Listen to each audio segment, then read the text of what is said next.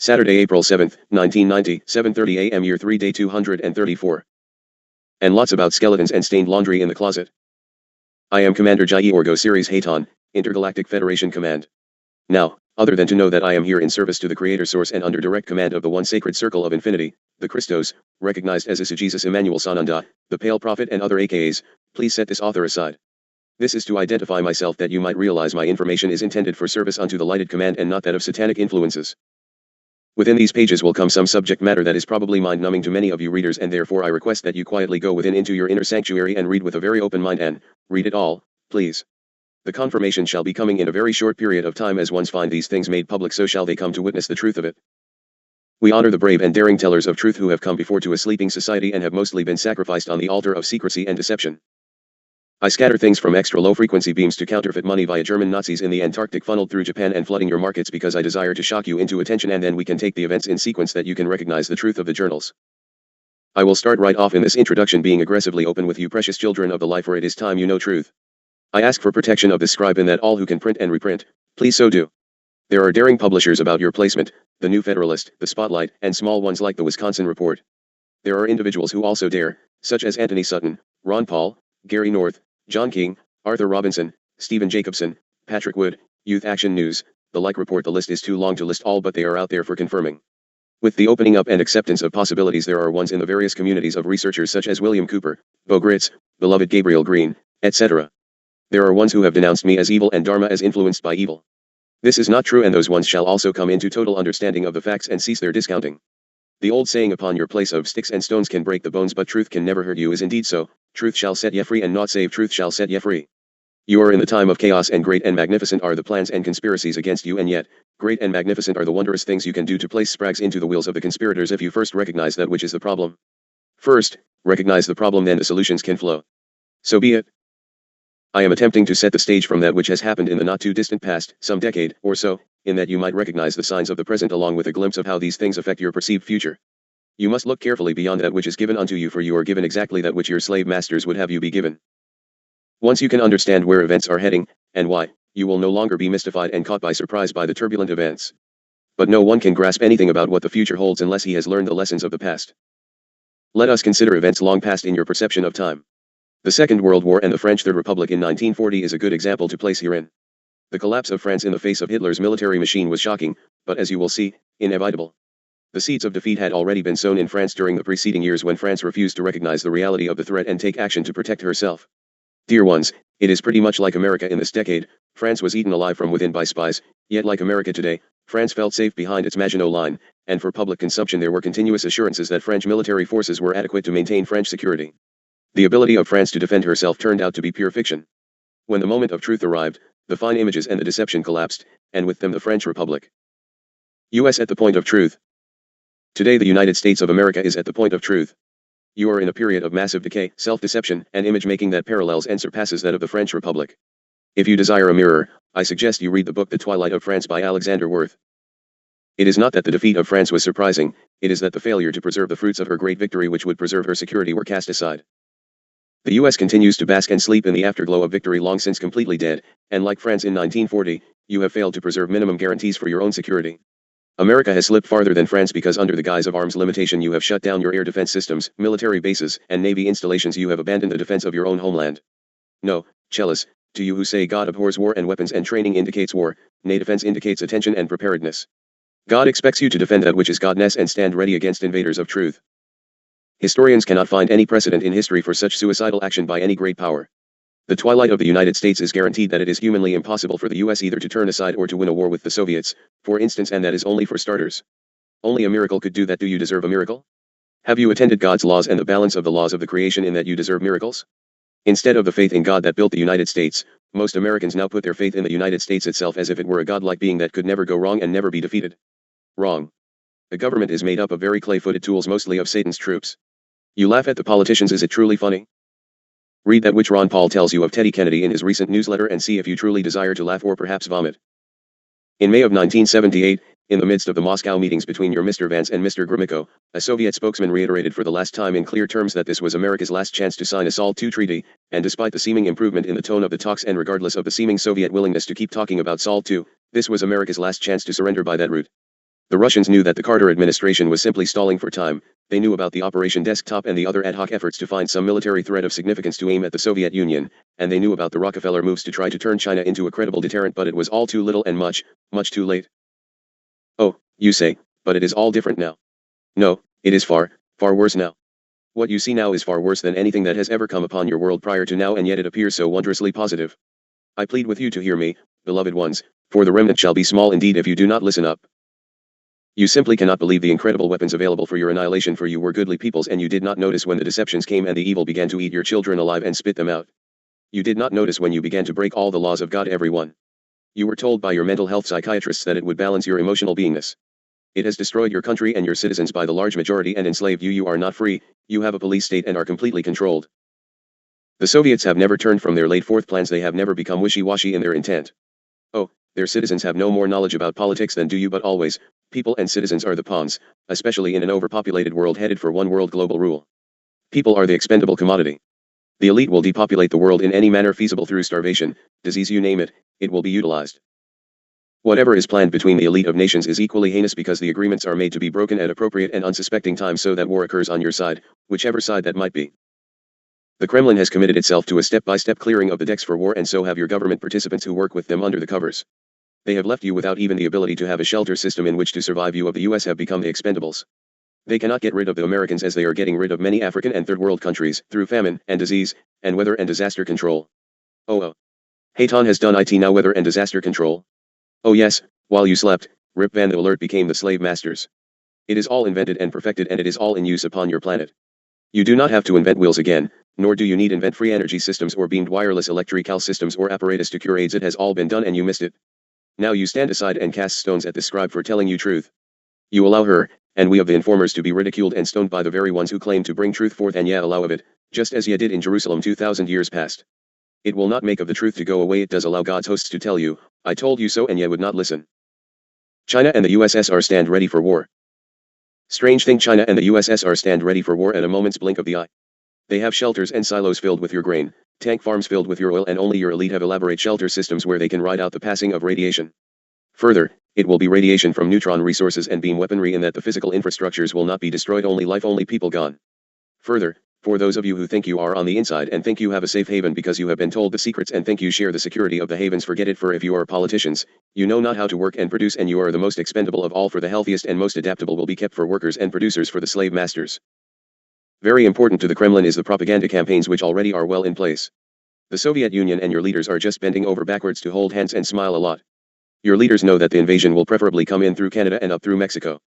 China will be increasingly the focus of attention by both sides, but the sleeping giant should have been left alone, because the pressures and inducements now being showered on China by the Rockefeller interests are tending to make China more revisionist and therefore more similar in many ways to Russia in political thinking.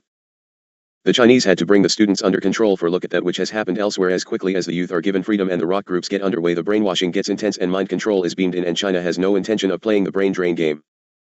The sleeping and secret giants are also waking up, and while you drowsed, the economy was flooded with counterfeit funds in massive outpouring, and the economic shift was set into place by executive orders which will not be broken. Treaty agreements also are in place beyond which Congress cannot lawfully move. You do not even realize that you are in the power of a dictatorial monarchy. Hope through action. Fear. If truth strikes you as fear, then so be it, for God has never been known to have feet of sand. He created you in strength in his very image, that you might overcome any and all that is brought unto you. What will you do? Will you simply stand back and blast the scribe for truth? Or, will you stand firm, and refuse to be bulldozed into oblivion? Always it is up to you, as it must be the one and then unity into a wall which refuses to be plowed down and turned under as expendable rubble from the fields. The propaganda sets forth to ridicule ones who act in groups to preserve life possibilities and defend themselves. It is more carefully planned than all other propaganda. Let us look at the prophet group. I make no comment whatsoever regarding spiritual aspects or valid actions on their part. I only desire that you look at the type of media attention which they receive and the outlandish opinions put forth regarding the group who just wishes to be left alone. The most important comparison, however, is the grouping of that community with the Jim Jones Guyana fiasco. Well, I am going to shatter more dreams. Guyana was set up as a cover-up, and Jim Jones is alive and very well in Israel. And on that note, I will close this introduction and move on to our next journal and tell you about Guyana and a few other little non-happenings like your shuttle flights which never got further than Australia in large measure. Do not and be embarrassed. Get on your attention line and see that which has been fed unto you in cover-up and secrecy. This book is dedicated to the remnant few who will see and understand in time, for there is yet time, if you do not dawdle longer. All disasters are not natural. As time moves into high gear hereon, You will be plagued increasingly by sabotage and by acts of geophysical warfare such as storms, floods, artificial earthquakes, especially in California, and then larger widespread earth shifting as efforts are given over to natural upheavals triggered by these bombardments. The plan is all but perfection, for even the Japanese know they are destined to fall in a massive earthquake and think they are making preparation by controlling lands elsewhere. Unfortunately, the evil empire has other plans of world domination. The Soviets have those cute little cosmospheres which hover overhead.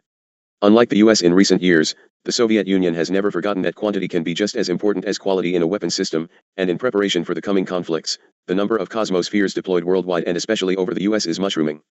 There are thousands of Soviet cosmospheres armed with particle beam weapons now hovering over the United States in strategic places, and they, further, have the ability to shift location instantly. Your government knows of some 20 over Washington, D.C., at least 8 over New York, 5 over Roanoke, Virginia, and 5 to 10 over Phoenix, Arizona, alternating with some 7 over Sedona because of the large underground installation in Boynton Canyon. This is only for beginners. Also, there are cosmospheres located over all military installations, dams, state capital cities and other major cities.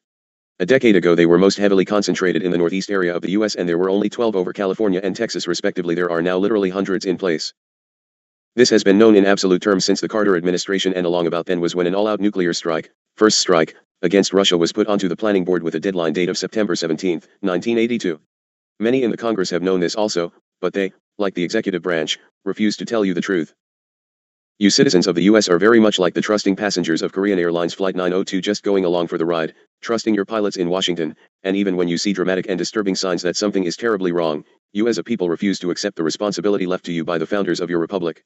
Instead of picking up the constitutional tools that were left to you to prevent disaster, you react like the passengers on the Korean plane who wondered why the sun was suddenly behind them instead of ahead of them. You think it must be all right, surely they must know what they are doing. They know all about lies, intrigue, and trickery, but they know nothing about honest leadership, nor do they care about it. And so the twilight of the Republic of the United States of America is deepening into night and darkness before your eyes. You have turned away from the light of freedom that comes only from God, and you are flying into the darkness. So be it, and may you reach out unto the hand God offers unto you to help see you through and again into the light. With blessings and the grace of God in His infinite mercy, I take my leave from this journal that we can begin the next. I am Hayton. I salute you as my brothers in this great experience. Salut, salut, and salut. Dedication. This journal is dedicated unto our beloved and daring participants, from the scribe hereof to the ones who prepare for the printing and the publisher and distributors. There are ones which I must leave unnamed for security in some measure, but they are located from Texas to Canada, New York to California and Hawaii. But there are a handful who have and continue to work 24 hours a day to get this information out, mostly to a hostile, ridiculing public. It is interesting to watch the laughter from this perspective, where the view is ever so much better. The laughing majority are not finding things so very funny any longer, and the handwriting is becoming clear. There shall not be the last laugh, dear ones, there shall not be the last laugh. We tender not to bring you laughter early or lastly, ours is to bring truth and awaken you to your plight, for in the knowing is the absolute joy and hope of change and the wondrous balance of peace. Through the hardships thrust upon these blessed few comes also the peace that passes understanding, and that peace shall endure until the ending of their life. A stream, so be it, and as a commander in their service I am humble and grateful, and am honored to be allowed the joy of working beside them. Aho. Firstly, I am thine brother. Chapter 1. Rec number 1. Hayton. Monday, February 26, 1990, 6:45 a.m. Year 3, Day 194. Hayton here in the light of the Radiant One, in service unto him and unto you. Our writings, Dharma, shall become more explicit and I recognize, more controversial and painful to confront. Ours, however, is to bring truth of the word unto a weary land and peoples. Some will perceive our projections as incredibly hopeless, nay with truth, God and knowledge, those who will can change of life directions and come into safety. Intervention in thy path is not permissible. Functioning in response to petition in sincerity in the name of God can protect you from anything you see. The weapons of choice now are the very weapons we can counter by beam impulse. We cannot interfere, say, with dynamite blowing up unless it be to defuse it by signal beams or broken dams from earthquakes. Ours is to warn you of the dam break and you get yourself into safety. We warn you about nuclear attack and you build shelters which keep you safe from fallout and viral attack. You shall also be given protective information for security in beam wave offensive. But you will have to utilize it. It will not be dumped upon you. As we write regarding many subjects, I beg patience. I also beg tolerance. Study the material well, in detail and unto the final pages, and then make your listings of inquiries. As our time for writing grows more precious, may I ask allowance of answers to flow which are truly not covered in the literature. For instance, I petition you to not get sidetracked on whether or not Mother Mary versus Jesus said of a thing. The point is, the messages have come from several sources in exact sameness of detail. I will give credit to ones who have brought information elsewhere, but mostly, we will simply speak on many things and then list ones who contribute in gifts of knowledge or talent.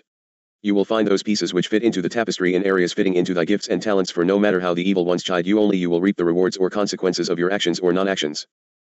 I am the Word, saith the Lord, And the word is truth and wisdom, and the truth shall set you free. If you receive of the truth of the word, ye shall have that which ye need to perfect thy circumstance. Noah built an ark. For those of you who have branded the scribe and we mentors as lacking spiritual input and therefore cannot be of God, I trust you will hold your tongues, for I promise it will be you who discount and deny, who will too late find of thy error in thought. We welcome all, we exclude none except those who continue in the oath of evil. Further, when they come into understanding, the master's hand is always extended.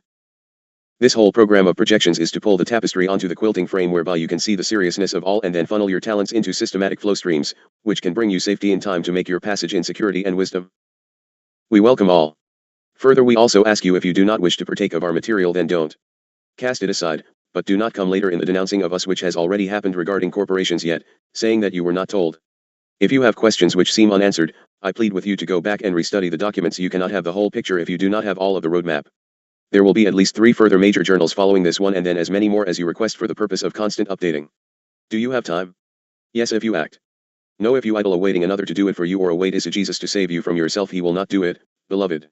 He can take your hand and pull you into safety, but you must first reach out your hand and ask. He came to earth these past times in order to help you save up thy souls. He is not interested in the physical, and when you understand truth, neither shall you be. The body is only useful to you on that plane of participation in experience, and if all ye wish to do is hoard thy material goods and save up thy fragile frames, ye probably shall be in the losing of both in the time of death and transition from thy placement in what ye call natural progression and death. It all remains separate from the you.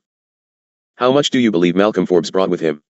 Well, he brought all that is truly of any worth or value. Oh, but you will tell me, yes, but that wasn't, like, part of this end transition, etc., etc., he just died. No, he did not just die. He was a pain in the neck of the conspirators and was on the brink of causing them a very great amount of trouble by the written word. He was ready to begin an uncovering documentation of all that we are uncovering for you herein, and he was taken out by cardiac arrest through ELFs, extra low frequency beams. We shall continue the work and honor him for the intent which he was prevented from completing. He did not understand his need for protection, for he felt that man is an island unto self, and in a free constitutional country he would be safe. No, any of you who would act as thinkers in the midst of the dead sleep will be taken out if you are not asking to be within our protection. His thrust was to produce names and stories of the monetary, marketing world, and that is the hard place of evil. So be it, we honor him and pray his heirs have the stamina and bravery to continue his work. At this point it does not appear to be the case. He has much information ready to go to press, but all efforts shall be made to stop it. I would hope that his friends such as Elizabeth Taylor, who have public impact, will speak out as they come into truth about this which has happened. I shall tell you in depth about ELFs and other beam systems.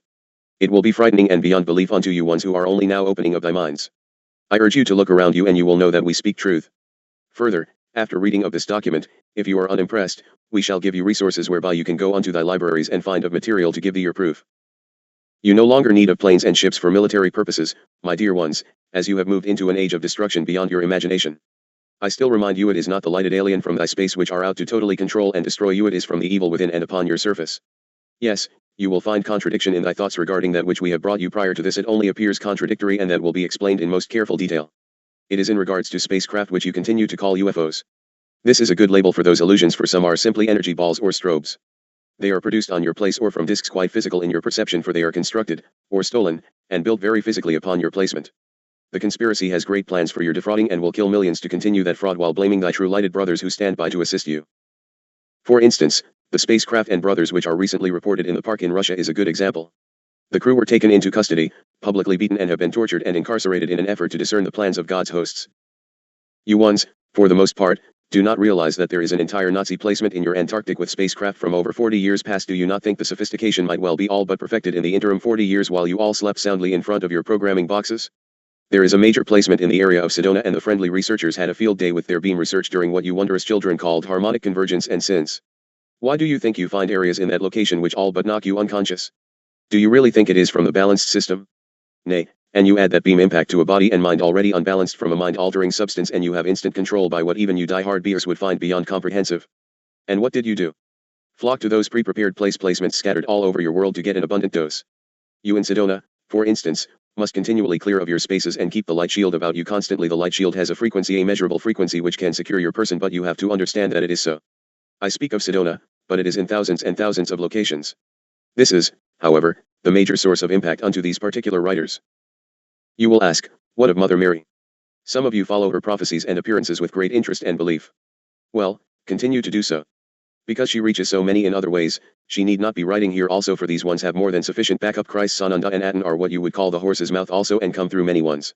This is simply a place of compiling the fragments into a usable format. No more and no less. Then take this material and pilfer, publish, and plagiarize to the full extent of your ability. Our intent is to deprive no man from his rightful material, but we are talking about the survival of a species, and those who would sue either lie about their intent or are total tools of evil. It would behoove them to apprise themselves of all materials coming from this source and evaluate very carefully what they are about. Whether you of the world like of it or not, you are in the final cycle phase. I am pinged to begin this journal by telling you, again, how it is and how it will be, and pray for the buffering of these ones who must see it first, and there are many, for that is the material which they can hardly bring themselves to print or speak. Somehow you accuse a speaker or writer of somehow being the perpetrator of the given act, upon you. If you do not believe of these things we bring, consider them fantasy and cast them aside, but it is most foolish indeed. Dharma, since we are most often denounced for not being of God's source in light, we shall speak of biblical prophecies and allow you to see wherein you sit in the timing. We cannot give of you a time, not even the Christos is given a time. It will be when it is in its cycle of perfection and properness of sequence. However, I believe we can show you some pretty interesting bits and pieces of sequence which prove of themselves. So be it, and we ask blessings upon this work and protection for these bringers of truth and safety unto their loved ones. Dharma, simply write, please, and allow the visions to pass, for ye need not bear the burden greater than thy brother. Peace, child, that you be given protection. I shall be repeating a lot of prior given information, and my resources shall mostly come from the holy book most recognized by you ones in this sector. There are other teachings going forth unto other places. This material, however, needs to be translated, for, other than exacting U.S. business insight, it is a global 2000 plan that means exactly that which it says, global. Let us begin with the book of Revelation, which is also recognized throughout the world as the book of the Apocalypse. Go to your chapter 6 of that book and find, and heaven passed away as a scroll that is rolled up. It means that we come as chosen ones to alert mankind now of the prediction of a cleansing of the earth with fire unless mankind makes a complete reversal of his willful and evil ways. A worldwide warning is coming forth which precedes this great chastisement in an effort to recall God's children to a life of grace. Let us look at a rather recent update to the outline which has been given many times unto you in your past by ones of the, what you have called, your holy church. Why would we use the holy church? Because there are the beloved ones of purity who have gone into the convents, etc., and have given their very existence unto the truth of God and Christ. I care not about your church hierarchy. The truth has been shown unto children, and the most devoted of the humble receivers of truth in truth. You must rise above the bigotry of thinking that because it comes from Catholic versus Protestant that it is invalid. Dharma is none of these things. The ancients know exactly that which is coming and has already presented itself. In fact, Little Crow shall have it all in his writings. I suggest you choose us no favorites but receive the word, instead. Let us take references which relate most closely to impacting upon the United States, since this is where we are writing this portion on this day. There will come a great revolution in Africa, oh yes, greater than that already underway. There will be great impact upon the US, for many very strategic metals are received from Africa by the US, and these are needed to build your computers, airplanes, automobiles, and other such toys. This will be followed overlapping by great and widespread revolution in Western Europe. You have only just begun, dear ones, but surely you can see that which is coming, even if it is only in a measure to support the truth of this writing. There will also be a major revolution in Rome/Italy. These things will be so devastating, stretching from the Middle East and all the way across into the West until it will seem as though it were already the end of the world. You ones really have some very nasty playthings to shoot at one another. Worse, the food supplies will be all but non-existent, and the waters of purity shall be all but non-existent. At Garabandal, Spain, the word was handed down of how it would be in those places and sent forth as a warning to all nations and peoples. The warning was to allow mankind to make a correction of the conscience of the world. The warning would be like a revelation of your errors, and it would be seen and experienced by believers and non-believers and people of all religions whatsoever. Dying will be preferable to a mere 5 minutes of what is awaiting you. It will be as fire. It will not burn your flesh as you recognize a flame burning your skin, but you will feel it with your bodies and within your very souls. All nations, everyone will experience it, not one will be exempt. It will be as though everything has exploded in the sky. There will be a great and blinding flash. Let us describe it, Dharma. It is a blast of burning heat, like the opening of a blast furnace door in a smeltering plant. It feels like intense burning which surrounds the whole being, from which the consciousness cannot escape. First, the entire of the sky is milky white, and the only light is reflected from the whiteness, and then the colors which seem to flash and swirl from the deepest tones of blues, purples and crimson, but the golden glow of life itself is not present. Then from out of the heavens somewhere seems to come a voice, a great voice. It is not carried on the winds, but rather it is broadcast to every living being and heard from within, that none shall be missed. It will tell you that this is your warning before the great chastisement. There will be the great flash, the seeming fire, and the voice within this will be the final warning before the great tribulation of chastisement. I could herein go into the long story of illusion and personal perception, etc., and re-explain it all unto you, but I shall spare that repetition, for it is not important in the least, for every fragment of God shall experience it, and that means all further. It will be experienced to the level of knowledge and protection already requested. To those in God's service in truth and balance, it will be experienced far differently. It will be recognition of the sequence and lay forth thy timing. It will be perceived more as a most painful last countdown, and the sadness and pain of the world shall seem to consume you, but you will hold close and pass on through. You will take the hand of the brother who reaches out unto you, and you will move on.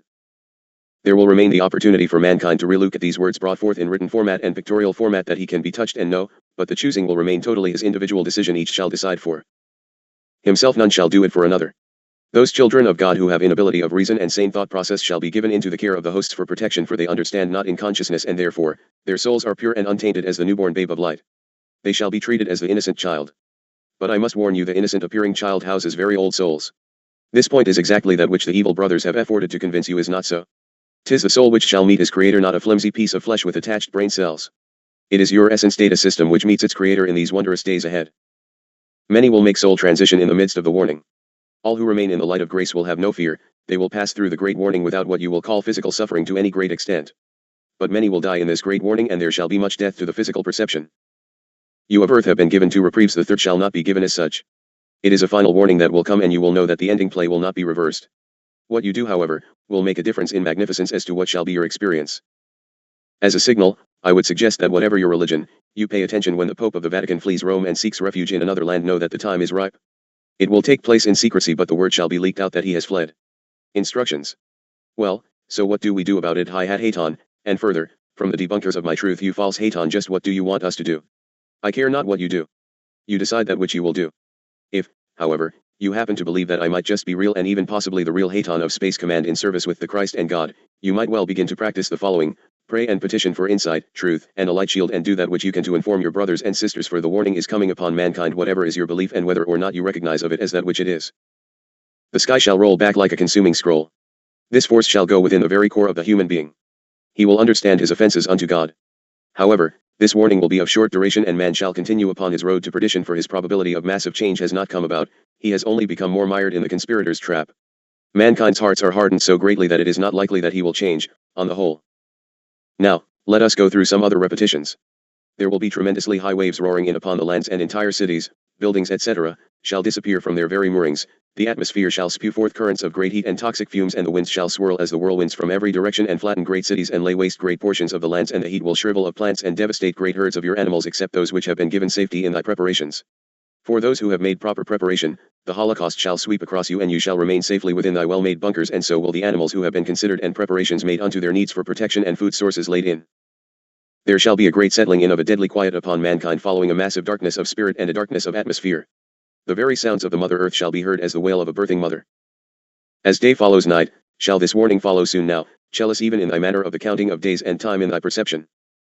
As this comes into thy consciousness, move into thy places of safety, beware most specifically of the sunrise. Do not look into the sunrise or unto the sky or into the flash. Close your windows, and you who have prepared, move within your cave-like bunkers and seal your windows. Remain inside. Not venture outside your door. Do not go out once closed within, for if you have planned and prepared, those ones of your own will be in shelter elsewhere, and your herds and flocks will have been placed in protection as the warning begins. Do not go outside, stay within, for if you leave in the midst for any reason, ye shall not return. In the midst of the blazing blast, prostrate yourselves as flat against the foundation of the floor or earth, and stretch out your extremities while protecting your eyes between your arms, for the light will penetrate unto the darkest corners, and the energy waves will impact the body while passing through most of the housing material. Some of the beams will most readily be directed through the earth itself, but you can shield yourselves. During the warning, do not struggle to bring your animals within your actual dwelling bunkers, for this warning shall be as a warning to the human, and the animals of those who remain of well spirit will be taken care of quite nicely. The warning might well come without pre-warning, and if so, go within your houses, do not look up to the sky, and shield your eyes from the flash. Close your windows. Draw your blinds. And remain inside. Do not venture outside your door, or you will not return. Get flat on the floor on the lowest level of your dwelling and within the darkest portion, and flatten yourself against the floor in the flattest manner possible.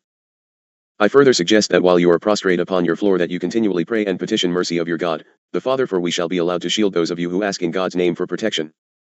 Now, dear ones, you can disallow all of this to the limits of your narrow little worlds, but these are instructions. Do you hear me? These are instructions, and if you heed the instructions, you will be in protection and nothing is hopeless. Continue to ignore the help, and all ye shall have is wishes. To hope and act is not the same as wish and wait. I warn you again, stay within. Do not even go out to bring in thy animals, for they shall be tended as to the plan. Oh, dear ones, how many will try to go back and restore their homes when it is too late? Stay where you are, follow these instructions and wait, for God never leaves his children without instructions if you will but listen. Keep candles which are of quality, in that you ask blessings upon your choices, and actually mentally or verbally sanctify them. Have water set aside for thy needs within your dwelling place, where it can be pulled forth for use without going without your dwelling. Have blankets, quilts, or coverings, for you will need them for protection, first from the heat and then from the frigid chill. And, of course, you will need food to survive for a period of some several days. Later, within this document, we shall outline that which you will need, in greater measure. However, if you are caught, just make sure you have the above items and you will pass through the warning. As a sign unto you, the candles of those who have remained in the state of grace shall not be extinguished, but the candles in the homes of those who have given themselves unto Satan shall not burn. Children, I say unto you, as night follows day, a great and void of darkness shall descend upon mankind. I ask you to return to the story from your ancient holy book in the Old Testament of Hebrews chapter 11, verse 7, by faith, Noah, having been warned concerning things not seen as yet, prepared with pious fear an ark in which to save his household. That means in respect and knowledge of it which would be forthcoming. Of course onlookers laughed and ridiculed and persecuted him, but guess who had the last laugh? In your 1978 strong words and warnings were coming forth upon your place from these realms of God. You were told to review the lives of your teachers, which some call saints, given forth throughout the world to every creed, color, and race. All were asked to unite against the common enemy of your God, which is you. Yet you do not seem to come into understanding in large numbers, and many who began quite wisely did not cling only to God and therefore were pulled down and discounted as leaders. Lucifer, Satan, seeks to destroy all that is based on Christ/Creator/creation. He seeks to destroy this by taking the word of God from among you by substituting a way of life, that is pure and simply, insanity. Will you destroy of thy own children thy own flesh and blood? That is that which is happening from one generation unto the next, destruction of the very souls of your own creation. We shall continue to call out unto you for as long as any will hear, turn back, for you are falling in great masses, into the abyss. It has not to do with religion or doctrines as set forth by man, it is the returning into the direction of God and the creation. I did not say ye would be judged upon your perfection, but ye must be turned about and in the asking for, else we are asked, we may not intervene, for it is the law of the cosmos that free will man shall have free will until his individual gifting back unto God, that gift. If you cannot simply remember to stay in communication and contact by simple thought, then do something which calls your mind to focus, be it a trinket, a rosary, a feather, a string about thy finger, whatever calls thy mind into focus on God and light, and it must be constantly brought into your conscious mind in sincere intent. Empty words will produce naught but empty response. This is the sorting time, and you are choosing. You will now get off thy fences, and roadway middles you shall be in the choosing of thy pathway. Stay in communication with God and the hosts, gather your children and friends about you and remain in touch and closeness, for you will be guided in appropriateness as the time comes upon you. You will be in the proper placement at the proper time, for that is the way of God. Confusion and helter-skelter terror are the way of Satan, but you must listen within and heed the nudges. And thereby you will be given into the knowing. This warning will bring many back unto the lighted path, for they shall be turned back from their road that leads into the void. The warning which will be sent upon many must be effective. And in the mercy of the Father, a great spectacle will then be placed in the sky for all to see. However, the agents of hell will try to disprove the hand of the Father in this miracle. And brothers, herein will be massive tinkering of your evil technicians, and discernment shall be rested squarely upon shoulders. The evil conspiracy has laid in stores, weapons, and yes, spacecraft in order to discredit the lighted brotherhood and dupe the masses. The efforts are greatly underway in the terror tactics of misrepresentation of truth by partial truths which produce incorrect conclusions. I repeat, there is naught to fear from the lighted brotherhood of space. The danger and destruction is already rampant upon your placement. So be it. Dharma, allow respite please, for we begin to have computer problems at about this point in a given program. We do not want to repeat the work involved by overextending the quantity of a given writing. Thank you, Keela, and I now move to standby that we might continue after rest. Haton to clear, please. Chapter 2. Rec number 1, Haton. Wednesday, February 28, 1990, 8:30 a.m. Year 3, Day 196. Haton present to work on the journal. Greetings in the light of radiance. More events and preparation. Man against man, nation against nation, and nations against themselves. Today we'll be discussing the coming events and preparation. You must prepare, for what appears to be a changing of attitudes regarding Russia and leadership is only a facade to strengthen the core systems and cause depletion of resources on a mammoth scale. Yesterday was a most important sign. Mr. Gorbachev is being given additional power to declare war, etc. Why would that be so important if, indeed, there is peace coming unto your world? Do not be blinded. Dharma, you have been shown that which is the great warning. Let us now tell thy brothers. In a coming section of this journal I shall be giving you great and frightening information on beam systems. The Antichrist has the facilities to kill, mutilate, and alter the mind patterns of the entire world. For every space satellite you have in orbit, the Chinese and Russians have more. The system is operable for worldwide control of all money transactions and pinpoint every human on your planet. Further, the facilities are in place to bounce beams, beam beams, and generally destroy your planet. The cut down on ground-type military forces and missiles is only important as a sign. All of those forces will be phased out and you will come under a one-world military force headed by a Russian through the United Nations. We have been allowed to keep nuclear warheads out of space beyond 150 miles of your surface, but the beam systems are now in place, which negates the need for space nuclear installations. The finishing touches are still under finalizing, and the major powers of the joint cartel are working in synchronized patterns to hone it carefully. The beam barrage will now be increased to ensure annihilation of dissenters and bring into play total mind control. You are going to have to turn back onto the lighted brotherhood, Chalice, or you will fall. You of the people have no manner in which to counter this barrage, and you have built no shelters within which to protect yourselves. The barrage of beamed information will simply put you into deeper sleep and keep you unprepared. They cannot, however, neutralize our shields. You must confront that which is coming into your pathway. You will listen to those ones who say that is of darkness and doom and gloom. Also, they will tell you it is not spiritual. It is the spiritual experience of thy life streams. It simply does not come forth as you of earth expected it to come, which is exactly that which your brother, Satan, calculated from onset that God's people would sleep on until too late. What is the great warning? How might that work? Is it supernatural and magic mysticism? No. Dharma, write what you see as I show you. Dharma, hear me, please, and write. You once only consider that to be magic which you do not have understanding enough to decipher. On warning day, W day, the conspiracy will have pushed to the brink of holding the entire world hostage. God shall take over at that point, and the entire beam network above your outer stratum shall be detonated. This will produce an intermeshing network of beam reactions which shall basically encapsulate the planet for some projected period of at least 3 days. What will strike you as humans, from that great distance, will be something quite like microwaves which will create the sensation of intense heat from all directions and inside to outside. There shall be resulting atmospheric upheaval and total confusion, but you who are prepared and remain inside with your light shields about you will survive nicely. This is, however, the warning that things will get very nasty indeed from that time forward. The enemy will regroup, for he also knows this is coming, and he will respond with war of an Earth scale, but with Earth-based beam systems and nuclear weaponry. The reason they will do this is again in an attempt to hold God's people hostage and slash or annihilate you. Satan knows that God will allow his children to have the word and allow it turning back unto him before the final curtain. If you turn back, you can receive of the protection you need, and further, if you turn back in time, you will survive nicely in your tidy shelters. These things are completely and totally up to you as a people as to that which you do with this information. You are thrust at because we of the lighted brotherhood in telling our truth make you uncomfortable and hopeless. No, the hopelessness is being thrust at you from your enemy. We give you all you need to do nicely if you will but listen and act. Come into the light beam shield and we are allowed to protect, neutralize or buffer the beams, but you must request it, and you must continually request it. You are now dealing with the unseen, and therefore you have no way of knowing it is upon you. What of after W day? You can expect it to unfold exactly as has been laid down for you. Dharma, we will describe it again. My prayer is that I shock you enough to hear and see. Go back to that which you call the book of life, your holy books. Also, put aside your doctrine separations and Jew vs Christian, etc. You are going to have to face an even more bitter realization, and that is that the Israel Zionists have infiltrated into your government and control in every sector.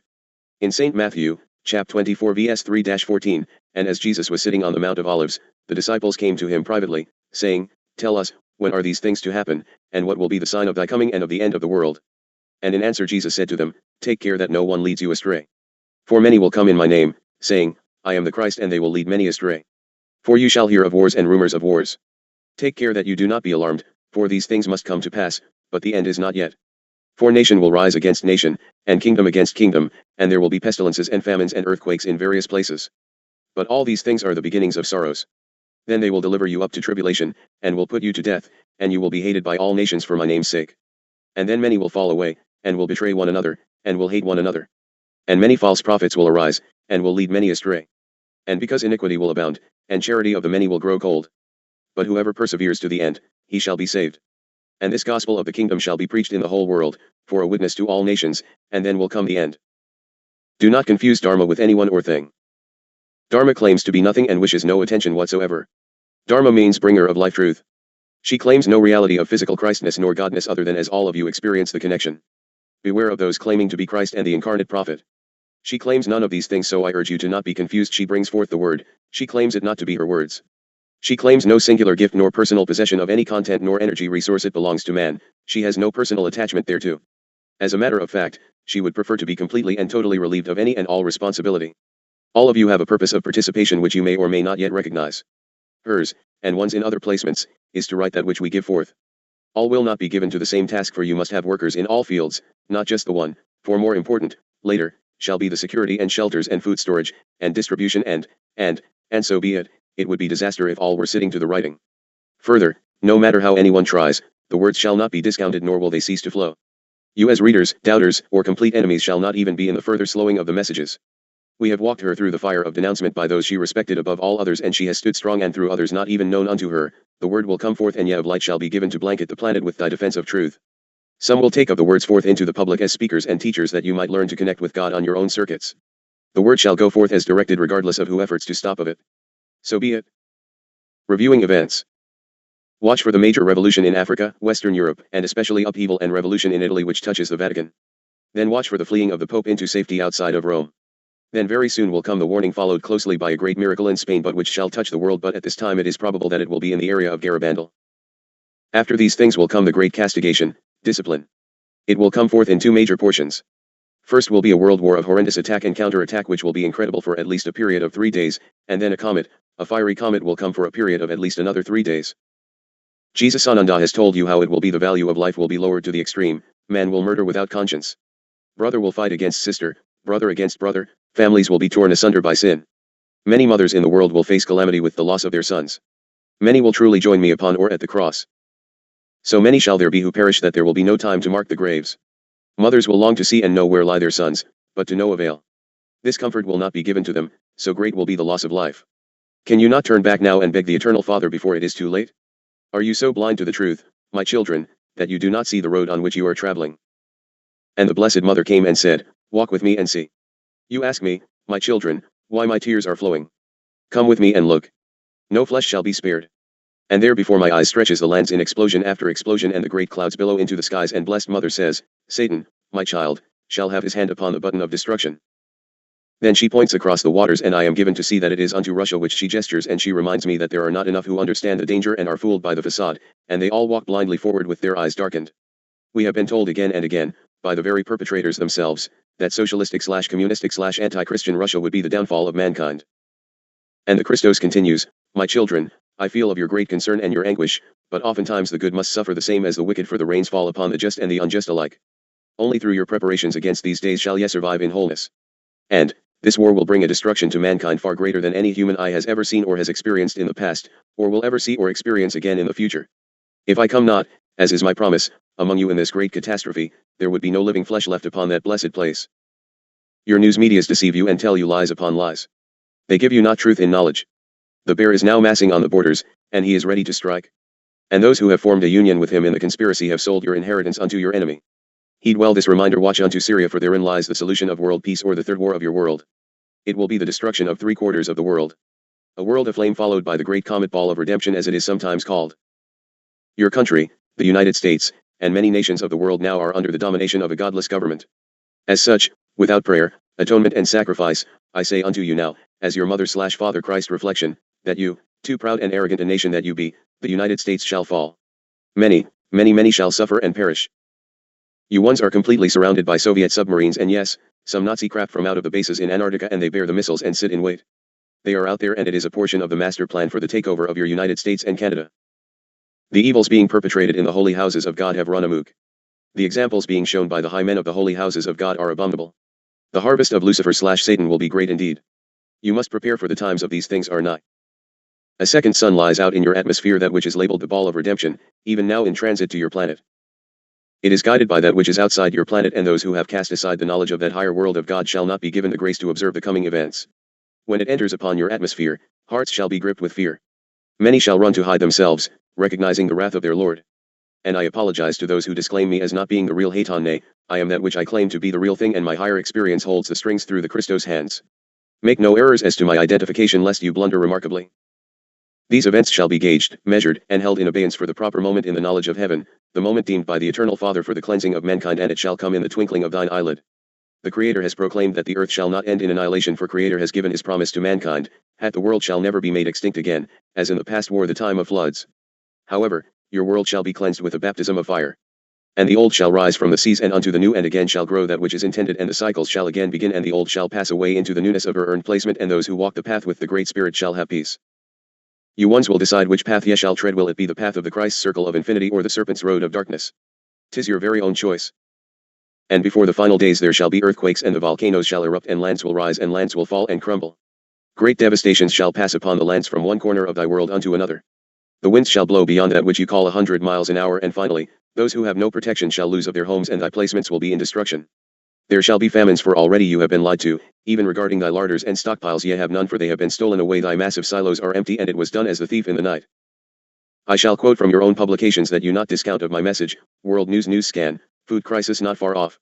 Last summer's, 1988, drought in North America, China, and the Soviet Union has left the world grain stocks in a sorry state. It's almost inevitable we'll have tight food supplies this year, said Lester Brown, president of the World Watch Institute in Washington. If there is another drought, all hell will break loose.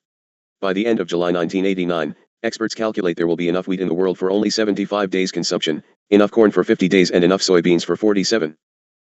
The Spectre of Hunger in North America 1989 to 1990, from the Voice of Freedom. This prophetic vision has not yet been fulfilled in North America, but the frightful events it foretells seem to be approaching and well nigh upon us. There has been a major drought in the western and midwestern parts of the United States. Farm organizations have calculated that the harvest of grains in 1988 is only one half of what it is in a normal year. America is not the only major country in trouble, as the Soviet Union had a very poor harvest also.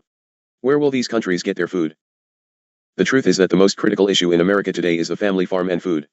It is estimated by one of the respected Farm Organization of America, NORM, that every 3 minutes a family farm declares bankruptcy, and most of these farms are being laid idle, unattended. Because of this bankruptcy rate and the drought this year, there is a definite possibility of food shortages in the very near future. The average reader may be inclined to say, but we have a huge surplus of grains, at least we have been told that by the government. Well, let me tell you the truth as it really is. Dufur, Oregon is in the middle of the vast wheat country of the West. The manager of the Dufur grain elevator told me recently that the federal government agency which had wheat stored in his elevator ordered all the grain to be removed without explanation or notice.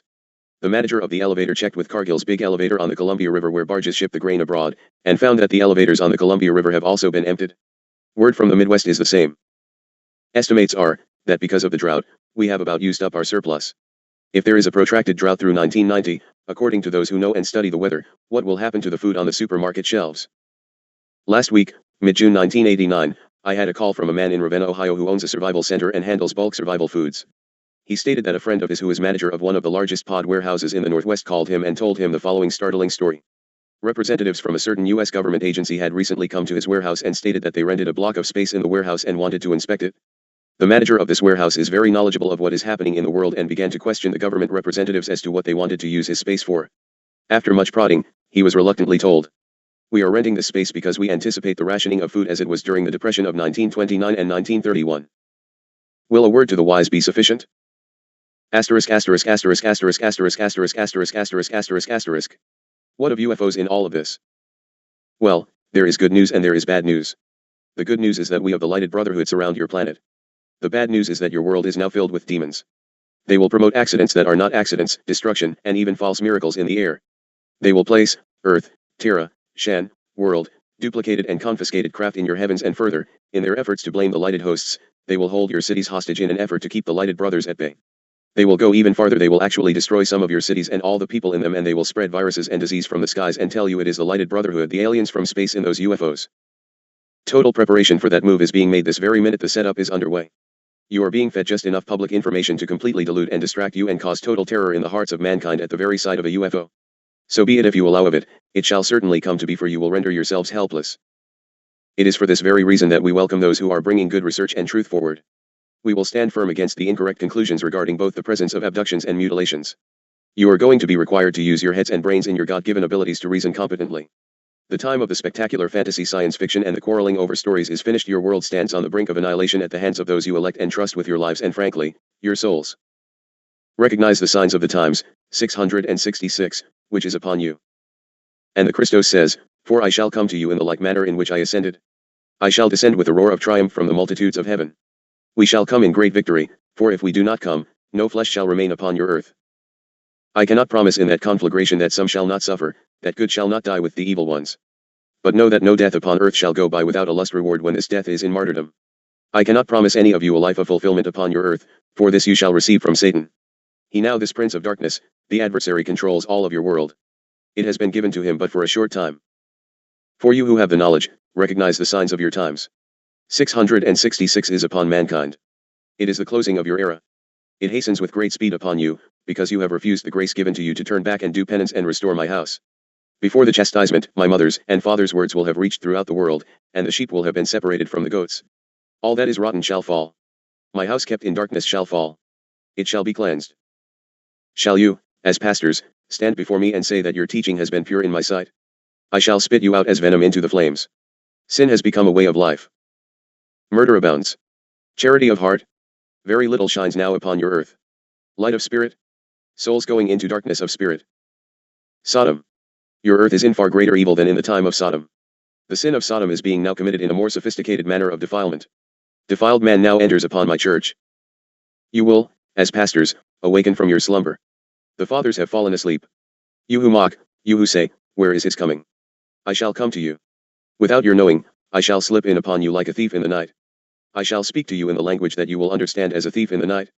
I hear the mockers of my words who say, we have promoted a new theology, a scare theology. The fright. The fright we are accused of, shall they experience it when there is no return? Amen, amen, I say to you, all that has been written in the book of life must come to pass.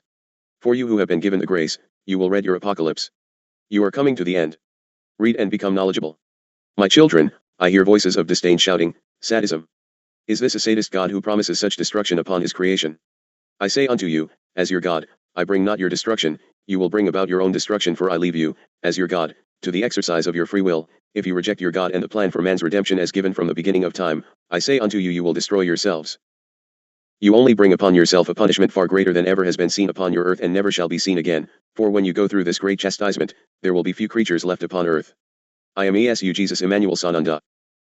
Asterisk asterisk asterisk asterisk asterisk asterisk asterisk asterisk asterisk. So be it, and let it digest within thy minds that we might get busy with our preparations, that protection might be made in time. I cannot influence that which you think to be dreary, gloomy, hopeless, and sadistic.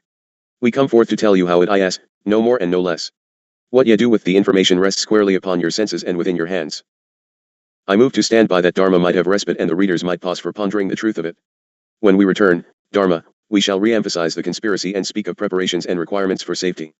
You have been given that which will protect you in survival. However, if you plan better, ye need not just survive barely with compressed earth equipment and diligent storage, you can survive very nicely and continue of thy work in the bringing of the instructions and the word. Hayton to stand by, please. Thank you for your attention. Chapter 3. Rec number 1 Hayton. Tuesday, March 6, 1990, 8:15 a.m. Year 3 Day 202. Preparation. Hayton to speak of serendipity in the light of radiance and the passing of time. Also, I will remind you of things already discussed in the journal, such as survival, not to bore you with repetition but rather, to assure you that this is not a new matter, but only a misplaced focus. As far back as your early 80s, these same ones whom I honor today, for bearing truth, were hard at it to get the attention of the masses and few listened. Ron Paul, Gary North, Arthur Robinson, Anthony Sutton, John King, etc., the list is long indeed. It is now time you listen up, dear ones, for the fox is already in the hen house. In the early 80s you could have taken satchels full of money in cash to your local precious metals dealers and walked out with unaccountable assets. It is harder now, but still possible. Remember, I must speak to a wide range of people in the journal, so you must be patient on either end of the economic chain. Obviously, if you have no assets you will not be able to buy coins. Please use your heads and fit information to your situation. We can give you basics and then fringes. We cannot individually contact and instruct 6 billion persons and customize a plan. For instance, you can still buy gold and silver coins if you take care and pay attention to quantity lumps. There are still many reputable dealers and there is nothing to prevent your doing business with all if you have funds enough. You can get good investment value by buying precious jewelry at pawn shops. You can buy goods at swap meets. Unfortunately, that is also a place for fenced goods. You can buy used or discounted durable consumer goods and tools and equipment to be used later as barter. There are still some exceptional opportunities, but there are plenty of other writers who can tell you these things. I have no wish to utilize another's material. We want you to wake up and use that information already available unto you. Let us speak more in generalities and from a realistic perspective. Since the plans of the Illuminati, which is the faction of the power elite whose power is money, whoops. I have already lost my scribe and therefore, I will have lost a great number of you good readers, so be it. We shall return to basic definitions and descriptions. Ephesians 6:10-13. My brethren, be strong in the Lord, and in the power of his might. Put on the whole armor of God, that ye may be able to stand against the wiles of the devil. For we wrestle not against flesh and blood, but against principalities, against powers, against the rulers of the darkness of this world, against spiritual wickedness in high places. Wherefore take unto you the whole armor of God, that ye may be able to withstand in the evil day, and having done all, to stand. So be it asterisk asterisk asterisk asterisk asterisk asterisk.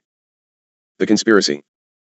The idea of riot and revolution in America is no longer unthinkable to most Americans. It is now occurring daily. Yet, there is a conspiracy to not only overthrow your form of government but to destroy most of your population and reduce the United States to a weak outpost under the dictatorial rule of an international government. Hear me well as I lay down the basics once again. If you already recall and know these things, read them again, for when I break down the factions who war one against the other you will need the information. The plan to accomplish world government has been secretive. At most, there are only about 5,000 people in the entire world who have any significant understanding of the plan. That is what we are about, as are many of your fine writers whose material shall be given at the ending of this journal. I will utilize no bibliography as such, for I need none, but you need confirmation and further instructions. I am only to give you the precipitant to cause you to seek and find quickly. Further, I do not endorse all material from any one author or group, but there are some writers who act in total integrity and their work is valid indeed. I am now being prepared for lawsuits because Hayton has not used some author's material.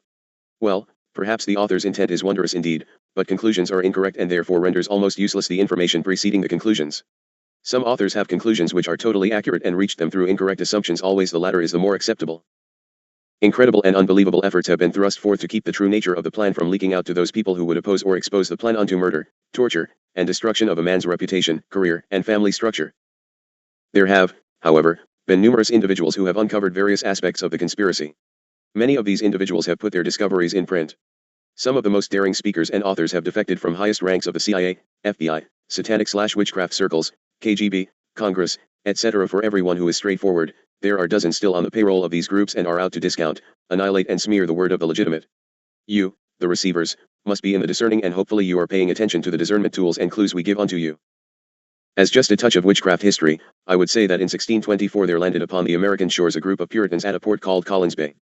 This place is just northeast of what you now call Boston. The ship that brought them was owned by one Francis Collins. Mr. Collins was a witch of Celtic descent. He built his home at Marblehead just south of what is now Salem Bay. Francis Collins built the Salem Church. It was this church that was the source of the Salem witch trials. Suffice it to say, however, that true to form, there were witches present, but you can jolly well bet that none of the people put to death were actually the witches. From that Collins family have descended major heads of the witch cult such as the Druids with their Council of 13 and true and open Satanism. A very brave defector who was once Grand Druid High Priest of a 13-state sector, headquartered in San Antonio, Texas, name withheld for his family is in great jeopardy, has tales to tell which would put Satan's drummers in a kindergarten classification for reading material.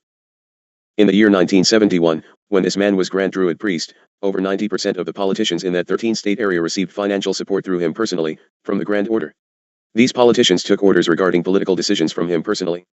The orders were passed down from the Rothschild Tribunal to the Grand Druid Council, and then the council passed them on to individuals and organizations under their authority. This person was personally responsible for murder of an officer while in the military service. He was tried and convicted.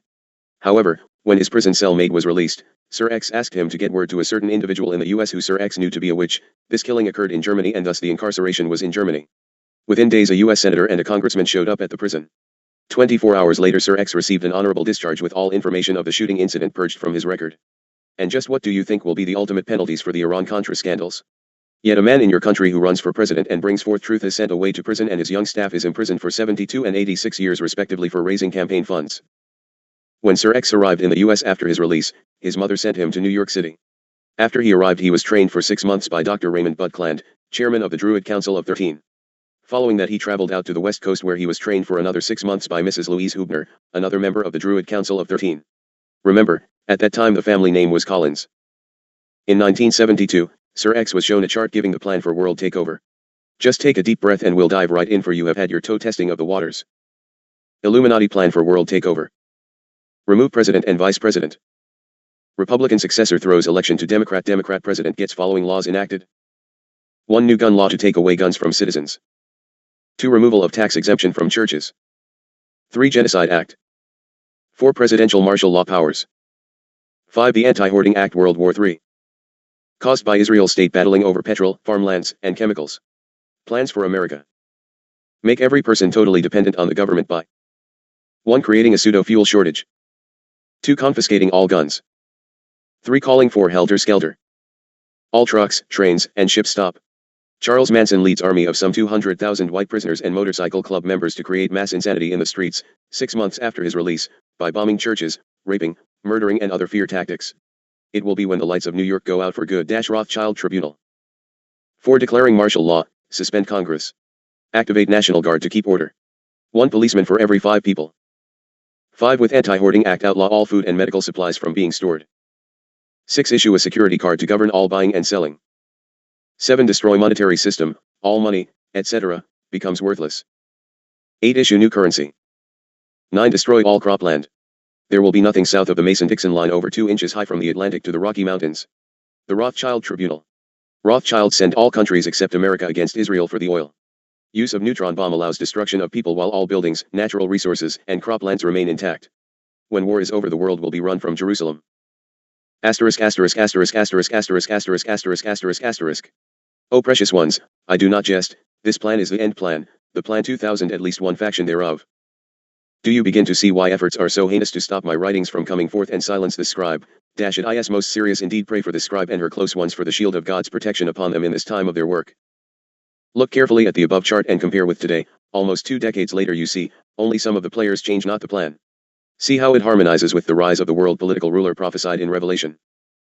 In addition to the chart for world takeover was a letter from the Rothschilds on Rothschild stationery that stated, "We have found a man who is willing to become world ruler and remain obedient to the Illuminati."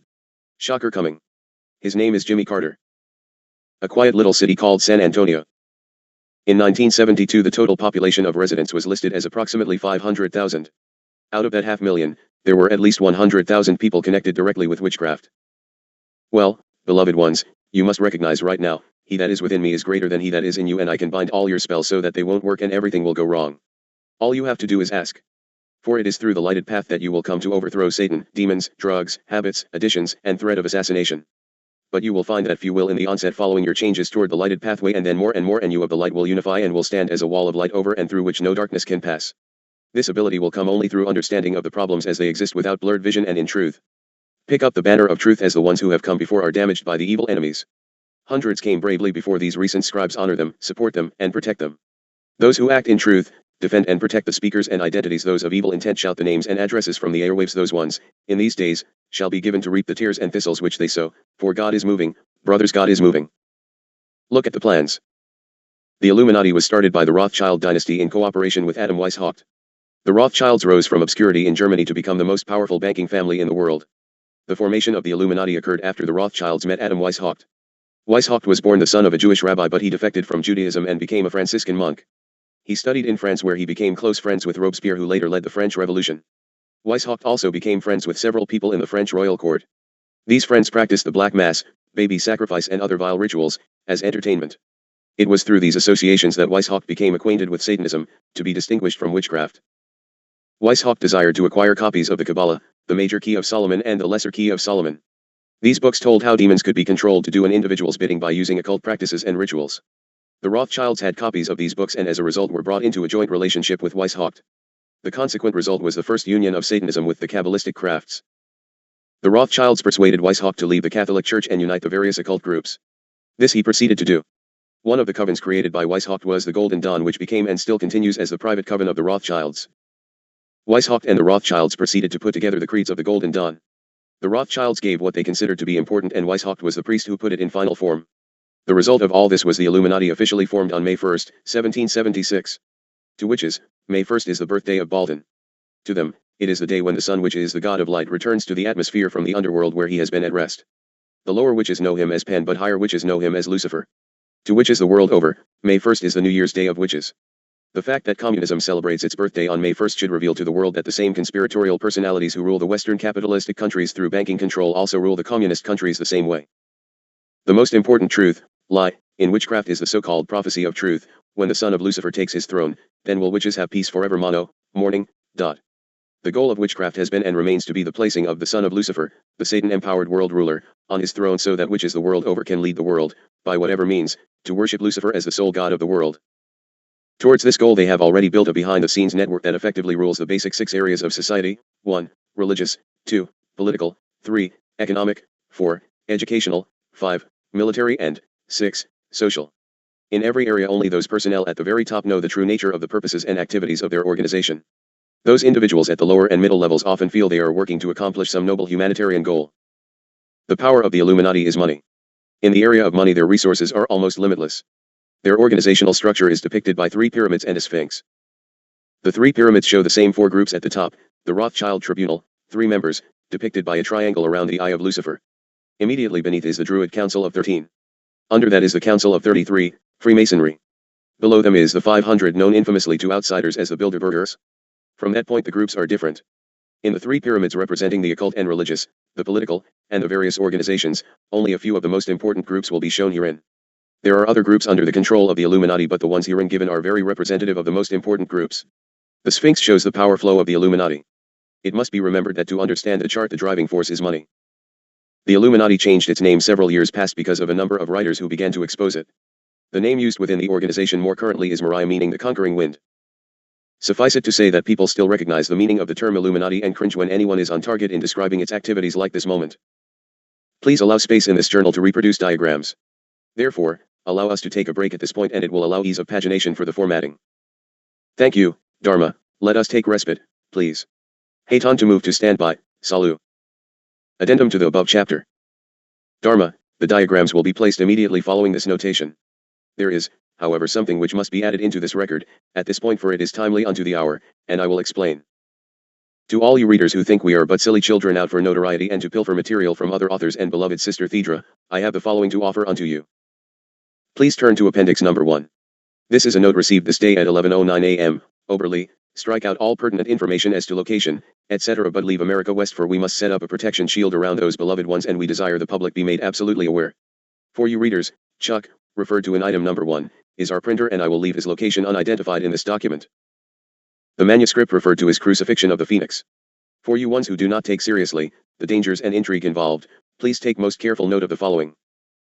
Appendix number 2, this is most fearful indeed and is being laced in this document in addition to placement in Crucifixion of the Phoenix since its printing is delayed because of the prior notice. Place it in the appropriate placement as an addendum with a special notice as to content and source. Mark it well for there must be no misunderstanding as to its source. It must not be construed as being of our input for we shall neutralize its content and remove its energy therefrom before reprinting. The reason the Satanist's letter is so very important is that it was sent to George Green in denouncement of him and a satanic curse placed upon his person following the fiasco with the Billy Goodman/Bill Cooper program on February 28, 1990, last week. The letter was sent in support of William Cooper and his group who placed all the calls into the station. This source, brothers, is as evil as you will ever encounter. Satan is taking a direct stand, yes, the big boy himself.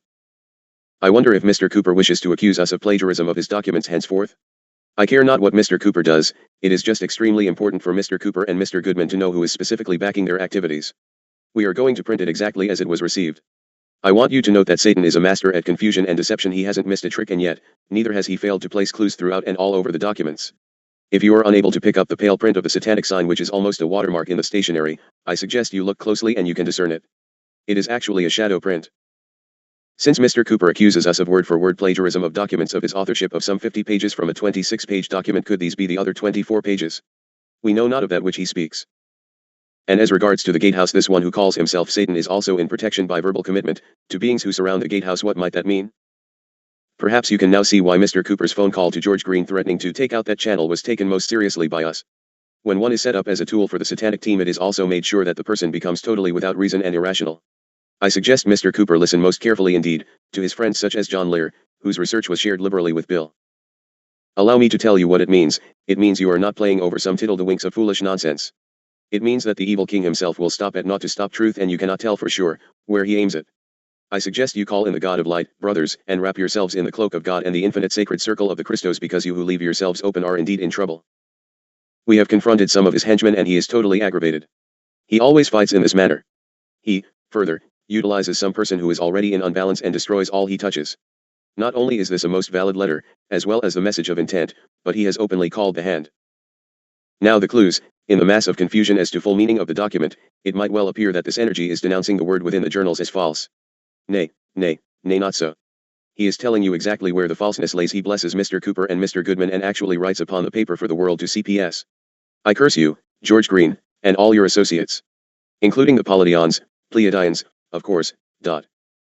Further, he and his flock went through the whole ritual experience and exercise to do exactly that.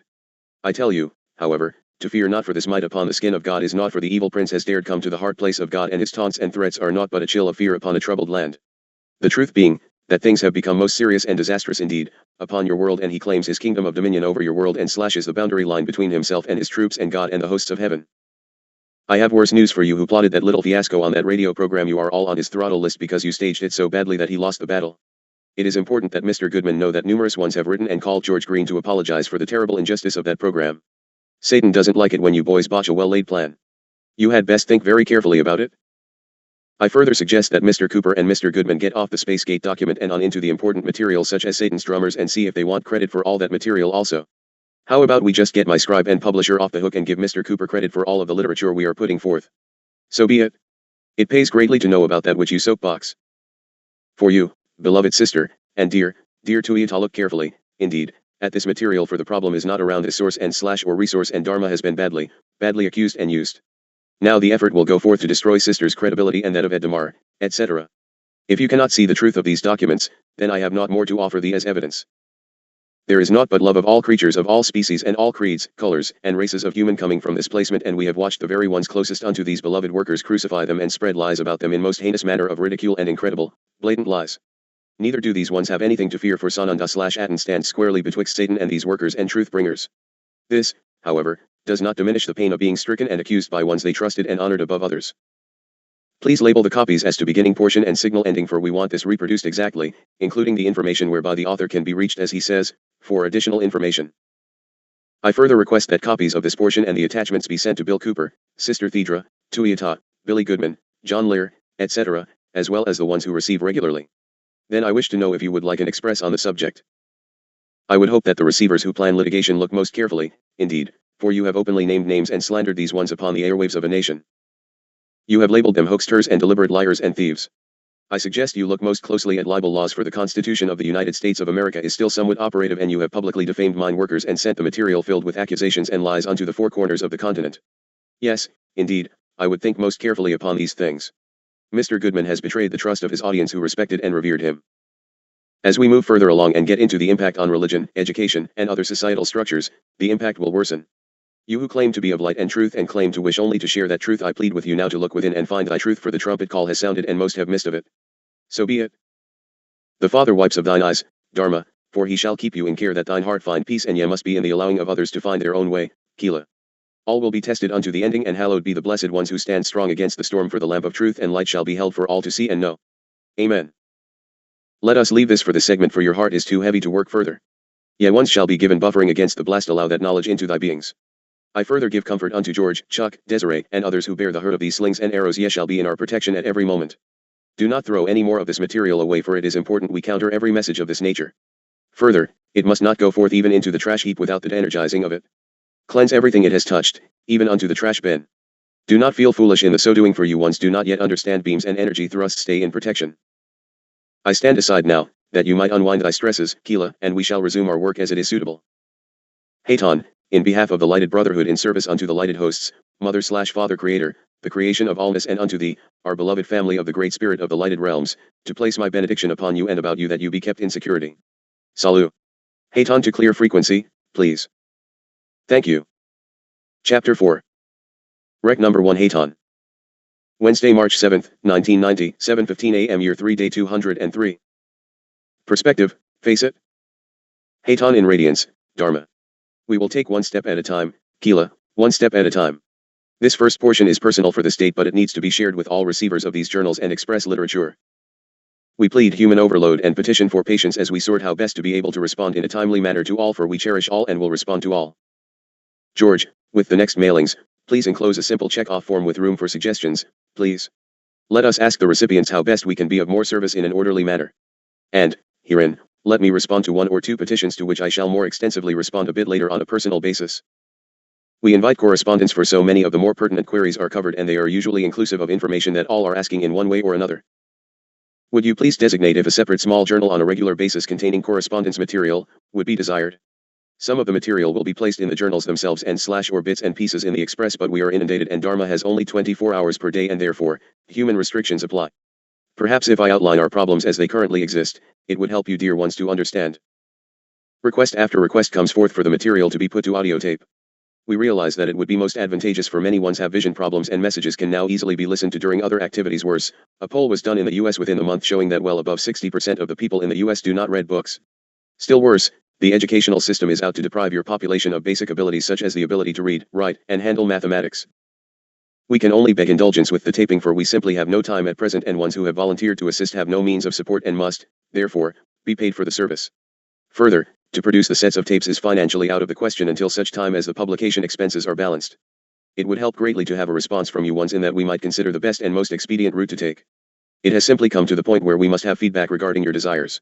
Great appreciation to CM of Brasstown, NC, and I shall make a personal response a bit later. I accept your intent and we are most grateful indeed, but we are forced by circumstances to take one step at a time. These dear ones are being threatened daily with lawsuits and business problems, and we must place our thrust where it can reach the most persons. We will also need translators into other languages as early on as possible. These ones are not interested in doing it all, but rather, there is no further funding available in this location for these services. So be it, for all shall come forth in its time. In behalf of my team on this side, I humbly thank you for your willing offers. As it can be afforded, there must be a press and readers, all the component personnel to further the word in every manner. In the interim, we shall do that which we can and ask that you once share statistics which will allow us to serve in the best manner possible. I bless you for your unselfish considerations. In the clash of events and denouncements of ones who had originally been receivers, some of our most beloved contacts have been too filled with fear to continue. So be it. Blessings unto them, and we thank them for their services unto this point. It is terrifying when not only the CIA and government, but the religious community and now, the Satanists threaten and badger. For over 3 years now, Dharma and Oberly have devoted 100% of their time and all assets unto this mission while struggling against all odds to simply remain in their dwelling.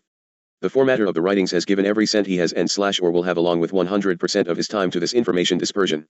We have one young lady, Elizabeth, who has given 100% of her time but now must take outside employment for her reserves have been exhausted. We have another 2 who have assisted greatly in any manner of service within their ability to share, as well as family members who have basically supported these parents. The publisher has found this to be greater than he and his wife's ability to cover the load, for the 2 of them handle publication, as well as distribution, from the central source while expending thousands upon thousands of dollars in publishing expenses. Thus far, brethren, there has been not 1 cent from this information which has not been turned right back into the very printing and disbursement expenses. Those ones who taunt and shout riches are foolish indeed. Further, foundations are being established to allocate monies into research projects to perfect apparatus for specific purposes. Please be gentle when you hear of them being denounced and battered. No, those are the responses of our enemies who know of the truth of these documents, and be patient with our inability to respond instantly to your requests and input. We shall effort to not allow more than a week to pass without personal response. Blessings unto you who are so willing to assist, and, as we move along, ye shall begin to see of thy place within the plan, for we shall need ones from every walk of life, including the retired who wish security and service. Age is only an asset of knowledge, and your children are begging for a return to knowledge and how to.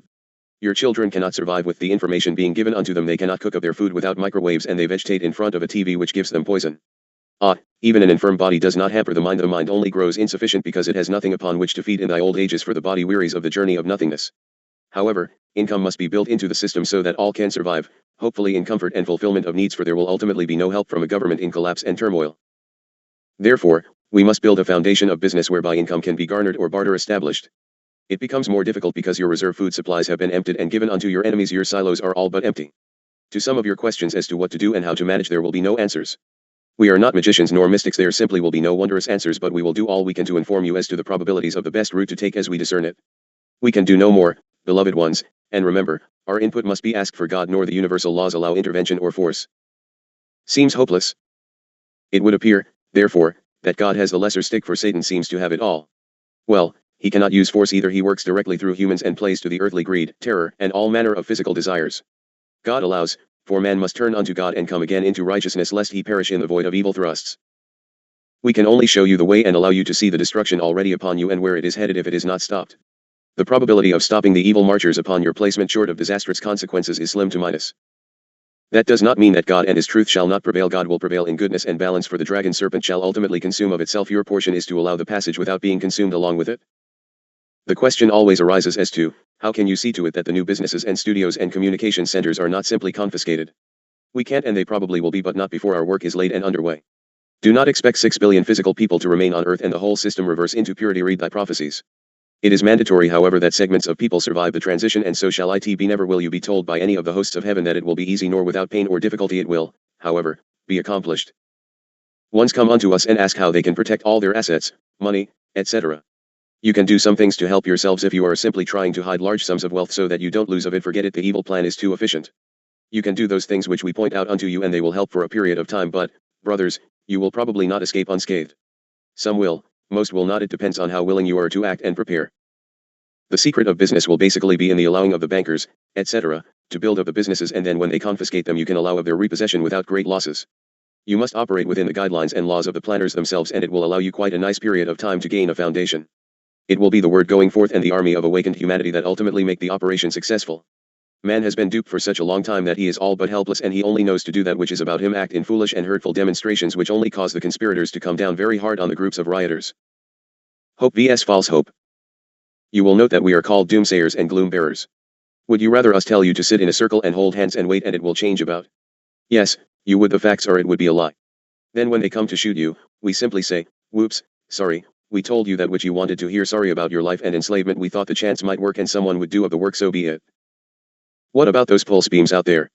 What about the list of possible retreat and survival goods? What about a breakdown of the various systems of the global 2001 world conspiracy? ones before Hayton have written it down but have all partaken of the information? Use of information.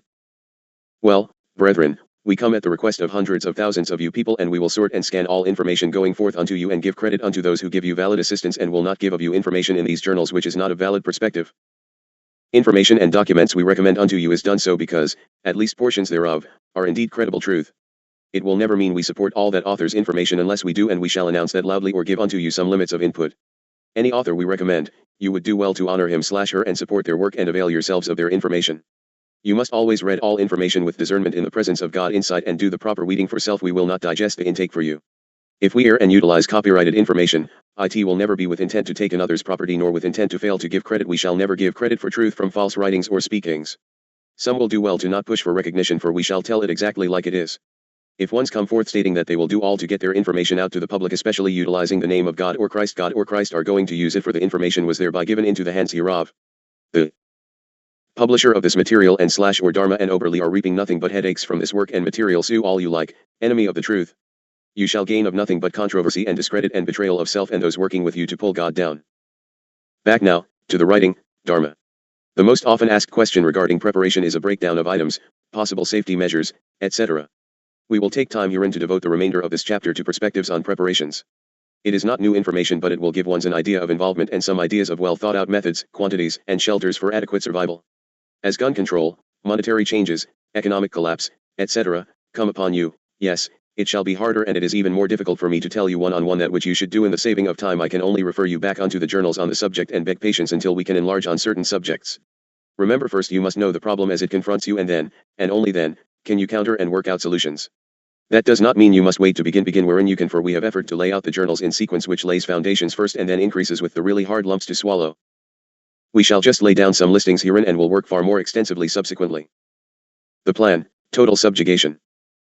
Now, how are they going to accomplish this? Let us define terminology before we go further. Let us call all of these groups of elite controllers conspirators to simplify writing, and so you will know, in general, to whom we refer. Most often we will refer to them as they and you as you, so that we might move right along with this portion. Thank you. As to personnel, the conspirators will be counting on all those people at the hardcore of all the organizations controlled by them. They will count on those in the drug culture, the rock music culture, the motorcycle gangs, the white prisoners in the prisons, and a standing army now recruited and trained for revolution. Now this, of course, is more along the lines of the Illuminati, rather than the Bolsheviks and / or bankers cartel. But it will suffice for this purpose, and therefore this list is mostly organized in such manner as if you only had the Illuminati with which to contend.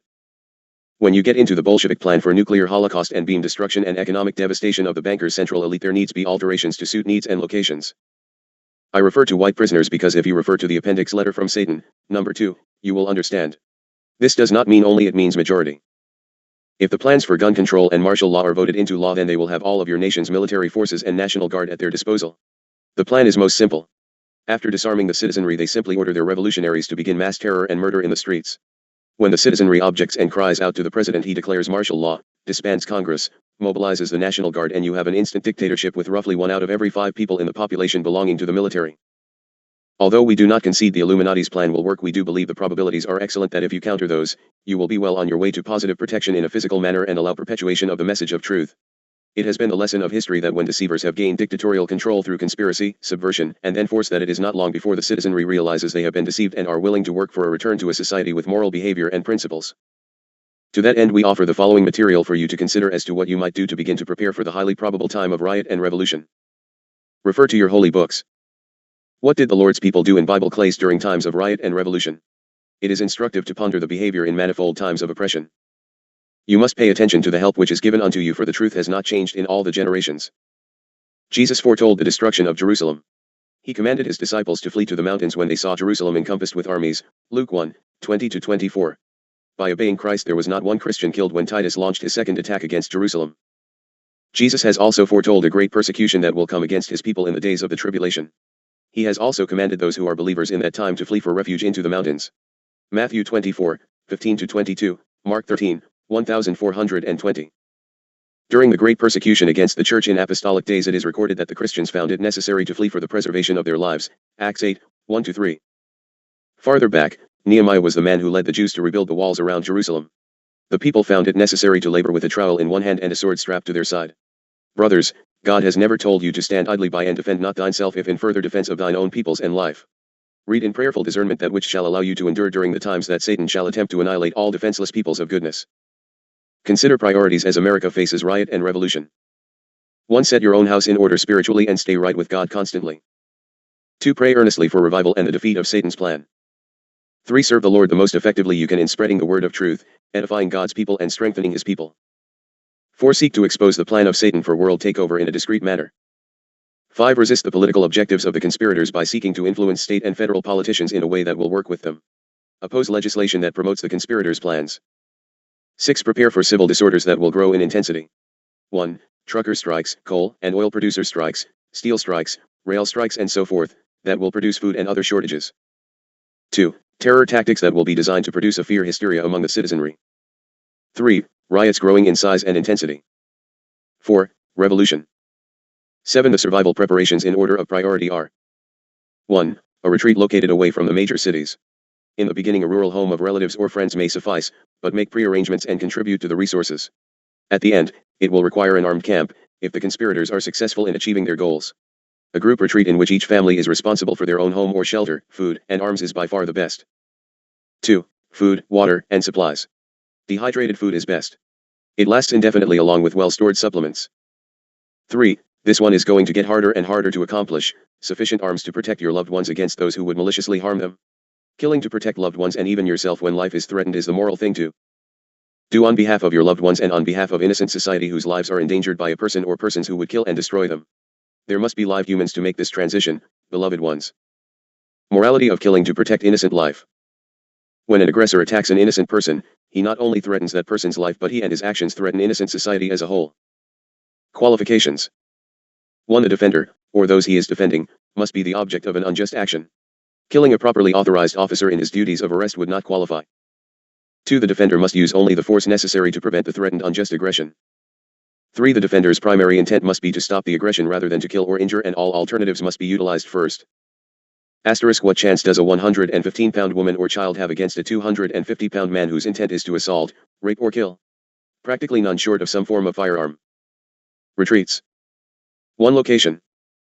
A. Ideally, 200 miles from a major city, and frankly, for you dear Southerners, in the case of the Illuminati, get your safety place north of the alleged Mason-Dixon line. B. Ideally, 30 miles from a major multi-lane highway, freeway. Population density should be less than 10 per square mile unless the population is in cooperation with the retreat. C. Ideally, the retreat should be located where retreaters can make the trip from home to the retreat in daylight hours of one day. D. Ideally, the retreat should not be in a nuclear target area or in the windfall area of nuclear fallout. E. Ideally, the retreat should not be located in an area that would flood should a dam be destroyed or be endangered from any type of hazard such as that. F. Ideally, it should be located on the highest point of elevation over the immediate surrounding area, or near a summit whereby the backside of the retreat is protected by hillside. A placement of this type with its own water supply is ideal. 2. Facilities. A. Housing. There are 3 basic concepts. 1. An isolated single dwelling. 2. A large condominium or apartment type dwelling with housing on top floor and preferably built down instead of up. Common purpose quarters should be at a low or underground level. 3. Family dwelling built in the form of groupings with dome type structuring. A. Homes should be built in the concept of the wagon train or snowflake circle for community as well as defense. B. A community building can be built in the center of the housing area for meetings and other group needs. C. Upstairs is for living quarters of daily use, lower basement is for storage and more intensive protection periods. This area would have pantries for foods, freezers for frozen foods, and allow ample storage of dehydrated foods, water containers, etc. D. The outward-facing wall of homes should be built so as to be defensible from attack. Concrete or compressed block, small windows, bulletproof or covered by steel plate. Patio with planter boxes, attached in sequence, a minimum of 3 feet high and at least 2 feet in thickness of the same material, preferably compressed sandstone brick. Carefully laid natural rocks can also be utilized. E-wood or alternative fuel stoves for heating and cooking must be supplied. If storage facilities are adequate, then butane or propane might be stored. However, be prepared to have ability to convert to natural plant or solar ability. This will be covered at a later date. F. Cast iron cooking utensils. These are the most efficient and durable if cooking is required on open fires. G. Lighting should be provided by high-efficiency gas lamps which use fuel oil, but fuel oil must then be stored in quantity. Electric lighting may be installed but may fail, and therefore be prepared with backup generators. These will also require large storage of fuel. H. High-intensity floodlights should be mounted facing outward from the front of homes. I. Some type of protective housing should be provided for animals, perhaps community building. This will be covered greatly in the portions planned for sheltering facilities. B. Grounds. 1. Garden area should be located behind house. 2. Front of property should include grass grazing area and a safety zone of 350 yards cleared completely for defensive purposes. 3. Effort should be made to ensure that traffic on an incoming road should be visible. 3. Weapons. An arsenal to store weapons, powder, ammunition, and etc. should be separate from main structure and buried underground. It should be concealed so as not to be capable of being located by search. B. Suggested guns. 1. Defense rifles. Mostly this shall be left up to your discretion. Obviously, you should have at least as good as you can obtain to match that which will be in the hands of the enemy. .223 caliber, AR-14, Ruger Mini 14, etc. .308 caliber, missing in action, M14, H&K 91. 30.06 caliber, surplus military rifles. 2 hunting rifles. 30.06 caliber, Remington 760 or 700 etc. .308 caliber, Remington 760 or 700 etc. 30/30th caliber, Marlin 336 etc. .22 caliber, any reliable make semi-automatic. 3 shotguns. 12 gauge, Remington 870 pump with long magazine for extra shells is recommended. This gun can be equipped with different barrels. 4 pistols. .357 Ruger, Dan Wesson, Colt, and etc. .45 caliber Colt 1917 government model Mark IV, accurate if possible. C. 1,000 rounds of ammunition per gun, or more, or equivalent in reloading components. D. Reloading equipment and supplies for your guns. 4. Storable foods. A 1-year supply of storable food is recommended. 1. The Central Valley of California produces about 25% of the United States food supply and more than 40% of your vegetables. You can count on a failure of growing seasons if for no other reason than disruption of irrigations facilities. 2. Canada and US produce 70% of the total food exports in the world. 3. The average home in US has less than 1 week's food supply. 4. The average US city has a food supply of only 8 days. 5. Should there be crop failure, riots, strikes, etc., that slow or stop food supply to the cities, then food costs would become exorbitant. 6. Should there be revolution, there will be no food available from stores. 7. At such a time food would only be available from A. Supplies previously stocked. B. Bartering. C. Foraging. D. Plundering. E. Gardening, and that takes time. 8. Excess food for bartering and humanitarian purposes is worth much consideration and planning. The investment will ultimately be more valuable than gold. B. The method of stocking food. 1. The easiest method is purchasing a 1-year food supply from one of the manufacturer's suppliers. 2. Buy a sample pack of food from a reliable supplier. Then pick foods that suit your taste. 3. Area suppliers may be located by checking with camping stores, health food stores, and sporting goods stores. We also highly recommend the Mormon Church Advisors, for they have excellent food storage plans already laid forth. We have also recommended one prior to this, but there are many, and if you wish to share the information as you locate pod suppliers, we will be most happy to print the information. This holds true for any information you wish to share with your brethren. 4. The basic plan. A 3-month supply of wet pack. This is supermarket canned food. Record a typical week of food for your use, then multiple by 13. This must be dated. It will only be good for about 3 years and should be turned upside down every month. Be a portable 3-month supply of freeze-dried foods. This will have a shelf life of about 15 years, unopened. C. Supply for long-time storage should include grains, non-instant powdered milk, 100 pounds per person, freeze-dried meats, and some vegetables. Freeze-dried is the most expensive but is necessary for some vegetables. Also some TVP, textured vegetable protein, as a supplement. Air drying is least expensive and is adequate for many fruits and vegetables. Air-dried fruits and some vegetables. Least expensive method. D. A pure water supply. If water source is questionable, then a thermosized BCP from a survival source will handle some 1,500 gallons. E. Wheat, flour, sugar, honey, salt, and salad oil, all vacuum packed. Butter powder, shortening powder, and peanut butter powder may be mixed with salad oil or shortening to add variety to menus. F. Sourdough mix. G. Yogurt starter. H. Multivitamins. I. Vitamin C in large quantity. J. Seasonings, pepper, chili powder, curry powder, allspice, basil, thyme, oregano, cinnamon, paprika, and seasoned salt, and of course, plain salt, Pref sea salt. C. Economical long-term food storage. The basic 4 foods. 1. 300 pounds of hard red winter wheat. 2. 100 pounds of powdered milk, non-INST. 3. 100 pounds of honey. 4. 8 pounds of salt. These basics plus vitamins B+, C, D, E, and K will sustain one person for 1 year with 2,000 calories per day. The wheat must be clean and uncracked, to preserve germ, with low moisture and at least a 12% protein content, 15% is better. The milk should be non-fat and non-instant and commercially packed. To enhance flavor, get a supply of imitation cream powder. The other items should be vacuum packed in an inert nitrogen atmosphere. New 5-gallon cans made out of enameled steel will work. It takes 9 cans for each 300 pounds of wheat. Directions: place a fist-size piece of dry ice in the bottom of the can. Fill the can with wheat, grain, or beans, put the lid on loosely in place. When the lid stops burping, tighten the lid quickly so that it seals. Purchase a small wheat grinder hand-operated. Supplement above diet with fish, fowl, and game taken by fishing, hunting, and trapping or however you might use barter, and also use additional fruit, vegetables, meats, or meat substitutes, liquids, bread or cereal. D. Water sources. 1 swimming pool. 2 water beds. 3 water stored in containers, cistern, etc.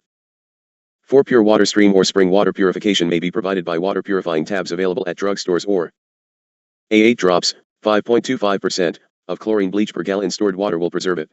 Questionable water should receive twice as much and allowed to stand 1/2 hour. Do not be disturbed over chlorine taste.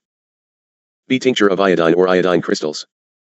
12 drops per gallon normally or 24 drops for questionable water with 30-minute waiting. C. Boiling. D. Silver ion purifiers. E. Charcoal purifiers. F. PCP purifiers sold commercially. E. Medicines. 1 aspirins. 2 first aid kits. 3 surgical kit.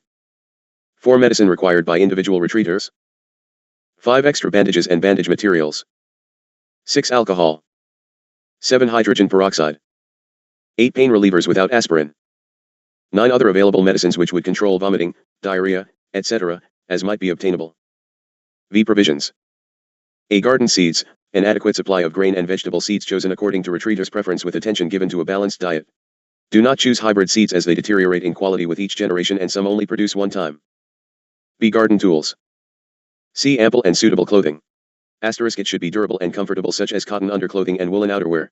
If flamed, man-made fibers will melt and the heated substance can cause serious burns beyond the flaming. Woolen outerwear is excellent. But utilize what you can obtain because protection from the elements must be first consideration. Get good outdoor work shoes. Warm hats or caps. For storage, the clothing can be packed in plastic with an insulation layer of brown paper. Include mothballs and packets of silica gel, for moisture control. The mothballs control pests in the natural fiber cloth. D. Get an old-fashioned treadle sewing machine and some bolts of material. You will probably be without electricity at some time. If there are several families, share. E. A footlocker in the car with survival items provides a measure of instant mobility if necessary and will tide persons over until they can reach the retreat or safety. F. Communication equipment. CBs, base unit and mobile unit walkie-talkie, realistic combines quality and economy, power pack, generator, absolutely mandatory, G. Canning, equipment pressure cooker canning jars, lids and large extra supply seal lids. H. Bible. And other inspirational books as well as how-to books. For long periods of time you will enjoy cookbooks geared to camp-style foods, simple carpentry, canning instructions, and sewing. I have adequate and extra needles, threads and items of sewing materials for mending, sewing, etc., such as scissors for material, utility. Miscellaneous supplies. The list is as long as you have time and resources, mandatory. Gasoline and oil batteries. Work boots. Hatchets and axes, wedges, etc. Hunting knives, good quality, and sharpening stones quality is mandatory for these. Survival books. Compass, canteens, topographical maps, matches. Eating utensils and pots, files. Add to your list as you ponder it and keep it handy for inspirational items such as candles, tape, rope, string, etc., etc. I can only give you an idea at this point and basic necessities. For instance, those matches will have to have waterproof containers. You must carefully think of things you would need if you were alone indefinitely. I gave you several good resources for listings and outlines in survival, so I shall spare Dharma the further listing in this portion. We can ask ones later to put together a specific guide. Several of you who are adept in this subject could assemble a comprehensive guide which we could put forth as a journal and / or supplement. I am well aware that this is not sufficient for your needs, but there is plenty of available information, and as you once begin to network you will be able to form partnerships for the production of various and specific needs. At this time, if you write in with your talents and desires, we can share the listings for you and you can work by mail, etc. Much can be accomplished even at great distances while there is still a system within which to function, and relocations can be accomplished later if necessary or desirable. Use that technology which is available. If you are willing to share your talents or resources, let us know and we can get connections made as to close locations, etc. We must come into community to succeed. That does not necessarily mean proximity, it means exactly that which it says, community, not commune. Community. Dharma, enough to this section, please. Let us take rest time, please. Thank you, Keela. Hayton to stand by.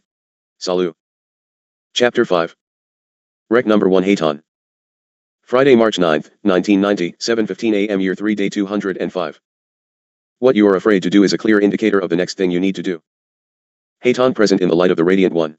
Let us pull the cloak of light about us, for we are going to embark on subjects which are all but totally hidden from the masses. However, if you stick your head in the sand, one thing is for sure, you'll get your rear kicked. One's kick and pick and say, God and his hosts would not speak of these things. What would God speak of? You ask for help in a sickened world, would you simply have him speak of how it will be in the sweet by and by while your very existence collapses upon you? You see, things are not what they seem, they are what they are, and excuses are your lack of faith in your own power. Ones form up attitudes and too often want justice just for me. I would like to place a thought in your minds as you decide whether or not to step over the threshold and participate. Some people try to softly tiptoe through life so that they can arrive at death safely. But, when it becomes more difficult to suffer than change, you will change. Life is what is coming, and act that which has been, and it is, further, that which happens to you while you make other plans. So be it, and let us discuss some of the wondrous things man has laid out for your journey in the coming segments you call time. The phoenix falls and rises. The current world society has been on the decline long enough to create an irrevocable worldwide situation. So, again, the great bird is in the process of immolation, to offer in sacrifice. This time, however, it will be quite different. This time, after the awful retching and death within the fires, there will be no keeper of the sun to stir the descendants of survivors into starting wars, building cities, and amassing wealth. This time the weeding out will be more thorough, and those surviving the purge will be a unique kind. And where will you as a people be when it all comes down and you find that you have been duped? Would you not have instructions and truth? Though rendered impotent, remaining will be those who still cling to false gods. But the remnant will have a king. He will be the mighty Messiah, brothers, for that is what this journey is all about. He will guard and guide his people. Wars, the vehicle by which tremendous fortunes are made and the kind of progress leading to decay and eventual doom, will have ceased, never again to blight and destroy. And with no impugnment nor attack intended upon anyone, we must discuss that which is coming forth in difference and opposition unto that which we are laying forth for your consideration. Can you sidestep? Again, I must name labels, for there are the ones going about on lecture circuits pronouncing great knowledge and erroneous conclusions, attempting to avert that which their queasy guts tell them is inevitable, top minions of earth's heathen gods flail about in a sea of confusion, indecision and calamitous situations. Wittingly or unwittingly, men/women like Cooper, Lear, Stevens, Friedman, Gerard, DeMar, Oribello, and Commander X, as well as Crockett and Beckley, Howe and Goodman and so forth, conceal the fact that drawing attention from exploding events, mingled with enough truth to create credibility, their story clearly points to the cupidity and cleverness of the plotters. What could you do about it if all these half-century-old tales are true? Some are truth. Well, the conspirators depend on these ones to sell you on the idea of doing nothing to change of your plight. Just as it behooved the occult leaders of the great new American nation to rid themselves of the inscrutable red man as quickly as possible and by any means necessary, so do the facets of the conspiracy need to get rid of all thinking men of all colors and creeds.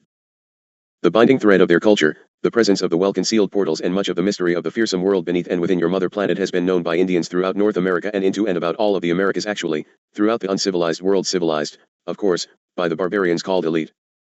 Strange indeed, considering the urgency of the time and the need to know, it turns out to be Caucasians of European descent revealing truths known by the red man for unnumbered generations. Lying propaganda has turned the red man against the white man, yet the feeling of the average white for the Indian is one of admiration and awe, understanding, and sympathy, but this is lost in the burial by the conspiracy.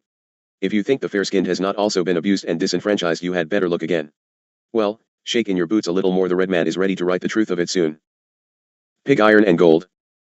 Ed DeMar made great sport of Oberle and what he called the pig iron fiasco. That story is too ridiculous to even be discussed. However, there is a subject right here and now which will be discussed. There is a lot of gold and other metals of far more value floating about, and everyone wants it and will stop at nothing to get it. It is the treasure of Atlantis which they covet. They have no idea what it is they really want, and as is usually true in the greedy aspect of human, the point is missed and the more valuable of the various substances is missed in the ever-continuing desire to grab the gold.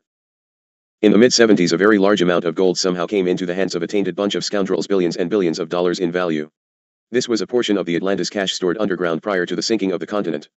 The information was wheedled out of the Indians and the tunnel system was penetrated, and this was just in the Ozark mountain range, small compared to other placements. Today's conspirators want the gold of Atlantis, for it is the world's #1 conductor of electricity, therefore its value as the agent best able to make the most sophisticated electronic inventions tick outstrips even its value as a medium of exchange. It is quite well known by all the elite conspirators that Earth planet is indeed doomed. The leaders of the world are fully aware of that status. 'Tis only you the people who are lied to about it. So, what is their point regarding the gold? It has nothing to do with Earth but everything to do with other planets in your system, such as the Moon, Mercury, Mars, Venus, where they have been hauling gold off Earth for years. Well, what of these little tenders of the gold? The little grays and the little moon eyes that the Indians knew at least 10,000 years ago? Well, surprise, little Earthian friends, they are guardians of the sacred treasures from the elder continents and keepers of the sacred speakings. At least most of them are, and those that are not are equally ill-used. The plan is to spread terror among the populace and cause great confusion and then make an effort to bomb them out of existence. You can bet that your MJ12 revealers and projectors of a planted scenario have the Guardians isolated and penned and are at war with these strange creatures whose scientific skills exceed man's most ambitious dreams. Well, most of them are saints from the cosmic spaces, and let it be recognized the hosts of heaven are on the way from deep space, and the elect need have no fear of these beings. We are on your side. It is for this reason that so much underground testing is done of weapons which can be destructive at great depths into the earth. Honor to C.B. Baker. Get his writings. I greatly honor Mr. Baker, and I urge you to get his information. He publishes a review report prepared for Youth Action News. P.O. Box 312, Alexandria, Virginia 22313. Please make sure delivery information is placed in the appendix of this journal. You the people. Before discussing the military impact of the covered beam systems, I want to lay a heavy load upon you as you the people. I have spoken on this subject in depth verbally and in prior journals, but you must now pay great attention, for these are the weapons of choice set up to take you out. I have previously suggested you might wish to obtain electric power lines and cancer, a compilation of research reports which can be gotten through Dr. Sutton's FTIR. Also, The Body Electric, by Robert O. Becker, MD, and Gary Selden, who describe the effects of ELF, extra low frequency, fields. Now, I am not going to give you lab results to toy with. Get the material and check it out. I am going to tell you how it is. Let us speak first of a simple 1 Gauss magnetic field, which is the strength found near high voltage power lines. In this field, the memory and ability to do simple arithmetic declines. There is a substantial interruption of thought flow through the synapses within the brain. There is almost always hyperactivity and disturbed sleep patterns found in persons within these fields. The first perception is that of upgraded feeling of well-being and even euphoria. Even mild pulsed beams of this low-frequency change brain cell firing rates. For relative measurement, that would be about the influence of a light bulb at 10 feet distance. This is most specifically the basis of confusion beam weaponry. The Soviets developed such confusion beam systems and are now utilizing them in satellites and spy ships to influence the behavior of military personnel and airline crews while in flight. This ability, coupled with cosmospheres, I will discuss later, can sink any ship or pull down any aircraft. These fields are also found around underground power lines, which are also related to increased suicide incidents. These weapons are widely used against submarine crews, surface ship crews and airline crews to induce slowed mental and motor reaction times and other unalert behavior experienced by your own U.S. sailors and officers. We shall speak of the U.S. naval accident rate in 1989. Microwave weapons are also widely in use. These are similar to the type utilized by the Soviets against the American embassy in Moscow and can cause microwave sickness. The manifestations are chronic excitation of the sympathetic nervous system, which is called stress syndrome, and high blood pressure. This would also include headache, dizziness, eye pain, sleeplessness, irritability, anxiety, stomach distress, nervous tension, and inability to concentrate. USSR mind control devices. The KGB runs a mind control program which is given unlimited funding. They have some of the world's best minds to perfect a new ability to subdue and control the Western world. People in your sector simply are not prepared to think about these things, but you are already victims of widespread mind control, for you see, your government also has this ability. However, the Soviets are a long way out in front of you, and the techniques are already in functioning ability and use. A person's thinking processes can be scrambled and fear and confusion implanted at will. The thinking process can be jammed in the same manner that signals coming in from a radio transmitter can be jammed. By scrambling a targeted victim's thinking, you can make the enemy commander do something totally contrary to his training and his loyalty to his own country. A patriot can easily and instantly be turned into a traitor at the ultimate in the penetration of a Western government by a communist power. You ask, why haven't we been told of these things? You have. Back in Nikola's, Tesla, time, he told you of these things and had an operational beam system. That warning has been continually updated to the point that the tellers are called crackpots and radicals. Therefore, few are aware of recent research establishing that brainwaves and other biological functions can be entrained from a distance, by magnetic waves of critical frequencies.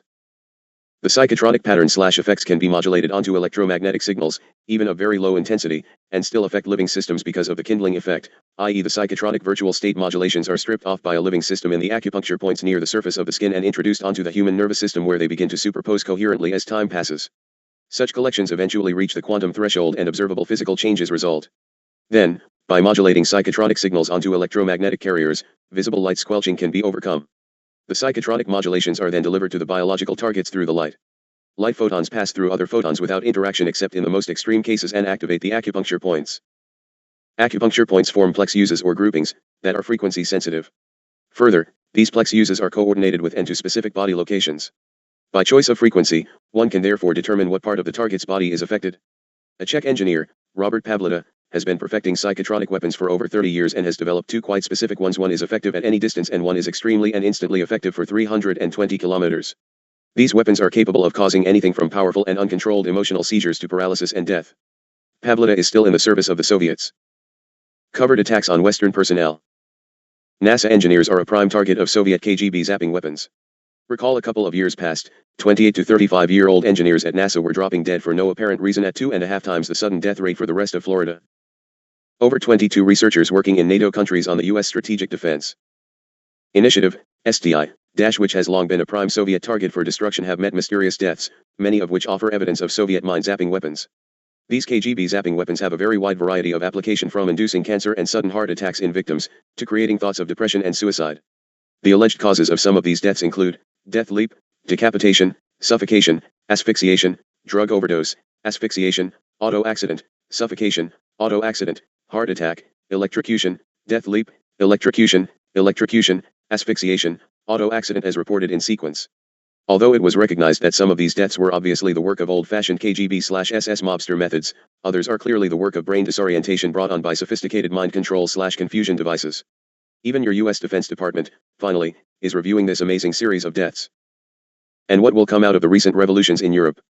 The cancer deaths of Romanian exiles employed by Radio Free Europe are now under investigation by your FBI because informants have given information that this was the work of agents of the communist Bucharest government by directed beam waves. They were killed with a radiation device designed by Romania's DI intelligence service, with help from the Soviet KGB and sanctioned by the global conspiracy, also funded by same. The radiation weapons were employed to prevent tracking. DI has clandestinely killed dissidents for several years. The weapons are designed to kill its victims by simulating natural causes. The radiation dosage generates lethal forms of cancer. And what think you of your cancer clusters? There is a radiation gun that kills people by giving them cancer and other diseases. The gun fires a burst of radiation that causes cellular mutations in the body. Sometimes these mutations lead to the development of cancer within weeks. Shades of Mr. Casey? What of the Shah? And how about Marcos? Which do you think they will use on Noriega? In some instances, the cancer may not show up for several years. That little toy gun is widely used on prisoners and an entire citizenry in Afghanistan. The human brain has various rhythmic waves which represent what is called envelope pulsations of the entire electrical system. It is not, however, the electromagnetic force fields represented by these pulsations which are important. It is the sum zero, prana, and now called scalar, patterning of the entire complex of neuron firings, which represents the real activity of the brain, and represents its thoughts and emotions. Dr. Tesla has already covered quite a bit of this very pertinent information in a prior journal. The human brain rhythms are riding along relatively entrained resonance waves of the natural resonance of the Earth's magnetic field. All the patterning of the brain is grouped together into giant overall orders, and one or more of these is normally synchronized to your natural environment. If a varying magnetic signal of extremely low frequency, ELF, of say 10 Hz, bombards the brain with greater power than the Earth's magnetic field, it is possible for the brain's rhythm to be forcibly entrained to synchronize with that signal, rather than with the normal resonance. Scientists on your placement refer to this as Schumann resonance. If a large number of brains are forcibly entrained to such a signal, and the signal is artificial, then a master coherent phasing of all the brains to the transmitted signal has been accomplished. That can be utilized, and is utilized, by anyone in control of the system. A lot of to-do about the woodpecker signals, a Tesla system, is taking place, and rightfully so. It is utilized widely by the Soviet Union presently, more so than by your own conspirators at this time.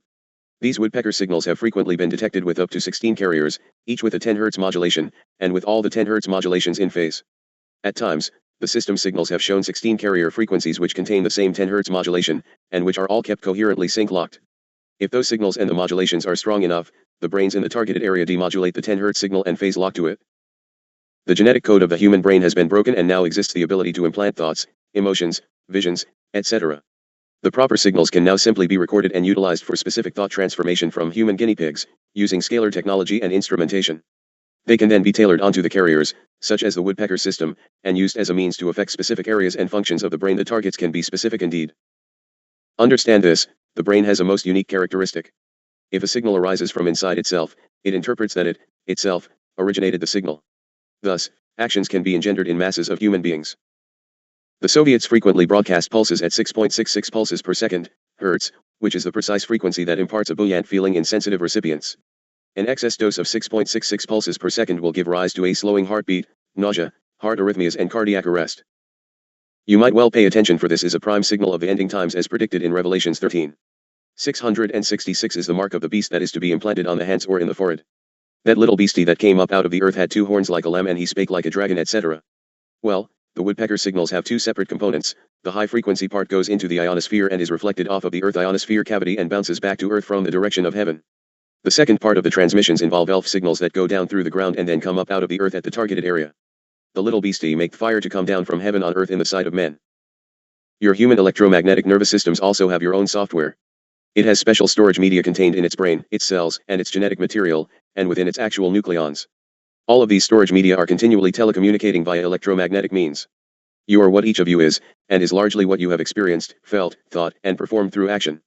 Your whole functioning conscious system has been evolved by your experience, and it continues to be you by means of continual reference to the record base. Well, the record base can now be altered via electromagnetic manipulation and means. Brothers, a totally new, and ultimate, form of slavery has emerged and is being structured right now in a massive plan for utilization. The electromagnetic fields act directly on the central nervous system, bypassing the known sense organs. There are already identified 5 separate resonating systems in the human body, in the heart and aorta, the skull, the third and lateral ventricles, the sensory cortex, and in each hemisphere of the brain, where pulsating magnetic fields of opposite polarities are set up, these being very sensitive to environmental fields and providing a mechanism by which the brain picks up information from the environment through resonant feedback, simple indeed to impact those resonating systems. With deliberately constructed electromagnetic energy, any or all of the conscious/subconscious portions of the mind can be available for engineering and control and/or change. So be it. Dharma, allow us to pause for respite. Haton to stand by, thank you. Chapter 6. Rec number 1 Sananda. Sunday, March 11, 1990, 8 a.m. Year 3 Day 207. Is Sananda to visit with you once for a while. The path is filled with confusion and you are not given to see. It is to ensure your security that causes you ones of my faculty to be kept in the semi-knowing. You shall prevail in the challenge, for man, armed with truth, can come into his own inheritance and march unto his goal. You ones who are in the writing and printing of the word are experiencing the efforts to stop you even unto the most absurd of manners. This is not of psychic fortune telling ye will make of your own fortunes and ye can be in the foreknowing if ye will but face what it is ye seek and do. No more and no less. Ones who have been in communication with astral beings are finding, very often, that the beings were not truly of the lighted realms but rather, perpetuators of the false myths. These ones are compelled to do all in their power to dissuade you from your work. As the example with the dear ones from New Mexico. It does not work well to simply denounce that has proven to gain even more attention to the truth, so, let us stop the writer, is the next, as well as the first, thrust. As in the instance with the effort at rest and separation from the resource of truth I.e., sever communications for 14 days at the advice of some unknown entity who calls himself a master. These energies already know you receive from God and the master teacher, so who would have authority to require you to speak not with us? The hope is to pull down confidence within your conscious selves that your contacts are not valid. The facts are, however, that if anyone suggests such a thing you can be quite positive that your resources are indeed truth and valid, and the thrust is to cause you to turn away in doubts. As the truth becomes more similar to super science fiction, you ones will become more questioning of your own sense of disbelief. Therefore, you must have come into your foundation of stability upon the rock, which I am, that you do not break in the confrontation of truth. I am most humbly grateful for the participation of ones who share the beginning journey with resources upon which the foundation of our work can be begun. I give great appreciation unto one who has allowed the setting up of the institute, which can be the heart cell of our work, and the receiving placement of the journal's rewards to be distributed in ever-widening circles. It will allow ones who hold the keys of knowledge regarding apparatus to begin to function again, in properness. The projects already planned shall find fruition, for it must come to be in its proper sequence, for we plan no communes for ones to sit and twiddle and indulge selfish meanness. Rewards shall be great and sharing shall be the central focus, but not as other communes have structured the socio-political systems. We are about our Father's work, and the system must function in a most human physical world. To mentally dwell with God is indeed fine, but you ones tend to forget God dwells within thee. That means that as long as you dwell in the human format, God must also function in the physical format, for that is his chosen experience.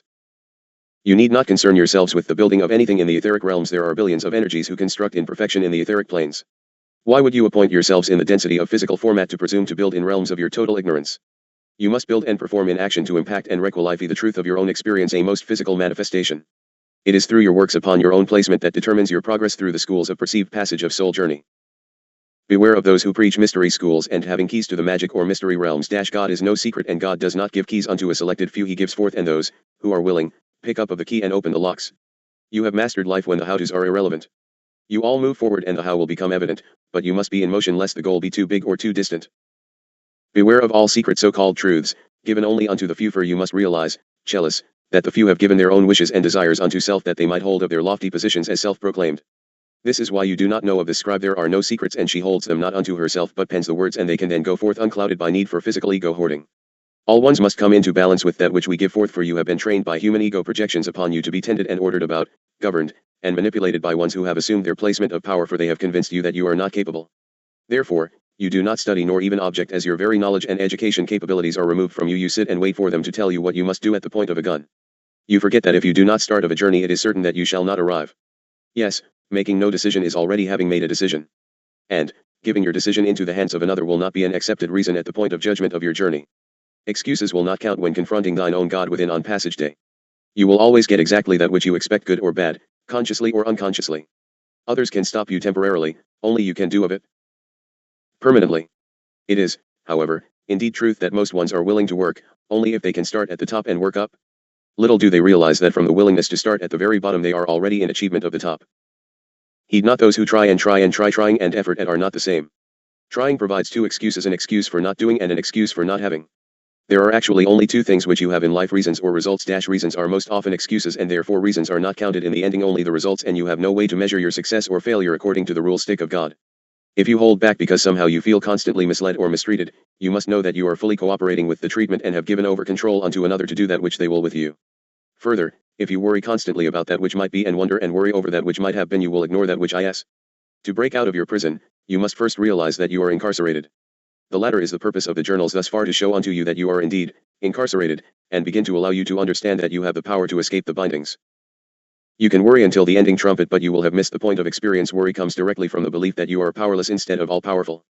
If you grow into maturity, then you will have come into the realization that you are no longer being deceived nor taken in by oneself. You will come into honesty with self for the sake and morality of honesty, and not because honesty is the best policy, for if you base honesty upon being the best policy, then your honesty is corrupt. If you worship at another's truth, then you shall always be separated from the glory of self wherein God dwells.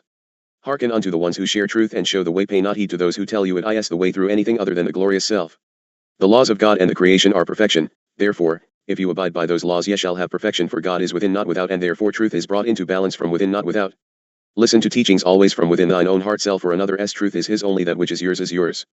You are the only teacher you will ever have. Ponder the truth of it. If you do not know what direction to take, you have not acknowledged where you are. Since you are the cause of everything that happens to you, be most careful of that which you cause, for in fact, there is no actual right or wrong, only consequences. You can have everything in life that you want if you will help enough other people get that which they want. At any time in your journey that you care not for the games people play, turn away and make up thine own games, for the winning or losing will be yours to hold, not another's. Strange things occur during a journey of truth unto balanced passage. One is to realize that you have no choice but to feel what you are feeling. The choice comes in changing the mind regarding it. If you have lived to simply make yourself important, notice how unimportant you have actually become. If your life is not working the way you perceive you want it to be, look carefully and you will see that you are lying. There are but three kinds of people in the ending: those who make things happen, those who simply watch things happen, and the ones who haven't the slightest idea what is happening. Learn that which is truly happening and you can change of it. As you go about thine searching, be cautious indeed, for if you think something outside of yourself is the cause of your problems, you will err in looking outside of yourself for the answers. Dear ones, in the physical life journey you will never have it all. That would be like trying to eat once and for all. Can you not realize that all unhappiness is caused by perception and comparison? Ye can only be that which ye perceive yourself to be. Your success is measured only by your ability to complete things, and the more clear you are on that which you want, the more power you will have, and you must hold uppermost to all thy senses. God does not make faulty products. If you have problems, so what? Solve them so that they no longer annoy you. Confront them in truth, sanity, and reason, and solve them. They, too, shall pass. Hold my hand and walk with me, for I am sent as the way's hour to heal of thine life through showing you the way of truth. I come again as Sananda, healing life source, that you can be lifted up and walk in wholeness and perfection. You dawdle in the mud puddles when you could traverse the heavens to touch of the stars. Can ye not accept of your perfection?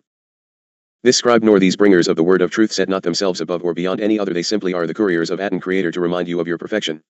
Ye need of no interpreters nor mediators. Your soul knows of that which is truth. If ye will be hearken, share of the truth of the word, and your heart will blossom into glory, for thine brother knows he is sick and weary. You who turn to substances to change and shroud of the mind, when you find that life is destroyed and you can no longer face the addictions or the drugs which you depend upon to hide you from yourself, you will change back into reality and remove yourself from the ranks of the walking dead. There is a fine solution and a bad solution to every problem. You just don't keep enough reserves of good solutions in your larder. The choice is always yours. What kind of choices do you make? If you cling unto the security that you perceive you have, if it be not of Godness, then ye shall doubtlessly miss the journey into abundance and success. Ye shall simply remain clinging to that which might have been, for from the cradle unto the grave of physical man there is not security save that which is of the soul destination. All else is but a fleeting moment of perception of chance, and you must make of your chances. I do not plan to speak in riddles, I do plan to speak in thoughtful truth. I am come to bring my Father's people home unto him. Are you one of mine family or not? The 11th hour approaches. What is your happiness level of measure this day? If it be not full and filled with peace, I suggest you give the lighted path a chance. What possible loss could you sustain therefrom? Perhaps ye shall gain of the kingdom. Beware the secret orders, for they are filled with people who lay the rules and limits and then keep the rules from you by their own pronouncements.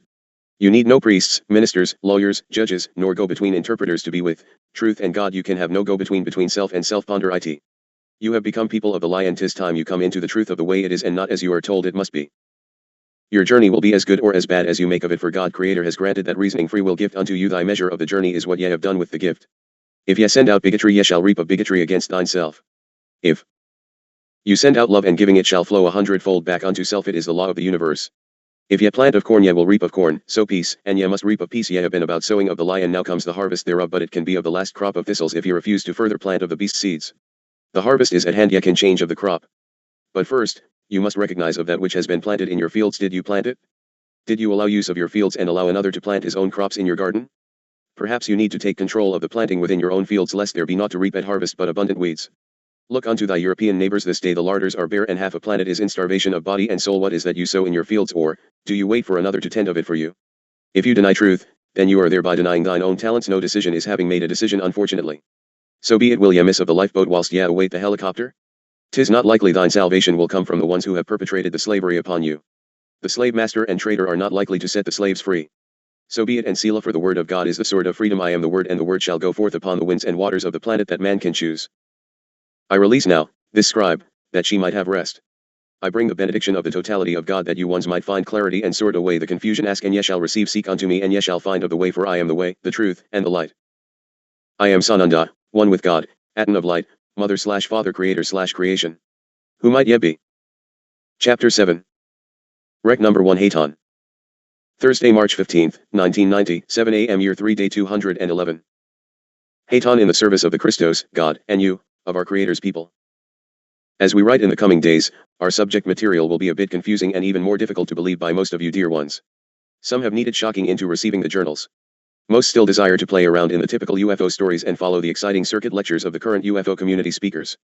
As with all things in existence, there are always at least two sides to every story, most often, more. Some will believe each until proven to be otherwise. I come to prove of nothing. I will tell you how it is so that you can understand and come into some kind of comfort. Sometimes the telling must begin in the past and be connected to the present so that your vision trail can have proper perception. There will be very little new, just a lot of hidden secrets brought forth. Very few upon your placement know of truth in actuality, for you have been trained to believe that which is fed unto you by careful planning. You can look around you and see that something has gone terribly wrong with your society. I place no judgment upon anything. I can only bring those hidden things into light and petition you to look very closely at them and go within and come into balance therewith. Once do research and uncover TID bits, draw conclusions, get sanctioned by the government and go forth to tell you one's tainted truth and worse, half-truths. Locked within Earth system. The little gray men, the big gray men, the satanic workers, all are basically locked within your galactic system. Most are locked within your very planetary orbital sector. As with all circumstances, there are the good aspects and that recognized as bad. In actual total perception, nothing can be classified as good or bad, for from each negative springs total positive experience. This is what makes a journey into the third dimension's illusion experience so valuable to a soul journey through the schools of life stream. The being is presented with all varying sets of circumstances, and the experience is to sort of the circumstance, act, and perceive the content of the lesson within the soul maturing process. Since somnolent man uses only less than 10% of his capacity to reason or think, seek, or search diligently, the information must sometimes be integrated into volumes such as these and presented in whole cloth for his perception, that he might gain an overall introspection and arrive at choices worthy of remaining deliberately ignorant or come into truthful knowledge. There is always the cycle closings which require decisions of one direction or another. You cannot sit forever at a Y in the pathway, for eventually you must go one way or the other or perish in the stagnation. The journals. If you hold the journals in your possession, even though they be thrust upon you, and you look within the pages, you are curious, or nice to your friend or something. If you work diligently to discount them prior to knowing all the material contained within, you are foolish indeed, and you will show thine ignorance unto the world and will further show thine choices toward God or unto the evil teachers. This is truth, because you will find within the journals that God never forces, he only allows. You will be told how it is, and that which ye do with the information is totally and 100% up to you. We get angry, and humble, responses to the teachings and commandments of God and the creation as laid forth in and they called his name Emmanuel. We of the fleet, nor even the Christos made the laws and man has been breaking them from the day of first experience, and look at the mess your planet is now undergoing. It is strictly up to you to that which you do. The book was brought forth to bring truth into your hands and bring clearance unto Iscarioth for justice is God's.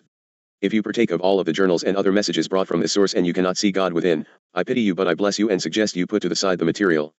Read all that even the darkest of dark writers bring forth. Study it all, I did say study, in the presence of asking in the highest source by whatever name, and then, only then, make thine final decision. If you cannot find thine path with God, then go thy way in peace, for the things unfolding upon thine placement shall come to pass whether or not you like of it. It is already well underway, my friends and brothers. Well underway. Unidentified flying objects. The term means exactly that which it says. It does not mean little, or big, space aliens. It means not identified. Well, there are few, indeed, Unidentified flying objects. Your world governments and military establishments have almost all of them totally and completely identified. They just keep it a secret from you, the sleeping public, especially you ones in the wondrous United States of America. Books are banned and kept from within your borders which tell the story in whole, books which have been in the proving of these things I tell you, for decades past. Today we shall outline the UFO connections, both alien, space, and earthbound entity participation. I shall have to begin the story of flying discs, etc., back before your Second World War to connect them with current activities. The craft from space have been around for far longer than your history or biblical books portray. But you are only interested in the now. Since you would not believe the now scenario, I have to paint the recent past activities which you can go out and confirm and prove unto self. You are also going to have to face the facts that heinous elements are at work in your current situation, which may well portray me as a bigot simply for the telling. Nay, I participate not in any of it, I only tell you how it is. I have no need to mislead you in the least measure. We are come to awaken God's children and bring you home. We fight no one nor any government. Our enemy is Satan himself, and we shall endeavor to extricate God's people from his clutches, but no one shall be forced or coerced in any manner whatsoever. The earth planet will be cleansed and healed, and God shall meet Satan, for the satanic forces shall attempt to totally annihilate the planet which ye have manifested. This sends shockwaves throughout the universe, and the impact is grievous indeed. To the orderly function of the universal system, God being creator and Satan being created, God shall ultimately prevail. Not even Satan shall be destroyed, he shall be bound and removed from the place of radiance so that healing and renewal can transpire. You ones wish to find all to be mysterious and mystical. Nay, precious ones, it is only that you have not grown in knowledge. All that is unknown is mystery. God is only a mystery, for you know not all about that entity that dwells within thyself to experience in the reflection of you. Ye know not of energy and frequencies, electricity, and finally the ultimate gift of God, the breath of life called soul. Ye ones fear all that is unknown, nay, respect that which is unknown, but fear not. It is not the unknown of God which ye should fear, it is the known which is all about you that you should fear mightily, for that is that which is in your destruction, not God or God's hosts come to bring of you home to safety and security. Christian vs Christness. Just because a man claims he is a Christian, makes him nothing but a speaker. Actions define a Christian and Christness. Satan always calls himself Christ or whomever he chooses to work through. He knows all the weaknesses of man and toys with him as does a cat with a tiny mouse, letting you go almost unto your freedom and then tempting you back into the trap by promises which ultimately destroy. Have one more drink and you will feel fine. He fails to tell you that it might also well destroy your life, another's life, and be your total destruction. That is only one example of billions until you have accepted the very lie of the broken commandments in all measures. 'Tis a hard journey back indeed. The other side of the coin, however, is that in his rampant proliferation he has overpopulated, exhausted resources necessary for survival of his people, and now must sacrifice some 5 billion physical beings to survive in his second density, third-dimensional experience. He and his henchmen will ensure your demise, nothing more and nothing less, and it will be done in any manner of expeditiousness. Believe me, the intended survivors of the elite are numbered just as are you who will become the slaves. Do you really believe the promised land of the Zionists is a little strip of dry land along a desert in Palestine? Come now, the Zionist promised land is the whole of the world. There is no intention whatsoever of living in peace. The intent is global control, and the entities will stop at nothing to achieve that power. It will be insidious indeed and covered in secrecy and hidden actions all over your planet. They have even infiltrated to the maximum extent the very global 2000 banker cartel who thought they would control the world. The only thing that saves you on a daily basis at the present time is that friction between those two factions. Very few people know what is going on. Perhaps you ones will be the first of a large to know, and that, friends, gives you power beyond comprehension. Once Satan's activities are brought into the light, he will make all efforts possible to retreat into the secret places. He will make his stand and destroy through his dupes, but he will ultimately withdraw, for that is the nature of Satan. He cannot endure in the light of truth and godness, for those who come into the practice of God's laws have all the power of creation, and he has none but to destroy. He fools man with physical lust, greed, and all manner of deceit, but man finds no peace, and once the dupe has been discovered and course corrections made, Satan has no way to prevail. He cannot endure against the practice of simply abiding by the 10 commandments laid forth for man. That is why evil must rewrite the commandments and reverse them, for Satan is the opposite of Sananda. He creeps upon you in a most insidious manner. Let us take abortion, for instance. It is through some act of lustful fleshly desire that an unwanted pregnancy happens, for obviously the act of sexual intercourse was not utilized for the creation of an offspring. Then, Satan tells you that it is human right to think of self first, more greed, and to disallow the bother of rearing a child, so the next subtle step is to simply abort the baby egg and call it woman's right. The human perception is that the forming child has no right, therefore murder becomes legal and voted unethical. It does not follow God's law of thou shalt not kill, nor keep from lustful fornication and / or adultery. Friends, I make no judgment other than that you follow not the commandments good, bad. That, dear ones, is strictly up to you and God. Obviously murder in ignorance is not murder but rather, error. Satan knows that God is total forgiveness of errors, therefore he pushes and pushes until you no longer truly know what is right and what is wrong in the sight of God. You will have rewritten the commandments to suit modern conditions. In other words, you will have allowed Satan to write God's commandments. Then you vote them into the traditional books of the churches and end up in total service and practice of satanic law. You ones had better ponder these things most carefully, for choices are at hand to be made. If you go back to the laws of God which state that the sexual union is for the procreation of offspring, how can you justify homosexual or promiscuous behavior? You can justify it in any way you choose. It does not make it okay with God. Further, it causes ones to fall into the trap of activities which Satan sanctions, and you become a part of a group destined for Satan's annihilation. God does not perpetrate these things upon man. He has given you a set of guidelines, and you rewrite them to suit thine self. So be it. Place the blame wherein it belongs, upon self, and not that wondrously pure source within. Give it unto the physical expression which is of human body / conscious mind, and bring not that blame within upon the Godhead. Do you not see? It is the action and not the love emotion. Emotion is spiritual. Physical expression is just that, physical. In a sojourn you experience the physical for, let us average, 75 years. How long is that relative to infinity? So be it. I trust one have made my point. There need be no judgment involved. It is time you discern the differences and improve your ability to choose a more positive experience. If you prefer the company and love of thine own gender, so be it. Love that one and commit unto that one. Refrain from the physical behavior that in this day and age kills the physical intentionally by the evil conspirators. Condoms do not prevent AIDS. The AIDS virus passes through the manufactured substance holes like a golf ball through a basketball hoop. Ponder it seriously, dear ones, for you are getting the biggest lies of all fostered upon you. They will tell you how to have safe sex. You bet they will go right on out there and practice your lust, and you are doomed. I cannot even tell of you not to do these things any more than simply telling you it is up to you what you do with the information. I do doubt, however, that God will give you all the information for the curing of the disease if all you desire is to continue with your activities unchanged. So be it. The cure for AIDS will be to save the species of man, not any select group of the mainstream deviation of behavior. Satan has set out to kill off a whole bunch of humans, and he is doing very well indeed, because you have bought into his lies. It is his rules you practice if they deviate in the least from the 10 Commandments. God punishing you for sins if you come down with the dreaded disease? No, just Satan blessing you with his false promise of pleasure and satisfaction. You made your choice to abide by his rules, and he is the prince of deception. God says, take mine hand and come back from thine ways of error, and I shall make thee whole. So be it, and Selah. Back to UFOs and weapons of the sky, terrestrial or interplanetary.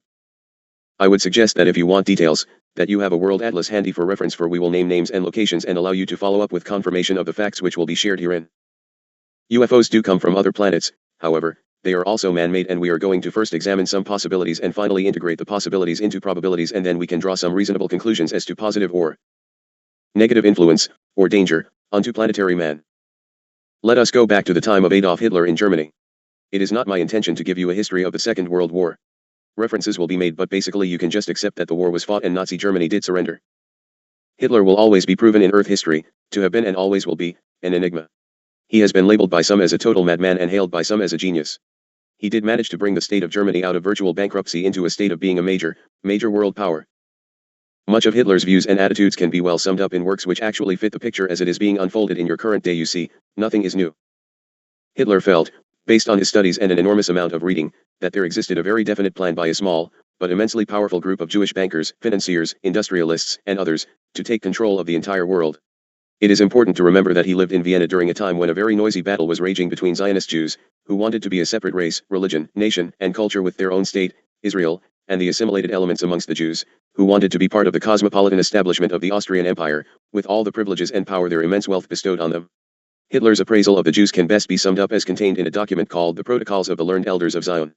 This is a very important aspect of the whole UFO story because, in it, you find the seeds for many far-reaching decisions made some 3 decades later.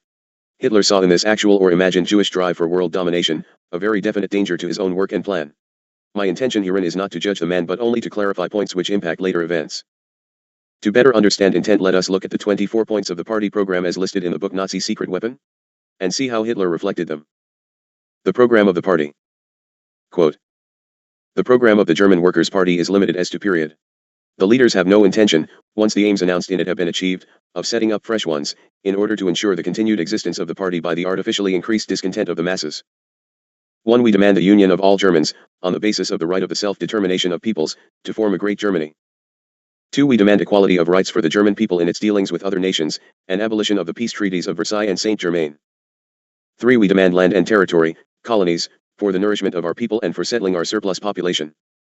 4. None but members of the nation may be citizens of the state. None but those of German blood, whatever their creed, may be members of the nation. No Jew, therefore, may be a member of the nation. 5. Anyone who is not a citizen of the state may live in Germany only as a guest and must be regarded as being subject to the alien laws. 6. The right of voting on the leadership and legislation is to be enjoyed by the citizens of the state alone. We demand, therefore, that all official appointments, of whatever kind, whether in the Reich, the provinces, or the small communities, shall be granted to citizens of the state alone. We oppose the corrupt parliamentary custom of the state of filling posts merely with a view to party considerations, and without reference to character or capacity. 7. We demand that the state shall make it its first duty to promote the industry and livelihood of the citizens of the state. If it is not possible to nourish the entire population of the state, foreign nationals, non-citizens of the state, must be excluded from the Reich. 8. All further non-German immigration must be prevented. We demand that all non-Germans who enter Germany subsequently to August 2, 1914, shall be required forthwith to depart from the Reich.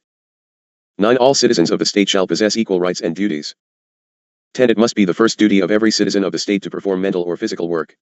The activities of the individual must not clash with the interests of the whole, but must proceed within the framework of the community and must be for the general good. We demand therefore 11. Abolition of incomes unearned by work. Abolition of the thraldom of interest. 12. In view of the enormous sacrifice of life and property demanded of a nation by every war, personal enrichment through war must be regarded as a crime against the nation.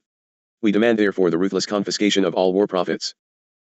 13. We demand nationalization of all businesses which have, hitherto, been amalgamated into trusts. 14. We demand that there shall be profit sharing in the great industries. 15. We demand a generous development of provision for old age. 16. We demand the creation and maintenance of a healthy middle class, immediate communalization of wholesale warehouses, and their lease at a low rate to small traders, and that the most careful consideration shall be shown to all small purveyors to the state, the provinces, or smaller communities. 17. We demand a land reform suitable to our national requirements, the passing of a law for the confiscation without compensation of land for communal purposes, the abolition of interest on mortgages, and prohibition of all speculation in land. On April 13, 1928, Adolf Hitler made the following declaration. It is necessary to reply to the false interpretation on the part of our opponents of point 17 of the program of the NSDAP. Since the NSDAP admits the principle of private property, it is obvious that the expression confiscation without compensation refers merely to the creation of possible legal means of confiscating, when necessary, land illegally acquired, or not administered in accordance with the national welfare. It is therefore directed in the first instance against the Jewish companies which speculate in land. Signed, Adolf Hitler, Munich, April 13, 1928. 18. We demand ruthless war upon all those whose activities are injurious to the common interest. Common criminals against the nation, usurers, profiteers, and etc., must be punished with death, whatever their creed or race. 19. We demand that the Roman law, which serves the materialistic world order, shall be replaced by a German common law.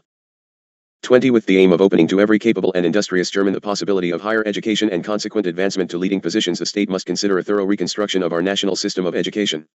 The curriculum of all educational establishments must be brought into line with the requirements of practical life. Directly the mind begins to develop, the schools must aim at teaching the pupil to understand the idea of the state sociology. We demand the education of specially gifted children of poor parents, whatever their class or occupation, at the expense of the state. 21. The state must apply itself to raising the standard health in the nation by protecting mothers and infants, prohibiting child labor, and increasing bodily efficiency by legally obligatory gymnastics and sports, and by extensive support of clubs engaged in the physical training of the young. 22. We demand the abolition of mercenary troops and the formation of a national army. 23. We demand legal warfare against conscious political lies and their dissemination in the press. In order to facilitate the creation of a German national press, we demand a. That all editors and contributors to newspapers employing the German language must be members of the nation. b. That special permission from the state shall be necessary before non-German newspapers may appear. These need not necessarily be printed in the German language. c. That non-Germans shall be prohibited by law from participating financially in or influencing German newspapers, and that the penalty for contravention of the law shall be suppression of any such newspaper, and immediate deportation of the non-German involved. It must be forbidden to publish newspapers which do not conduce to the national welfare. We demand the legal prosecution of all tendencies in art and literature of a kind likely to disintegrate our life as a nation, and the suppression of institutions which militate against the above-mentioned requirements.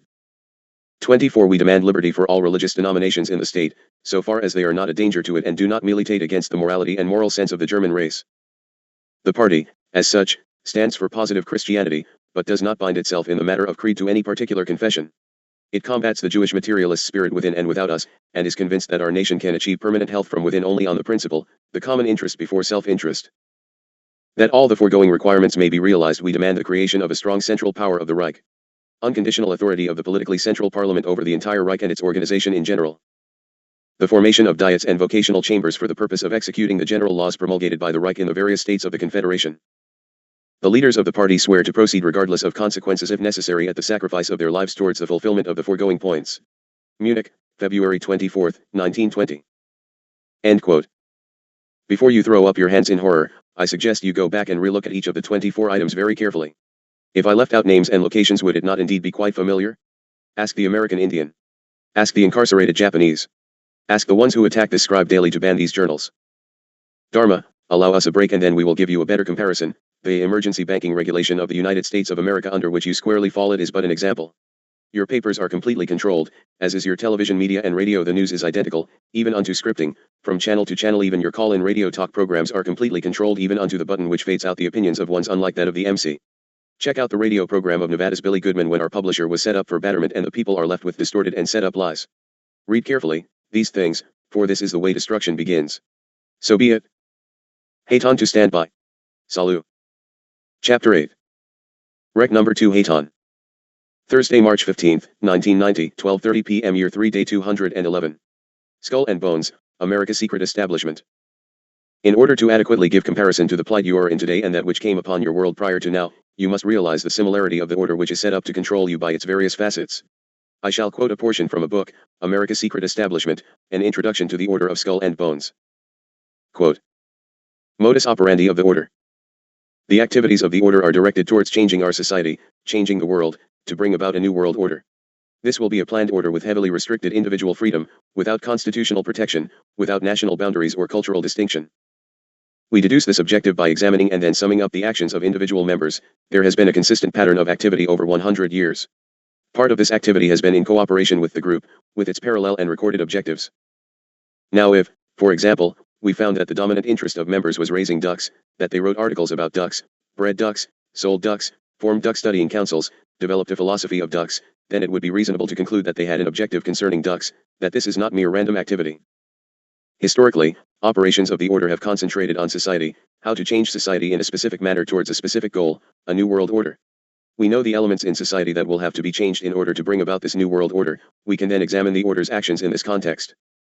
More or less these elements would have to be: education, how the population will behave; money, the means of holding wealth and exchanging goods; law, the authority to enforce the will of the state. A world law and a world court is needed for a world state. Politics, the direction of the state. Economy, the creation of wealth. History, what people believe happened in the past. Psychology, the means of controlling how people think. Philanthropy, so that people think well of the controllers. Medicine, the power over health, life, and death. Religion, people's spiritual beliefs, the spur to action for many. Media, what people know and learn about current events. Continuity, the power to appoint who follows in your footsteps. Daniel Coit Gilman, president of Johns Hopkins University, imported Wundt's psychological methods from Germany, then welded education and psychology in the U.S., established laboratories, brought these educational laboratories into major universities and generated hundreds of PhDs to teach the new educational conditioning system. One of the first of these Johns Hopkins doctorates was John Dewey. The result we well know. The educational morass of the 80s where most kids, not all, can't spell, read, or write, yet can be programmed into mass behavior channels. The order's next move was to control the foundations. They got all the big ones: Carnegie, Ford, Peabody, Slater, Russell Sage, and so on. That's the topic of another volume. As in education, the modus operandi of the order was to get in first and set the stage for the future. The initial objective was to establish a direction in an organization. Selection of managers, intuitive or immoral enough to catch on to the direction, kept the momentum going. In the case of foundations, the order has usually maintained a continuing presence over decades. When it comes to activities by individual members, at first sight the pattern is confusing and superficially inconsistent. Let's give some examples. Andrew Carnegie profited from war through his vast steel holdings, but under the guidance of member Daniel Coit Gilman, Carnegie was also an enthusiastic president and financial backer of the American Peace Society. This is seemingly inconsistent. Could Carnegie be for war and peace at the same time? The League to Enforce the Peace, founded by members William H. Taft and Theodore Marburg, was promoting peace, yet active in urging U.S. participation in World War I. How could the League be for war and peace at the same time? In the 1920s, W. Averell Harriman was a prime supporter of the Soviets with finance and diplomatic assistance, at a time when such aid was against State Department regulations. Harriman participated in Ruscombank, the first Soviet commercial bank. Vice President Max May of Guarantee Trust, dominated by the Harriman-Morgan interests, became the first vice president of Ruscombank in charge of its foreign operations. In brief, an American banker under guidance of a member of the order had a key post in a Soviet bank. But we also find that Averell Harriman, his brother Roland Harriman, and members E.S. James and Knight Woolley, through the Union Bank, in which they held a major interest, were prime financial backers of Hitler. Now our textbooks tell us the Nazis and Soviets were bitter enemies and their systems are opposites. How could a rational man support Soviets and Nazis at the same time? Is Harriman irrational or is the inconsistency explainable? The Bundy family gives us another example of seeming inconsistency. William Bundy was with the Central Intelligence Agency for a decade. McGeorge Bundy was National Security Assistant to Presidents Kennedy and Johnson. So the Bundys presumably support U.S. European policy which is pro-NATO. Yet the Bundys have been linked to activities and organizations which are anti-NATO and, indeed, pro-Marxist. For example, the Institute for Policy Studies. Are the Bundys inconsistent? Among individual members of the order we find a wide variety of publicly proclaimed beliefs, ideologies, and politics. William Buckley periodically chews out the Soviets. On the other hand, member John Burt has been a member of a dozen communist front groups. Member William S. Coffin, Jr. spent 3 years with CIA and then became a leader of anti-Vietnam War activity through the National Conference for a New Politics and clergy and laymen concerned about Vietnam. In fact, Coffin was one of the Boston Five charged and indicted for conspiracy to violate federal laws. And, of course, W. Averell Harriman is elder statesman of the Democratic Party. Quite a mixture of beliefs and activities. Do they reflect inconsistent philosophies? How can the order have a consistent objective with this potpourri of individual actions? The answer is, they are not at all inconsistent, because the objective of the order is above and beyond these actions and in fact needs these seeming contradictions. The state is absolute. How can there exist a common objective when members are apparently acting in opposition to one another? Probably the most difficult task in this work will be to get across to the reader what is really an elementary observation, that the objective of the order is neither left nor right. Left and right are artificial devices to bring about change, and the extremes of political left and political right are vital elements in a process of controlled change. The answer to the seeming political puzzle lies in Hegelian logic. Remember that both Marx and Hitler, the extremes of left and right presented as textbook enemies, evolved out of the same philosophical system, Hegelianism. That brings screams of intellectual anguish from Marxists and Nazis, but is well known to any student of political systems. The dialectical process did not originate with Marx as Marxists claim, but with Fichte and Hegel in late 18th and early 19th century Germany. In the dialectical process a clash of opposites brings about a synthesis. For example, a clash of political left and political right brings about another political system, a synthesis of the two, neither left nor right. This conflict of opposites is essential to bring about change. Today this process can be identified in the literature of the Trilateral Commission where change is promoted and conflict management is termed the means to bring about this change. In the Hegelian system conflict is essential. Furthermore, for Hegel and systems based on Hegel, the state is absolute. The state requires complete obedience from the individual citizen. An individual does not exist for himself in these so-called organic systems but only to perform a role in the operation of the state. He finds freedom only in obedience to the state. There was no freedom in Hitler's Germany, there is no freedom for the individual under Marxism, neither will there be in the New World Order. And if it sounds like George Orwell's 1984 it is. In brief, the state is supreme and conflict is used to bring about the ideal society. Individuals find freedom in obedience to the rulers. So who or what is the state? Obviously it's a self-appointed elite. It is interesting that Fichte, who developed these ideas before Hegel, was a Freemason, almost certainly Illuminati, and certainly was promoted by the Illuminati. For example, Johann Wolfgang Goethe, Aberis in the Illuminati Code, pushed Fichte for an appointment at Jena University. Furthermore, the Illuminati principle that the end justifies the means, a principle that Quigley scores as immoral and used by both the group and the order, is rooted in Hegel. Even the anonymous Yale student who wrote the verse in Memorandum 3 observed this principle at work on the Yale campus. This, then, is a vital part of our explanation of the order. When its co-founder, William Russell, was in Germany in 1831-2, there was no way he could have avoided Hegelian theory and discussion. It was the talk of the campus. It swept intellectual Germany like a Pac-Man craze. Most Americans haven't heard of it. And those who have don't want to hear any more about it. Why? Because its assumptions are completely at variance with our sense of individual freedom and constitutional guarantees. Most of us believe the state exists to serve the individual, not vice versa. The order believes the opposite to most of us. That is crucial to understanding what they are about. So any discussion between left and right, while essential to promote change, is never allowed to develop into a discussion along the lines of Jeffersonian democracy, i.e., the best government is least government. The discussion and the funding is always towards more state power, use of state power and away from individual rights. So it doesn't matter from the viewpoint of the order whether it is termed left, right, democratic, republican, secular or religious so long as the discussion is kept within the framework of the state and the power of the state. This is the common feature between the seemingly dissimilar positions taken by members. They have a higher common objective in which clash of ideas is essential. So long as rights of the individual are not introduced into the discussion, the clash of ideas generates the conflict necessary for change. As the objective is also global control and emphasis is placed on global thinking, i.e., internationalism. This is done through world organizations and world law. The great contribution of the Tafts to the order was on the world court system and world law to the internationalist aspect of the New World Order. End quote.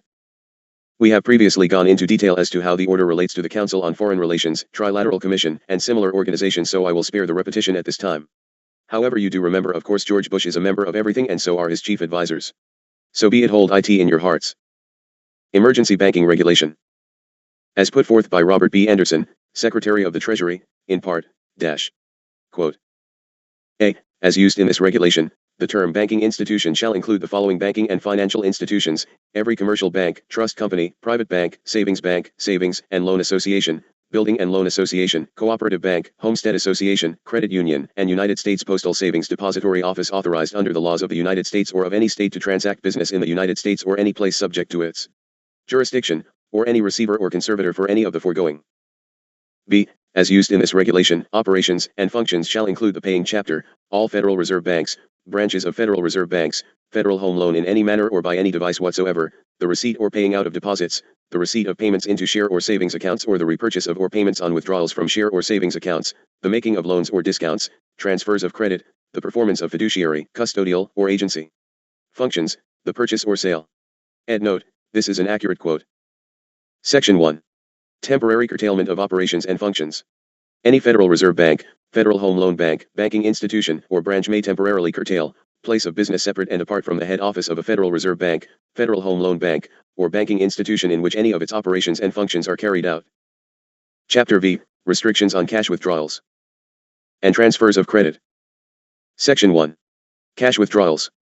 A. Withdrawals in the form of cash, whether by the cashing of checks or drafts, the making of loans in cash, or any other form of cash disbursement, are prohibited except for those purposes, and not in excess of those amounts, for which cash is customarily used. B. Banking institutions are further authorized to restrict and ration cash withdrawals to the extent necessary in the event a sufficient amount of cash should not be available. C. Banking institutions shall prohibit withdrawals of cash in any case where there is reason to believe that such withdrawal is sought for the purpose of hoarding. Section 2. Transfers of credit. A. No depositor or share or savings account owner may transfer in any manner or by any device whatsoever any balance to his credit on the date on which this regulation becomes effective, except for the payment of I. Expenses or reconstruction costs vital to the war effort, 2. Essential living costs, 3. Taxes, 4. Payrolls, or v. Obligations incurred before the date on which this regulation becomes effective, to the end that the best interests of the war effort and the public will be served. B. Banking institutions shall prohibit the transfer of credit in any case where there is reason to believe that such transfer is sought for any unauthorized purpose. C. After this regulation becomes effective, banking institutions shall retain until released by federal authority the original or a photographic copy, face and reverse sides, of each check and other evidence of transfer of credit in the amount of $1,000 or more. Section 3. Exceptions to restrictions. A. Balances in deposit or share or savings accounts may be transferred from one banking institution to a deposit or share or savings account of the same owner in another banking institution. B. The restrictions of Section 2 of this chapter shall not apply to any check or draft negotiated for value prior to the time this regulation becomes effective. C. The limitations and restrictions of this chapter shall not apply to the United States, any state, or any political subdivision thereof, nor to their respective agencies and authorities. D. The limitations and restrictions of this chapter shall not apply to transactions between Federal Reserve banks, Federal Home Loan banks, banking institutions, and branches thereof. E. The provisions of Section 2 of this chapter do not alter the right of any banking institution to invoke restrictions on withdrawals or deposits or repurchases of or payments on withdrawals from share or savings accounts provided for under contract or agreement with depositors or share or savings account owners or by reason of law or the provisions of its charter or bylaws. Chapter 6. Lending and extending credit. Section 11. Original printing error. Making loans and extending credit. No banking institution may make any loan, extend any credit, or discount, or purchase any obligation or evidence of debt, unless it is established and certified in writing by the borrower and a banking institution that the purpose is to pay expenses or reconstruction costs vital to the war effort, 2. Essential living costs, 3. Taxes, or 4. Payrolls, to the end that the best interests of the war effort and the public will be served. Section 2. Exceptions to restrictions. A. The restrictions contained in Section 1 of this chapter do not prohibit the renewal, recasting, or extension of any loan or credit outstanding prior to the effective date of this regulation, if in the judgment of the management of the banking institution such action is in the best interest of the war effort. The cancelled original evidence of debt shall be attached to the instrument renewing, recasting, or extending such obligations. B. Section 1 of this chapter shall not apply to loans or extensions of credit to the United States, to any state or any political subdivision thereof, nor to their respective agencies and authorities, nor to loans or extensions of credit between banking institutions. And so forth. End quote. If you are not in a current state of shock, I advise you to go back and read this again, because if you are not in a state of shock you either do not understand what you just read or you are out of the banking circles in all manner. Emergency status is called by the President, who is Mr. Bush, who is a full-fledged member of all of the Global 2000 Plan conspirators. It is further advisable to have a war in order to invoke the regulations and confiscate your money, and obviously you have to have the banks under the regulations in order to tamper with the money. You will also note that the U.S. government, its rulers and the states, as well as the cartel banks have no restrictions whatsoever. I suggest arrest, Dharma, While everyone goes back and reads today's writings, both of them, and get into a state of panic and shock. What is upon your place and coming down, is far beyond any little gray aliens under New Mexico in cahoots with anybody.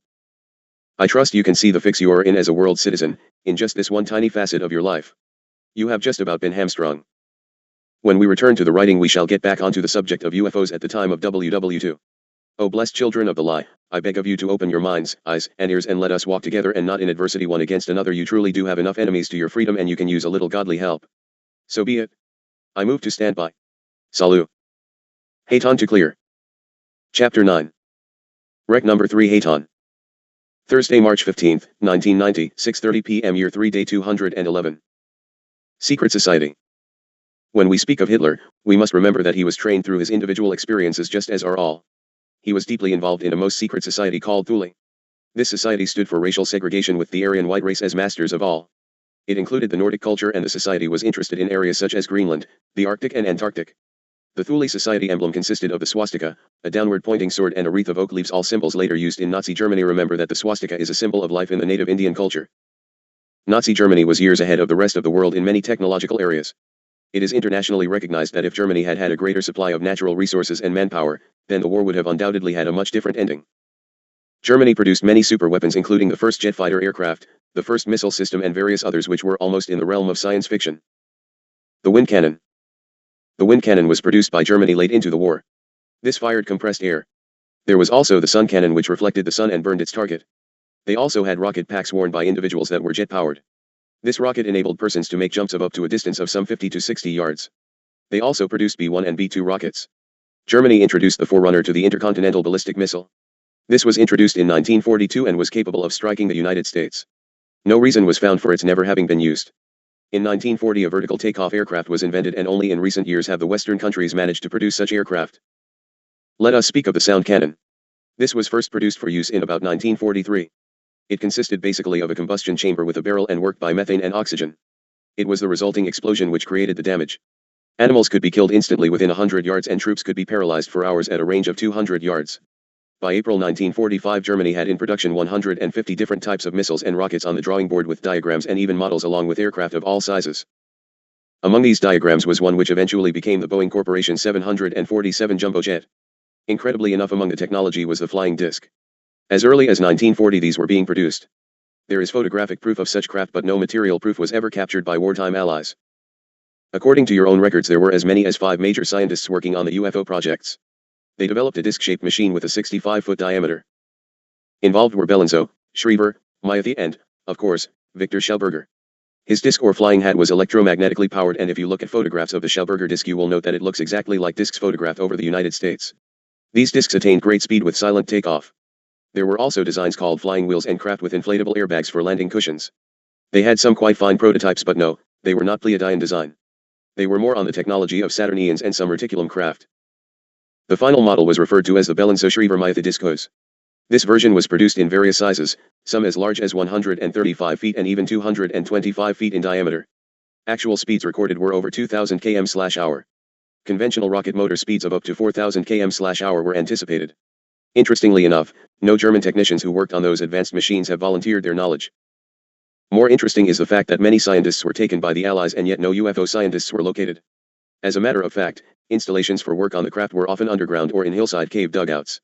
All facilities were dismantled and vanished without leaving so much as a detail. Now where do you think everyone went? Look at the evidence. Now, dear ones, we are not speaking of sloppy workmanship. In 1945 a disc could attain an altitude of 40,000 feet in less than 3 minutes, reaching a speed of 1,300 miles per hour.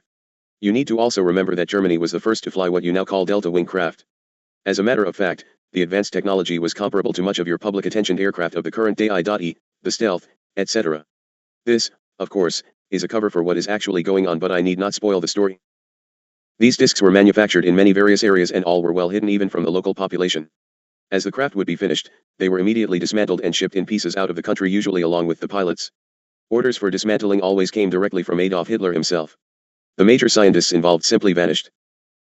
Many German scientists went to America after the war and they were all interrogated about the UFO works, however, it has never been made public to you ones as to whether or not the major technology was ever revealed. And yet you got the nuclear bomb. In fact, it was said that the bomb itself was built in Germany. Many reports were made by pilots over Germany, about UFOs. The strange thing is that no one was ever injured by them, although they certainly unnerved many air crews. Then following the surrender of Germany, the same type objects were observed over the Japanese areas. New metal. Probably the most unique thing that came out of that period of technological spurt was a new type of metal. This metal is harder than diamonds. This metal glows alternatively in colors of the rainbow when heated to a high degree. It was first used commercially in 1936. Strangely enough, no record was made of this metal in the indexes of metals. The A-bomb. Hitler issued an order on September 26, 1936. A Dr. Esau was put in control of the project. With the capture of Norway, there was available to Germany a source of heavy water which had previously been lacking. One tanker full of heavy water has not been accounted for to this day. Thus it can be seen that Germany was a very advanced country. The mystery is, what happened to all the technology? To start with, let us examine one of the biggest mysteries of your 20th century. Did Adolf Hitler commit suicide or did he not? Popular accounts are that on the 30th of April, 1945, Hitler shot himself. His body was said to have then been cremated. The most important witnesses and the men closest to Hitler have never been found, e.g. Bormann, Stumpfegger, Gunsche, et al. Here you will find a most interesting situation. Only 2 eyewitnesses were found who claimed Hitler committed suicide. All other witnesses were never found or could not answer. Hitler's body was never found. Also, the bloodstains found on the furniture where Hitler supposedly committed suicide was not of Hitler's blood type. There is absolutely no concrete evidence, therefore, that Hitler died. Further, Hitler was not a coward, nor did he believe in giving in. Suicide is completely out of character, for after he had heard of the suicide of the mayor of Leipzig and his family, he had condemned suicide as cowardly and unbecoming to a National Socialist. Hitler's personal pilot stated that on the 1st of May, 1945 he flew Hitler and Bormann to an airfield in Norway. I truly doubt that this would represent a resurrection. There they transferred to another aircraft and flew on to another place along the Norwegian coast. Later the pilot retracted the statement and backed the suicide statement after having been made aware of the incident. Now, very strange things happened when the Allies got to Greenland. Norway had held out longer than all other defense positions for the Germans, but when the Allies reached Greenland they found 2 direct opposite sites which were totally abandoned and dismantled, and other places where the defense was so total that in the end even the defenders could not be found and were never found. They just vanished. Aha! The Antarctic. At the beginning of the war, long-range plans were put into operation to prepare bases in the Antarctic should relocation be necessary. Strange perhaps, but most effective indeed. Stranger yet, in February 1945 in Hitler's last speech he said, "Germany will still win the war and the last bastion will be ours." Officially, the Second World War was never officially ended. The German army surrendered on the 7th of May, 1945 and Japan followed on the 2nd of September, 1945. No formal peace treaty was ever signed.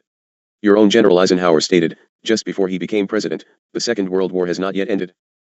Stranger yet, during the war Germany had 1,162 U-boats, submarines. Of these, 783 were lost in action. Of the remaining 379, 215 were supposedly scuttled by the German Navy itself and about 154 were captured by the Allies. The rest were never found. Statistics are rough, however, and several U-boats of the latest design arrived in Japan with war materials some 3 weeks after the defeat in Europe. These submarines subsequently sailed and were never again seen. Later, some 2 months after Germany's surrender, a German submarine gave itself up to Argentine authorities after all scientific instruments and weapons on board had been destroyed. The U-boat had calmly slipped into the harbor of Rio de la Plata. The commander's name was Otto Wermouth. The world was stunned and electrified. What was a German submarine doing all the way down there in South America? And, why had they not surrendered earlier? The crew was turned over to the US military after long demand, but no results were ever publicized. Funny thing, the crew was 54 men. The usual German crew size was only 18 men. There were also large food stocks on board. However, the real surprise was 540 large tin cans or barrels, all hermetically sealed, and upon opening were found to contain nothing but cigarettes. Now what would a submarine be doing cruising around South America almost 3 months after the war with a triple-strength crew, carrying a cargo of nothing but cigarettes? The average age of those 54 men turned out to be less than 25 years, with the exception of the machinist who was 32 years old. The commander himself was only 25, and the second officer an incredible 22 years young. Later, in checking, it was never found that there was a captain by the name of Otto Wermouth, the one given as that of the commander of the U-boat. All the crew had similar mysterious surroundings, no relatives, all alone, etc.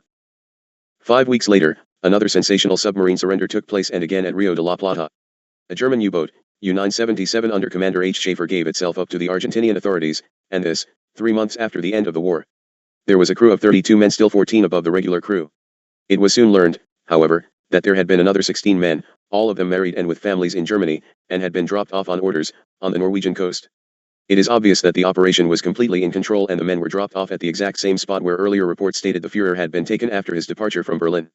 This U-boat was inspected thoroughly in search of Hitler. It was obvious that all on the inside knew that Hitler was still alive.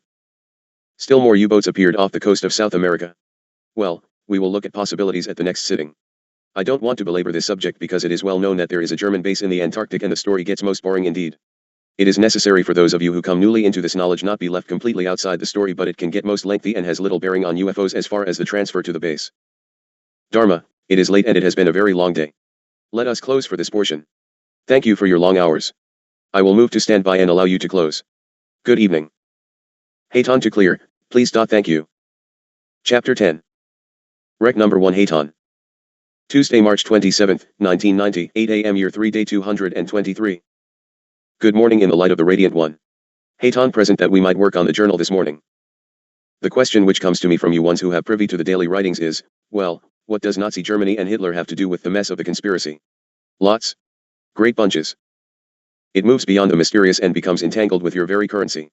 As you will recall, in a prior chapter we spoke of encounters with German submarines in recent years, and many of the German personnel who fled Europe have since been located living in South America quite comfortably and in great abundance. Recall also, that in Europe, there exists a registration obligation for each member of a community.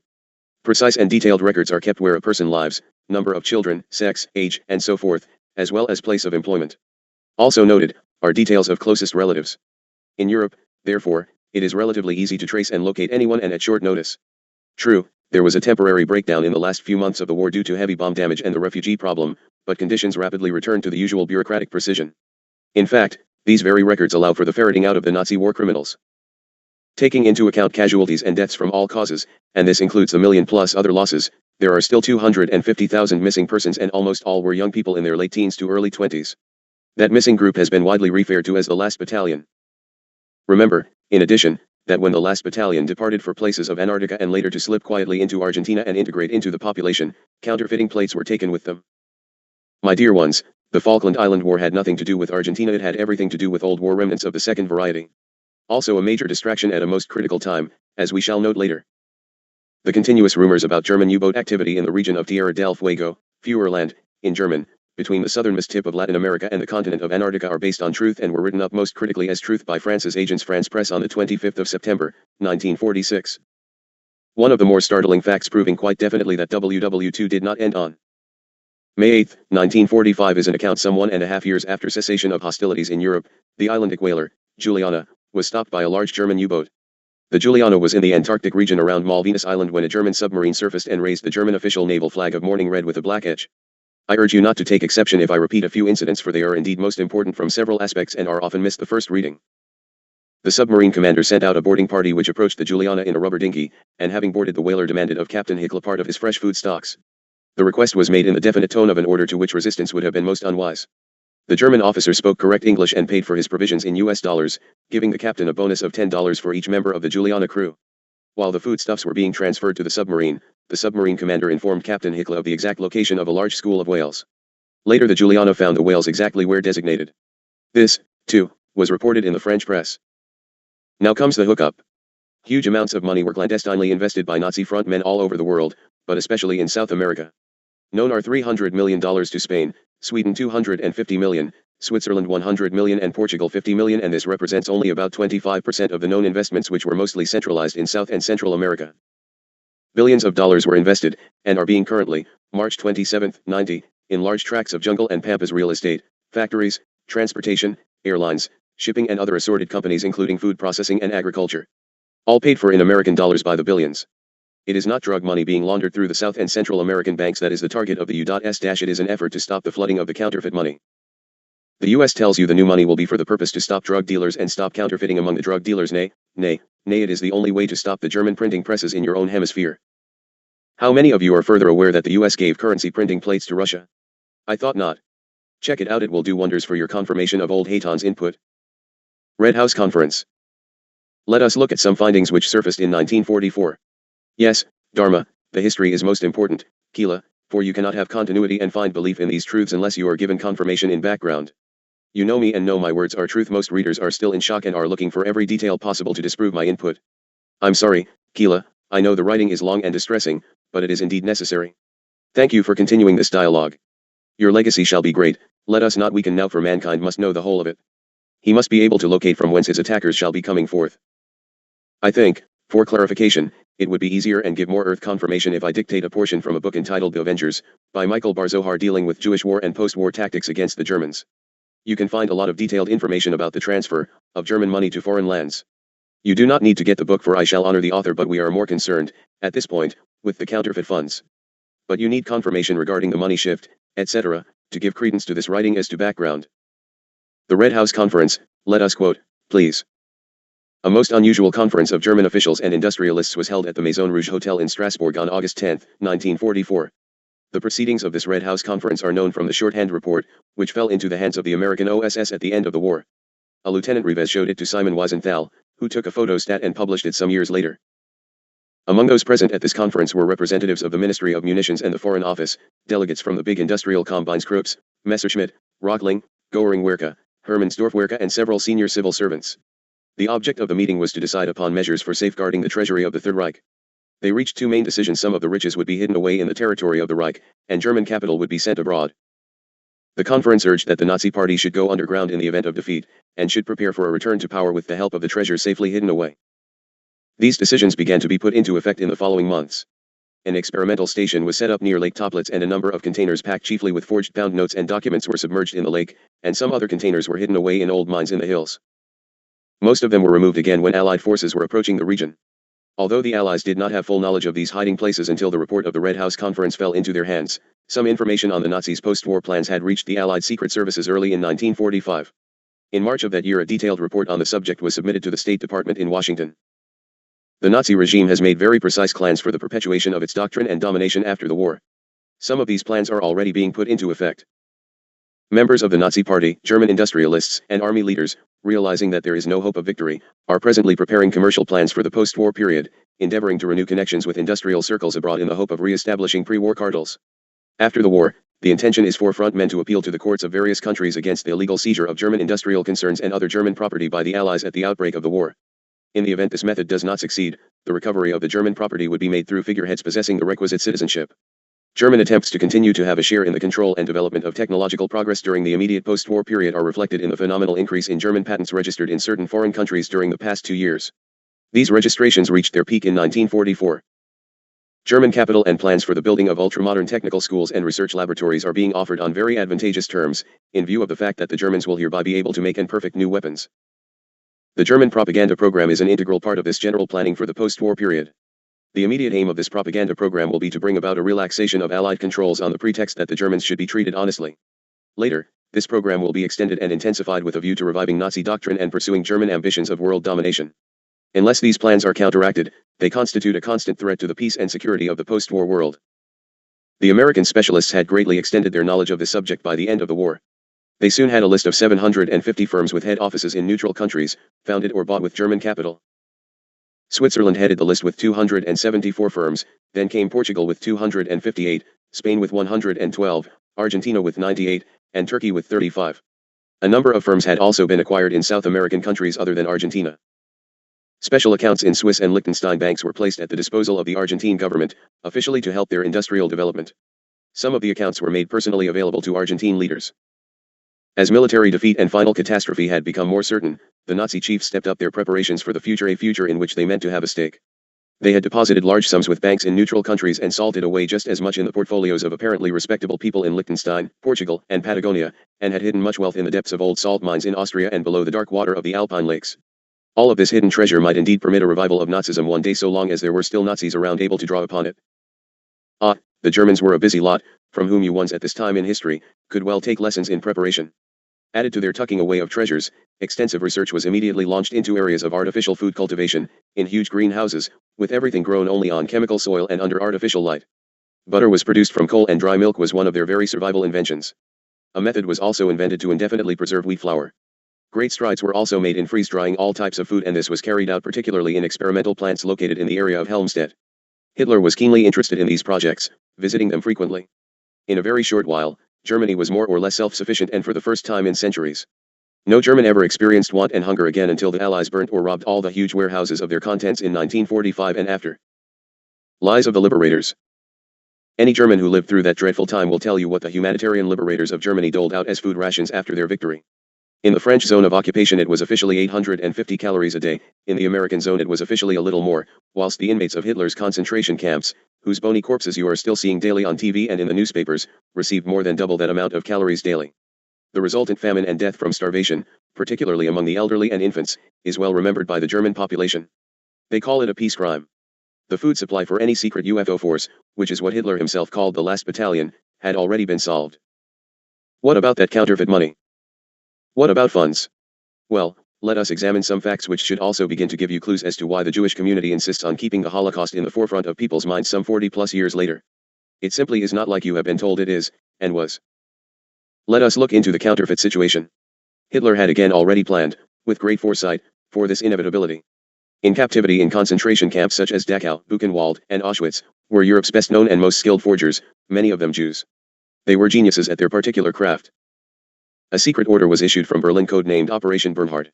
All the forgery experts were collected and were offered life and freedom if they cooperated in producing for Hitler perfect forgeries of some of the Allied currencies, but in particular, forgeries of the British pound and the American dollar, in various denominations. At first the forgers refused, but one by one they cooperated, and in an astonishingly short space of time, they produced what seemed to be perfect forgeries. The German government supplied from its own paper mills what is usually the stumbling block to perfect counterfeiting high-quality paper. The plates and paper were perfect, but not satisfied with their own judgment, a secret agent was sent to neutral Switzerland with a suitcase full of German-made pounds and dollars as well as other currencies in all denominations. This agent went to one of Switzerland's largest banks and requested to see the manager and stated, "I am negotiating a business deal with a man I suspect of being a Nazi agent, and he intends to pay me in this currency with these bills. Please test them and see if they are genuine." The bank manager explained he could not do this right away since it was in foreign currency, so the Nazi agent left the bills with the bank manager, arranging to return within a few days. Upon his return, he was told that the money was genuine, and that the bank would be pleased to accept it for exchange. The agent returned to Germany and the printing presses started rolling in Auschwitz and Buchenwald. Untold millions were printed, so much so that Britain, after the war, withdrew from circulation its £5 note, a first in British history. Come now, Hayton, you say, this is too much. Well, let us look at a documented incident and sequel to the story. Rumors persisted about Operation Bernhard long after the end of the war, and one such rumor was checked out quite thoroughly by you human entities. 4 weeks a group of Austrian government frogmen searched Lake Toplitz in Austria.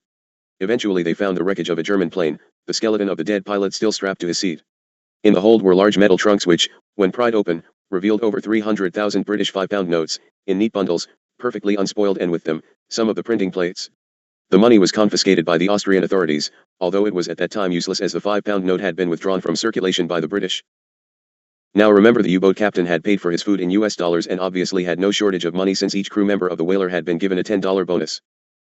It is not yet generally known that the entire Reichsbank treasure, all of Germany's reserves, disappeared from the bank vaults in Berlin before the end of the war. Guinness World Records book lists the story under the greatest unsolved robbery. Dear ones, that money is still viable indeed as a currency. Remember that the war was never officially ended. Note, during the US balance of payments crisis, Time magazine carried an article about discussions taking place at the headquarters of the World Monetary Fund in Basel, Switzerland. They found that $15 billion were in circulation, which should not really exist. One wonders where that amount of money might come from, wouldn't you suspect? And that had naught to do with the American hemisphere. So be it. Please, let old Hayton believe that you are beginning to get a better perspective on current events. Why do you suppose the Thatcher government sanctioned Bush's action in Panama? The Panama invasion was to get control of those banks, remember I told you. Further, who were the allies of Germany in World War II? Japan, perhaps? Why do you think you are having trouble getting the new money into circulation? Oh, my yes, intrigue, and James Bond magnified. Further, pay attention to the effort to keep the Holocaust, which we will point out probably did not occur as you are told, alive and well. The Zionists who plan Global 2000 takeover of world control know the enemy is at hand and ready to take on anything that comes along, for they also plan Global 2000 takeover and control of the world. The conspirators of the cartel of bankers is all mixed up within them all. Now isn't this grand game playing? Well, it would be if the blind masses of humanity weren't up for enslavement and gross genocide and annihilation. How could all these things be kept secret? Easy, no one gives you any news. The media is totally controlled. Let us look for a minute at the Operation Antarctica and Admiral Byrd's expedition, then we can move on into a brief discussion of why the big UFO cover-up. A break, please. This computer is acting up. Please open a new file to avoid any losses. Hayton to standby. Chapter 11. Rec number 2. Hayton. Tuesday, March 27, 1990, 11:40 a.m. Year 3, Day 223. Top Secret Nazi Expedition. Let us again turn our attention to the location of the bases. Even in this area Hitler had planned far ahead and at long range. Obviously guided by the possible occupation and subsequent loss of Germany itself, He had cast around for land still available for Coloradonization and found that Antarctica was, at that time, the only continent still unclaimed. With his usual dispatch, a polar expedition was organized, the preparation of which was kept secret. The force consisted of several large vessels, at least 2 of which were aircraft carriers, not the present-day type but rather large ships with float-equipped airplanes on board. The planes were rocket catapulted off special ramps at the end of the ships and retrieved out of the water via a crane. This secret Nazi expeditionary force was headed by Kapitän Ritzker and took place in 1937-38. The force landed in the area of Queen Maud Land and established bases there. Large float planes of the Dornier-Wall type, with the unusual pusher-puller propellers were used to explore a huge area of Antarctic terrain. Over 11,000 photographs were taken for mapping purposes. Significantly, a swastika flag was dropped every 20 kilometers to substantiate the German claim to that land, comprising over 600,000 square kilometers in all. In this way, not only was a terrain claimed by Germany, larger than Germany itself, but more significantly, for the first time, ice-free oases, warm lakes, were found by the secret Nazi expedition. They were photographed along with Alp-like mountain ranges of over 4,000 meters in height.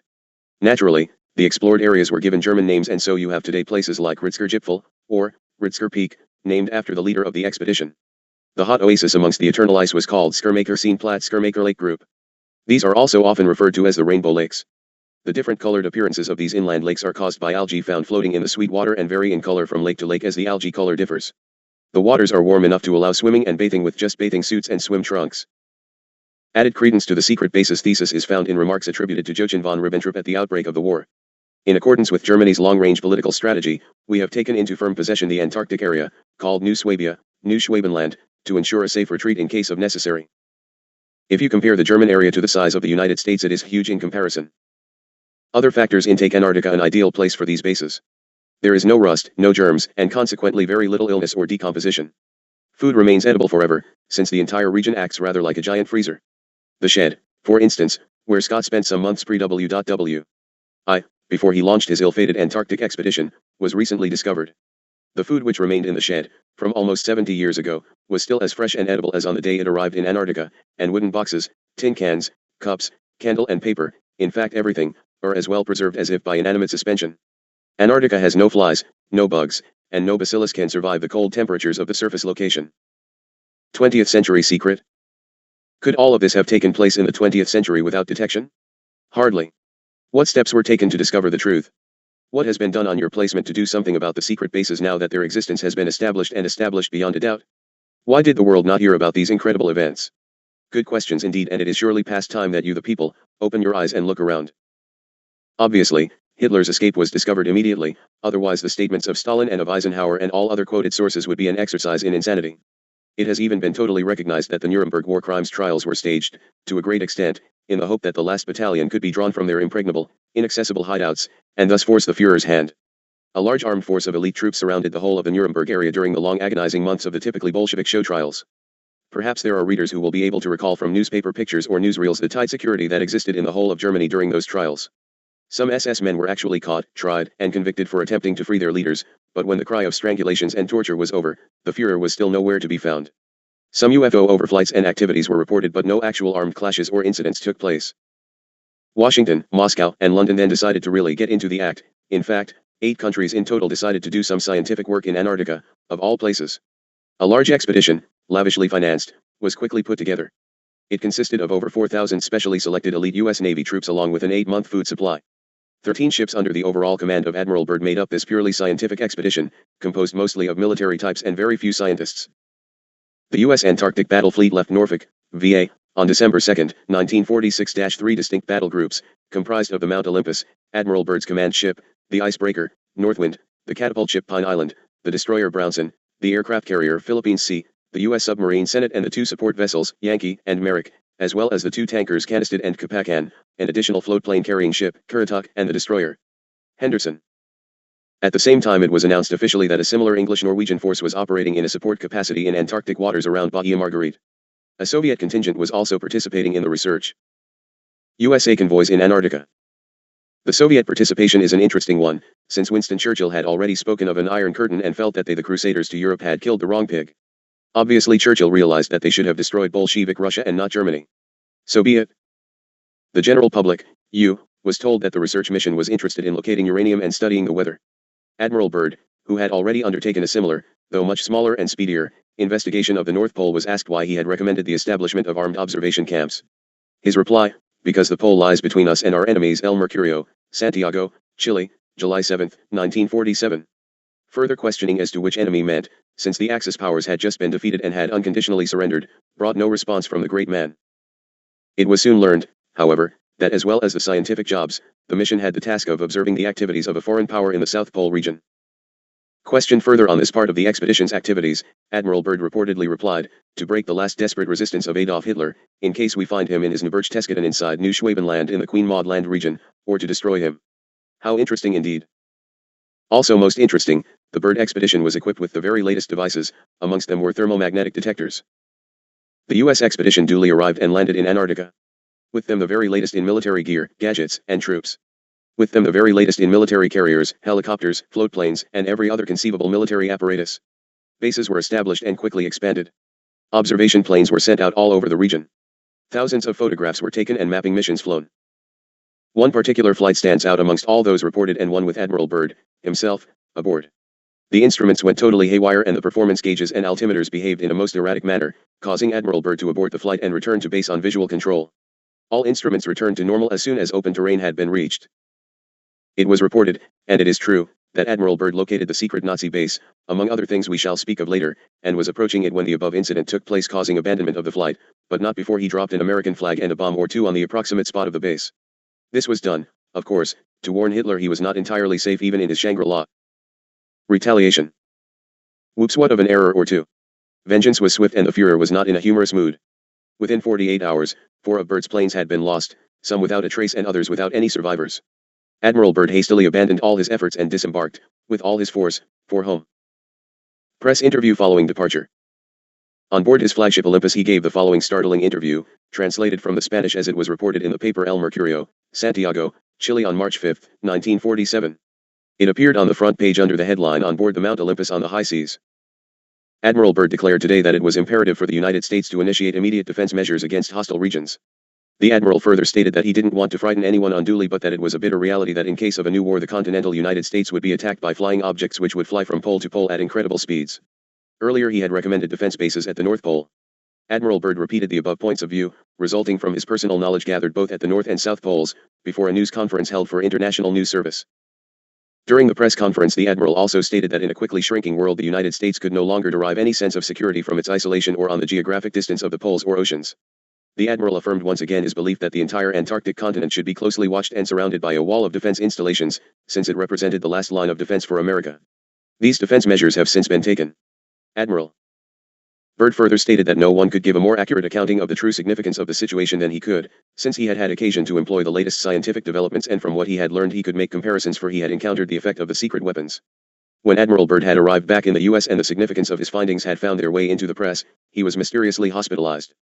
No hard information was ever unearthed, but his grand statements to the press in South America and on board the Olympus were not appreciated by the powers in Washington. Less appreciated were the actual facts regarding his expedition, which I shall enlighten you about a little bit further on in this writing. He was among the first victims of a long string of prominent people removed from circulation for their honest belief in unidentified flying objects and encounters with higher forces. You can gain great insight into important conclusions from the foregoing. 1. The final outcome of WW2 is yet to be decided.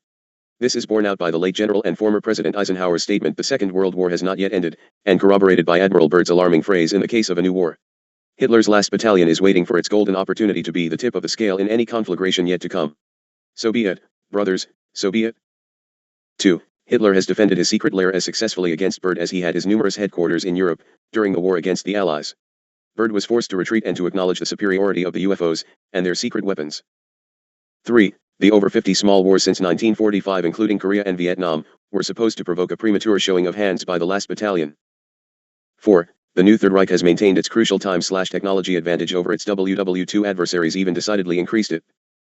5. Idealism, spirit, has triumphed already over materialism, money, since only the German state was destroyed but not the ideology of National Socialism. 6. There has been a 30-year cover-up by brain and more often by brawn, about the true identity of the UFOs, or at least many of them. Their origins have been known, but deliberately suppressed by the rulers of the unholy alliance of 1939-45. 7. The real and only reason for the insane UFO cover-up, now falling apart, is to be found in most UFOs' German origin. The Allies in East and West have told so many lies about the barbaric, sadistic behavior of the Nazis, that they now fear widespread panic amongst their populations, should the truth become known. After all, If the Nazis are still around, would it not be logical and natural for them to take revenge one day? With UFO power? Come now, what does the symbol of a swastika really mean? Life ongoing and without end. No, I did not say that I adore and cherish the Third Reich. I said that the swastika means life. All the liars are not yet out of the woodwork, my friends. Why the big UFO cover-up? For over 40 years some of the world's most imaginative people have wondered about the strange behavior of their governments when it comes to the questions of the UFOs. If the UFOs are extraterrestrial and the humans on your planet have no defense against them, then why annoy these beings by orders to shoot to kill? It is interesting that once again you see perfect harmony of approach between the US and the Soviets. In the 70s there was a very detailed report about the Soviet Air Forces having stumbled upon some secret UFO bases in far-off Mongolia. The Soviets went in their usual barbaric style, bombed and burned everything to the ground. This was well documented by Dipl. A. Schneider in the Viennese newspaper, K. Die Aktuelle Serie, PA Saturday. September 14, 1974 as follows. The following remarkable report reached us today from the Soviet Union. April 24, 1970 was a day that all hell broke loose. A supersonic Soviet jet bomber in a secret mission from Moscow to Vladivostok was lost without a trace over Siberia. The pilot was in voice contact with ground control stations when suddenly the transmission was interrupted. An intensive search by nearly 200 planes was quickly organized over the area where the pilot was last heard from. Almost simultaneously a number of pilots reported to ground control, "We are not alone up here, above us are flying objects, maybe 25 or even more. They are huge, they are so high we cannot get near them." That same afternoon in Krasnojarsk, red alert was sounded and troops were deployed around the city because an entire formation of these silvery, silent visitors circled over the scared town. Apparently, entire salvos of ground-to-air missiles were fired at hundreds of flying discs which crowded the airspace of the Sino-Soviet Mongolian frontier area. There was a concerted action by the strange intruders against the town of Ulaanbaatar, where all flights seemed to emanate from an end. A spokesman for a group of touring German students said after returning from Mongolia, where they had been at the time of the UFO invasion, that the Soviet Union had destroyed a secret UFO base of immense proportions consisting of many miles of subterranean tunnels, and dozens of pyramid-like structures in the northern area of Mongolia. However, no photographic proof or documentary evidence exists. The Soviets are always very secretive. After Admiral Byrd's hasty retreat from Antarctica, he not only suggested bases around both poles and a ring of armed camps, but offered this plan: turn Antarctica into atomic test ranges where atom and hydrogen bombs could be dropped to be tested. Well, this is a quote from an incorrect source. It was not Admiral Byrd who suggested such a thing, he was simply blamed for it. A strange thing, however, as soon as such a plan was put forth, Capitol Hill in Washington, D.C. received an official visit. There is not a UFO fan who has not seen a historic photograph of an entire swarm of U.F.Os flying over the nearby congressional buildings and the White House in perfect formation. Interesting to note that the Antarctic test site idea was never again seriously considered. Hundreds of sightings took place around the world from Japan to Korea, where you have a particularly good example of a UFO dematerializing in front of the cameras. One must then ask, why do these UFOs always show themselves, but why do they not land, etc., etc., etc.? Well, realizing the fear responses and the need to keep the lies hidden, it is indeed unsafe, isn't it? This is appropriate for terrestrial ships as well as extraterrestrial visitors. The UFO cover-up is most similar to other actions of the other unholy alliances, such as the mass murders of Operation Keel Hall at Katyn, Dresden, and Hiroshima. Let anyone dare to not conform with the establishment's version of things and you can see people being hounded, defamed, and persecuted on a daily basis, not the least of which are our own scribes, just for receiving this information. Little men with agreements. More distractors, and I will investigate herein. Let us look from some other viewpoints, please. Often, your UFO fans have advanced the theory that the strange flying objects come from distant planets and galaxies to check on your atomic experimenting, and some people's state contactees have been told that the UFOs would prevent an atomic war on the planet Earth. Why should we? Why should we care? We certainly do not demonstrate any great desire to colonize the Earth, at least not in any great numbers. Well, perhaps some of these aliens are already scattered about Earth. We have all sorts of reasons why we will not allow atomic devastation to wreck your planet. These are speculations as presented by some sources who feel an alliance exists with space aliens, etc. A. The UFOs are, by now, driven by electromagnetism, consequently all secrets surrounding electric power have been discovered. Since all modern communications and guidance systems are based on electronics, it is an easy task to listen in, decode and prevent the start or to redirect whilst in flight any vehicle or spacecraft, now in use by the Allies. B. The destructive power of atomic weapons is therefore much more of a threat to the powers who possess them and have them stored in silos, in subs, in planes or on their own soil than to those countries who do not have these weapons at all, since they could quite easily be set off by remote control from the UFOs, before they were even launched. Please keep in mind that these are projections put forth from your placement, not mine. C. The UFOs will undoubtedly prevent atomic war to prevent the extinction of the white race. At the moment the white people are outnumbered 10 to 1 on the planet, and should there be an atomic exchange the ratio would be 100 to 1 in the whites' disfavor. Well, a few of your better thinkers have found some interesting conclusions which might be worth pointing out. No man of the caliber of Adolf Hitler, deeply committed to the survival and resurgence of Western culture, would ever allow this tragedy to happen to the white race if he could at all help it? There is a most interesting aside which I might note for you. Perhaps a few of you readers will already know the following, that in the region of the South Pole, Antarctica, and to a lesser extent the North Pole, it is possible to escape from the Earth's magnetic pull and death through radiation because the Van Allen belts open up, funnel-like, at both of these extremities. It is possible to launch a spacecraft, with very little radiation protection from this area avoiding enormous weight. A crew needs no radiation protective gear. Now I am going to lay forth some other speculations which might bear contemplation. You must remember that Hitler had massive feasibility studies of space stations, based on very specific and valid data. He authorized launching an artificial satellite to be rocketed into space in 1947 with the A9-A10 rocket, in a steep angle away from the axis of the Earth, and counter to the Earth's rotation. From this point it would have been possible to observe any spot on Earth within any given 2-hour time period, and hit any spot on Earth with accurate missiles, bombs, radar-guided or other gadgets such as mirror beams or death rays. The Rosenbergs mentioned these platforms in their testimony during their espionage trials. They called them warships of space. Where did they get this information about top-secret plans, not realized by the Allies until some 25 years later? From the same documents that gave them the atomic bomb, of course. Yes, this would definitely seem as if spaceflight was already known to a mysterious group of beings, would it not? Prof. Dr. James Greenacre. The American astronomer, Professor Dr. James Greenacre and 4 of his colleagues made an astounding observation from Flagstaff, Arizona Observatory and reported it to a conference on moon problems in New York City in May of 1964. Because of the UFO cover-up policy still in force in the U.S. government, Professor Dr. Greenacre was only able to give his report verbally to colleagues who were present at the conference. Here is roughly what he said. On October 29, 1963 we observed several colorful spots on the moon. The spots moved in formation across the motionless face of the moon. 1 month later Professor Dr. Greenacre observed the same phenomena. The May 1966 issue of UFO Nachrichten Volume 117 reproduced what Drive Greenacre had stated he had observed.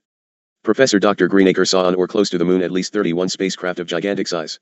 Some were from 300 meters to 4.8 kilometers long. They were in motion while being observed through the telescopes. Also, clearly discernible were numerous smaller craft approximately 150 meters in diameter, which moved past or alongside the huge craft, the mother craft occasionally changing color, as in the often reported, pulsating style. The distance from the Earth to the moon is 384,000 kilometers. This was the end of the report.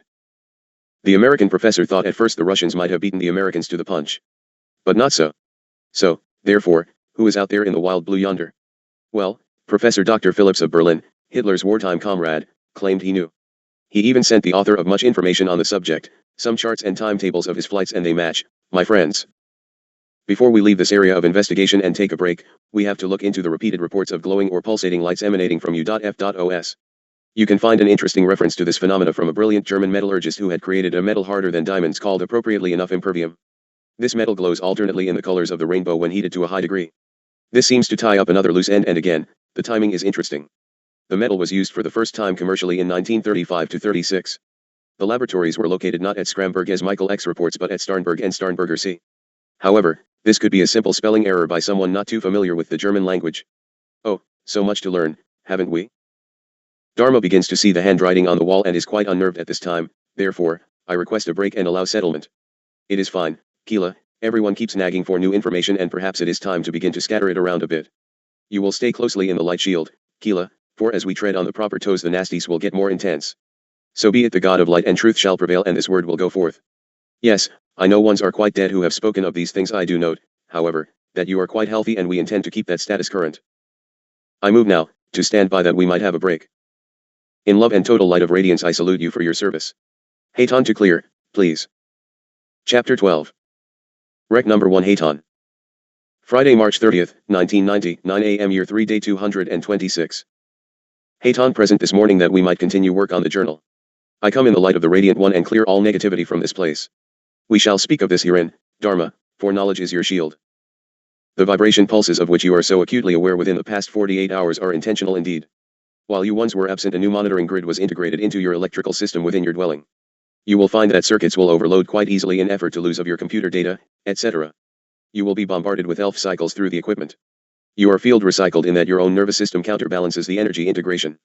For a while you will be acutely aware of the vibrations from all things you touch, for the cycle impulses are different from your own and you will note the clash of sequence perception until you adjust. Know it is intended and that you are in protection. However, I request that you remain conscious of the input and challenge to your system in that you are constantly aware and recognize all changes. Your system will automatically adjust, but you will find exhaustion your constant companion for a while during the adjustment, and all within the property will recognize confusion, depression, and sleepiness until all is in total integration. I speak of these things herein because we choose to make a public statement of conspiracy attempt to stop of your writing. We herein place the conspirators on notice that we can play this game far more perfectly than they can bombard. I ask, however, that all entering your physical space take extreme care and use superior caution. As the script plan is unfolded unto you once, the seriousness of the impact must be ever present. You are to use caution, not fear. Be receptive to intuition, all of you, regarding any and each who enters into your space. I did not say to be distrustful, I said to pay attention. This is both for the guest/visitor as well as for self. The readers of these journals must come into realization that the material to which they are now being made privy, is truth, is dangerous, and is your very guidelines to change as well as transition. The threats have now been officially laid at my table to cease and desist with the bringing forth of these truths, or else. Dharma has requested that she be allowed to continue our work and we place her in protection. However, there is great risk in many forms. We are now to the point of picking up where others were forced to leave off. The game gets rougher as we move along. Therefore, I must ask patience and indulgence of the readers in that we must work rapidly on the journals, and personal kibitzing over nitpicking attitudes of personal nature will probably be set aside to respond to later in the upcoming weeks. I humbly thank each and every one of you who have so generously given of your time and efforts. The training has been exceptional and the pressures constant. The building shall begin shortly and you will have great success. It is not the building of good business that is the problem, it is, rather, the bringing forth to public view of these atrocious lies which have been perpetrated and perpetuated through the last decades. As we tell you of the truth and then give you proof of same, it will be hard indeed to comprehend, and yet you will all find it logical, reasonable, and totally valid. We of the higher command ask your patience and indulgence and an open mind that you might receive in clarity and purity of integrity. The very hope and subsistence of your placement depends upon your changing of attitudes and ability to rethink circumstances. So be it, and I plead for the granting of your attention and kindness. Dharma, ye shall not be yet given to remember these things, for it is unsafe. Kila. Allow the fog to bring you comfort and security instead of confusion, for it is your safety net. Believe me, Kila, they know you know nothing of these things any more than any reader of the material. The information is coming forth from several locations of which you must remain basically unaware, for that, too, is your security shield. All they can do is discount, and discounting can no longer be successful as the logic of truth comes into the attention of mass consciousness. Hold tightly to my hand, little one, and fear not, for the hosts of the heavens walk with you, and the valley of the shadows is just that, shadows. The physical is ultimately of no importance whatsoever, and the time is at hand to bring these things into public awareness. So be it in the light of God's source. There is no darkness in this place, in this receiver, nor in the entities from which she receives.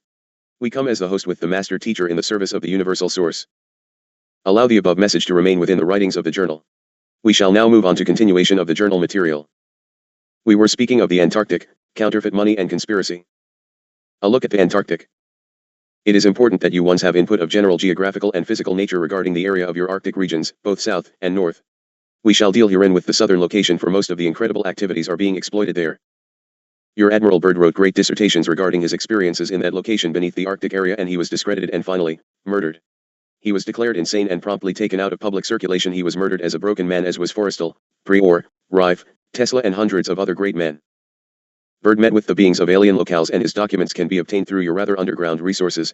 Therefore, I shall not dwell at great length in this chapter regarding that matter. I wish to give you purely physical data for confirmation at this writing. Further, for you ones who have access to your National Geographic journals, please refer to April 1990, which will be released shortly. Ah yes, Dharma, you need to know that more than do others. In fact, we shall utilize a map or two from their presentation that you might have confirmation. There are no coincidences, Kila, and ye shall be given all the credentials and confirmation that ye need. If you will look at a globe of your planet, you will find that there are two land masses close to the Antarctic region, South America, namely, Argentina and Falkland Islands, and Australia. This is most important indeed in deciphering logically that which we give unto you. Let me note right here that you of the US have great bases in Australia with spaceflight, data collection, exchange shuttle facilities, nuclear testing, and great underground facilities for security and survival. Now Australia, remember that Australia is a branch of Great Britain, has endorsed plans for a commercial space launch station using Soviet rockets, to be built on the Cape York Peninsula in the continent's remote northeast. The plan is for a $450 million installation to be functional not later than in the mid-90s. This, too, can be confirmed from reliable sources on your placement. Further, what of the USSR offering to make available to Japan over 59 technologies in the military and space fields as part of an effort to establish joint ventures with Japanese industry. Soviet officials have actually proposed joint ventures that would give the Japanese access to the Soviet Buran space shuttle. Still sleeping? Do you still wonder about the importance of the Falkland Islands off Argentina?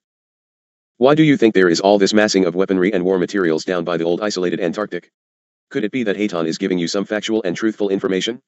Let us refer to it all as the tacky tactics of the centuries. They of the conspiracy know from whence their big bad enemy shall arise. They also know where the most secure life-sustaining land masses shall emerge following an Earth pole shift. You will find that the Arctic regions were once blooming tropical lands. Time to wake up, you sleepyheads, the alarm clock is ringing off the table. So be it. While one's pick at whether Dharma's Jesusananda is and others, the time clock is ticking wildly. She will not be given to further debate over the matter, yet ones shall go within thine own selves and find your truth, for your brother has no more time for the foolish distractions. You are going to have a war and you have no shelters. Get on with it, Chellis, for your existence is at stake. I give Brian Hodgson of National Geographic great honor and appreciation, for I shall utilize his updated information to great extent in these current chapters, for you need the confirmation of Earth scientific published material. Perhaps as you move along in truth you will subscribe to the Geographic to support the works of these outstanding researchers. The Antarctica is larger than Europe or Australia, but it has no native human population. It contains more than 2/3 of the world's fresh water in the form of ice, yet some areas receive less than 2 inches of precipitation a year. Antarctica is the highest, coldest, most desolate place on the globe, on the surface of it. But it irresistibly draws visitors. The 5th largest continent is a giant outdoor laboratory where scientists strive to decipher clues to our planet's history and detect early warning signs of global pollution. That which is called Earth's last terrestrial frontier is drawing increasing international attention, and only a minute fraction of a percent of humans have the slightest idea as to why. In 1959, 13 nations joined the 12 original signatories as voting members of the Antarctic Treaty. Research stations were constructed and a voting coalition was formed to be eligible for voting on control of resources on the continent. There are some 40 year-round bases on Antarctica at present, known publicly. 14 additional nations have gained observer status, introducing a strain of international politics to a gentleman's agreement that guaranteed only that Antarctica would be used for peaceful purposes without specifying clearly what those purposes might be. And there you have it. No place in your ability to attend is allowed peaceful existence, no place.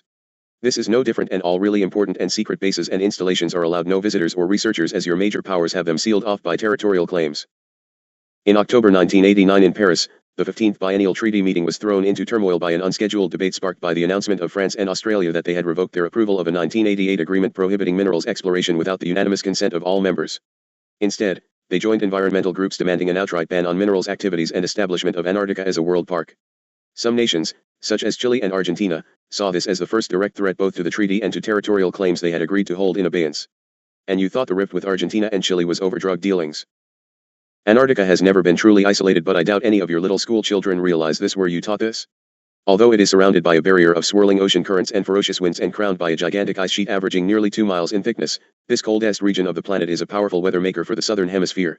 Its frigid waters surge along the deep seabeds into the northern hemisphere, modifying ocean temperatures and carrying nutrients to nurture marine life. More recently, scientists have discovered that Antarctica is a sensitive barometer of mankind's use and abuse of the planet. Comparing today's atmospheric gases with those trapped in core samples of ancient Antarctic ice, they have found that the burning of fossil fuels has helped raise carbon dioxide to the highest level in history. Some have warned that this might cause a melting of the ice sheet by trapping heat from the sun. Other scientists have learned that man-made gases called chlorofluorocarbons, trapped over Antarctica by a stratospheric vortex of winter winds, react with spring sunlight to release chlorine atoms that destroy much of the ozone, which helps protect living organisms from harmful ultraviolet radiation. This is accurate enough to allow it to go undebated by me, at this point. Man always precipitates his own environment, and therefore a debate at this point would be futile and useless. Further, this segment of writing is from the scientific viewpoint of very human observers and is not for my input. Let us just tell the segment as human sees it. Early warnings. As early as 1975, scientists had warned that Antarctic waters were being overfished. In 1980, an agreement was reached on a convention for the conservation of Antarctic marine living resources. By 1983, Soviet fishing fleets had seriously depleted the population of Antarctic cod around the French islands of Kerguelen. Other fisheries appeared on the verge of destruction. There is a fish at South Georgia called Champsocephalus gunneri, which was most popular and is now most endangered. A fishing limit of 10,000 tons of gunneri was recommended by a group of involved nations in 1986. However, the Russians immediately reported catching over 69,000 tons, 7 times the proposed limit. They claimed the numbers estimates were wrong and that the protein would go to waste unless fishing is done at the optimum level. At this point, the good old US Congress got into the act and requested a major study of Antarctica's marine ecosystems. This put up all sorts of wondrous distractors and gave excellent reason for infiltrating the area and checking on the security systems already in place. Oh, of course, Congress thought it was all a study of marine life. Most of your Congress is as ill-informed as the masses of the population. What is really happening? With all the military intrigue and installations, ships from many countries come into the waters of Antarctica claiming to be research vessels but are actually otherwise. For instance, in 1989 an Argentine supply ship Bahia Paraíso ran aground after hitting underwater rocks near Palmer Station, apparently because of inaccurate navigation charts. Thousands and thousands of gallons of diesel fuel fouled beaches and killed untold numbers of wildlife. Where was Exxon when you needed them? The Soviets have intensive activity of massive amount and take marine life in uncountable amounts. Reports which could be verified were that the Soviet vessels were taking over 20 tons a day of gun theory at Shag Rocks. At the South Shetlands, some 18 vessels were taking krill at 85 tons a day, and at the convergence 400 miles northeast of South Georgia, one boat reported catching 2 tons of squid within a few hours. Right across the Strait of Magellan and Cape Horn you find Punta Arenas, Chile's southernmost city. It is a thriving commercial center, whose harbor, shipyard, airport, and communication facilities have made it the major gateway to the Antarctic Peninsula and is only a couple of hours' flight to King George Island, site of Chile's Teniente Rodolfo Marsh Station and Airfield. There are 8 other nations which have research stations on the island: Argentina, Uruguay, Peru, Brazil, Poland, South Korea, the Soviet Union, and the People's Republic of China. King George's popularity stems more from its location, only 600 miles from Punta Arenas, than from its scientific potential. This should also tell you readers a lot of information. It gets easier and easier to get to Antarctica as the French and British are building new airstrips. On the continental ice plateau you can land ski-equipped aircraft almost anywhere. It is also easy to land large-wheeled transports on areas of permanently bare ice, such as those near the Vinson Massif. The U.S. plans to establish a base there to give regular airway from Punta Arenas to the South Pole. Further down the coast from Punta Arenas is a place called Ushuaia, which means Jesus, or in Hebrew Jesuia or Yeshua, spelled for pronunciation. How do you suppose that could have happened? Surely the pale prophet couldn't have gotten into that region also. So be the mysteries of time. Chile's base on King George Island is actually a colony, with quarters for some 240 airmen and scientists.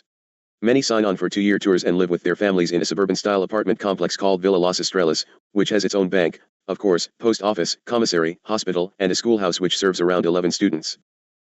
This complex, together with the tourist facilities, reflects Chile's long-standing policy of proving up its territorial claim to a large sector of Antarctica, even though such claims are held in abeyance under the treaty.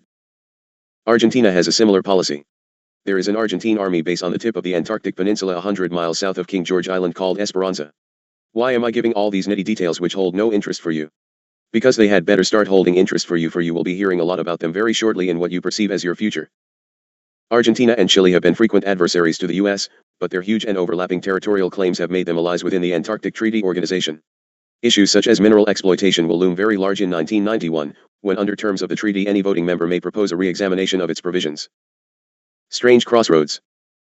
The Antarctic Peninsula and its island chains have been an international crossroads since 1820, when Russian explorer Bellingshausen arrived to claim first sighting of the continent after braving the savage weather of Drake Passage in wooden ships. Today's mariners are better equipped, but some things have not changed. Storms are quick to form and deadly. The USA has ongoing studies under the guise of NSF's Division of Polar Programs and travels the region's rich bird and marine life habitats regularly, too regularly, since 1965, when the jaunts could no longer be kept secret due to the traffic in the area. Note that Bird's expedition was in the 40s and continuous monitoring was begun at that time. One of the major stops on the scientific journey is Deception Island, where a placid lagoon fills the 10-square-mile caldera left by an ancient volcanic catastrophe. Don't count on it remaining simply ancient. Today one can find a smattering of abandoned buildings and wooden boats that line the haunted shore, which still steams with volcanic heat. Records show that in 1924 the entire bay literally boiled, blistering the paint on a fleet of factory ships used to process some of the thousands of whales killed in these waters. There have been major eruptions in 1967, 1969, and 1970 which destroyed Chilean and British bases. This is in the area of the Bransfield Rift and is a very active volcanic zone. It has widened considerably over the past several years, and recent seismic activity can tell you the magma is welling up again. The type of magma found in that area creates a fairly quiet eruption above ground, since it is highly fluid and has time to cool to crystals when it contacts air. But on the seafloor it reacts instantly with water to produce a tremendous explosion. There will be ongoing and more frequent eruptions in the current time segment. The food chain of the Antarctic is under heavy study. Microscopic plants called phytoplankton bloom in the ocean each spring, nourishing vast swarms of the shrimp-like crustaceans called krill, interesting label, that form the main food for many of the continent's creatures. Commercial krill catches now approach 500,000 tons a year, and scientists are concerned about the effects of heightened levels of ultraviolet radiation on phytoplankton. So far you have no way to measure the volume of krill swarms accurately, but one must look at the population of penguin colonies, which numbers in the hundreds of millions, and they feed only on krill. Now, how do you suppose the Cooper Group came up with a name like OH Krill in relationship to visiting aliens? Little gray men from outer space? Oh, I think not. Are these plots set up by your free people government? Oh, I think most definitely, yes. Krill have some interesting points about them, not the least of which is that they present an almost unlimited food supply for the human inhabitants of Earth. Krill. The lifespan of krill is around 7 or so years. They reproduce beginning in the 3rd summer. The eggs are laid between mid-December and early March, with the eggs sinking to between 600 and 1,200 meters before hatching while moving into the warm incubating waters. The larvae hatch and ascend through the water column to begin maturing. Ocean currents can move krill swarms far out of reach of bird colonies and protect the growing babies. An adult krill can go without food for as long as a year and survive nicely, Larvae as long as 2 months without nourishment, a necessary defense against seasons in which phytoplankton are scarce or hard to find. But now you have an interesting happening. The krill feed on phytoplankton, which use sunlight to produce food by photosynthesis, utilizing carbon dioxide and such primary nutrients from the sea as nitrogen and phosphorus, plus trace elements. The threat of increased ultraviolet radiation pouring through the ozone hole over Antarctica has made the question of the effect on phytoplankton a most appropriate and urgent one. Isn't this just getting more and more interesting? What about those rainbow lakes, and more important, what about that ostensible rainbow city, of mythology past and current? Also, the little phytoplankton glitter like jade, others are brown, etc. The microscopic sea water is a wondrous garden of the sea with a brilliant three-dimensional universe crowded with exquisite translucent organisms. There are tintinids which are cone-shaped and which feed on bacteria, and squarish-looking organisms which are diatoms. Their outer shells are made of silica, so they are really like plants in glass houses. A tiny sample will contain over 10 species of these minute single-celled organisms which link up to form colonies that look like a string of beads. The species and numbers change continually, decreasing as winter darkness approaches. The lovely part of the life stream of these little wonders is that they can adapt to little fellows have experienced the same type of cycle prior to now. The Australians are developing a sunscreen preparation for use by humans based on UV-absorbing compounds found in coral. Similar compounds have been found in fungi. 85% of lichens in Antarctica have compounds that absorb radiation in the ultraviolet ranges. Before we discuss the ozone and ultraviolet radiation, let us take a rest break, please. I shall move to standby. Thank you for your attention, and you, Dharma, for your service. Salut. Haton to standby. Chapter 13. Rec number 1, Haton. Saturday, March 31st, 1990, 7:30 a.m. Year 3, Day 227. Haton present in the light of the radiant one. Good morning. May we please continue with our journal, and may we begin where we stopped, with further discussion of ultraviolet light, radiation. Ultraviolet radiation, UV. Studies are ongoing in Antarctica for measuring amounts of ultraviolet radiation. Ozone is not the only thing that affects UV reaching the ground. Glacial ice, for instance, reflects as much as 95% of UV back to the sky. The ocean reflects 5 to 30%, depending on the amount of ice cover. One of the important goals of this study is to determine to what extent clouds block UV. With the opening in the higher ozone levels, the UV levels are showing up in amounts in October which would normally be measured in December. This means that the Antarctic summer has become approximately 2 months longer in duration. Remember, however, that it is almost impossible to actually measure these variances due to short monitoring, and you once have the incorrect perception regarding the ozone layer. Changes, however, are becoming more and more evident, and that point is indisputable. Even your rather crude studies of heightened UV effects on sea organisms have used artificial light. Conditions in the real world are radically different. It is extremely difficult to accurately measure these rays, but it is a pretty close estimation that red light penetrates 10 to 20 meters, blue as deep as 90 meters into the ocean, and ultraviolet is undetectable at 20 meters or thereabout. Ice-laden cloud movements also make impact on true readings. When you effort at determining the effect of these factors on life, i.e. phytoplankton, one finds that temperature, salinity, and light all determine whether the life form makes a good living, or bad living, or no living at all. To base, scientifically, results set in concrete is impossible. Phytoplankton, for instance, changes depth as water layers are mixed by wind and heat. They also quickly produce pigments to protect against increased sunlight. They also make UV-absorbing compounds, and therefore, it is reasonable to hypothesize that these can also limit UV damage. Look at possible mineralization in Antarctica. There are many minerals. There is a lot of coal in the Transantarctic mountains. Geologists have found traces of copper, gold, and silver on the Antarctic peninsula. But these wouldn't be economic even if you found them in Minnesota or Montana. Petroleum is still in great question, as the US, Brazil, France, Norway, West Germany, Poland, Japan, Australia, Britain, Italy, and Russia have all done seismic research. The Japanese have been surveying for 8 or 9 years. Only the US and Australia have released hard data, as required by the Antarctic Treaty. But at any rate, you need a 5 to 10 billion barrel field, something like Alaska's Prudhoe Bay, to make it pay, even at a price of $70 to $80 a barrel. Uncertainty. Uncertainty plagues your scientists about the possible effects of the warming of Earth's climate in general. Glaciologists know that Antarctica's ice sheet, which covers 98% of the continent, moves toward the sea in the form of glaciers and ice streams. But they can't conclude as to whether it is shrinking, growing, or remaining pretty much balanced. The world sea levels show definite signs of rising as much as 6 millimeters a year, but that is thought to be caused by a combination of thermal expansion of the water plus a melting of northern hemisphere glaciers. But why would northern hemisphere glaciers be melting? And so it goes. It is pretty well established that ocean currents carry warmer water under the seaward edge of the ice shelf and melt it from the bottom at about 3 meters each season. Now it is planned to bore through the ice shelf down to water level and place 40 permanent temperature, current, and salinity sensors.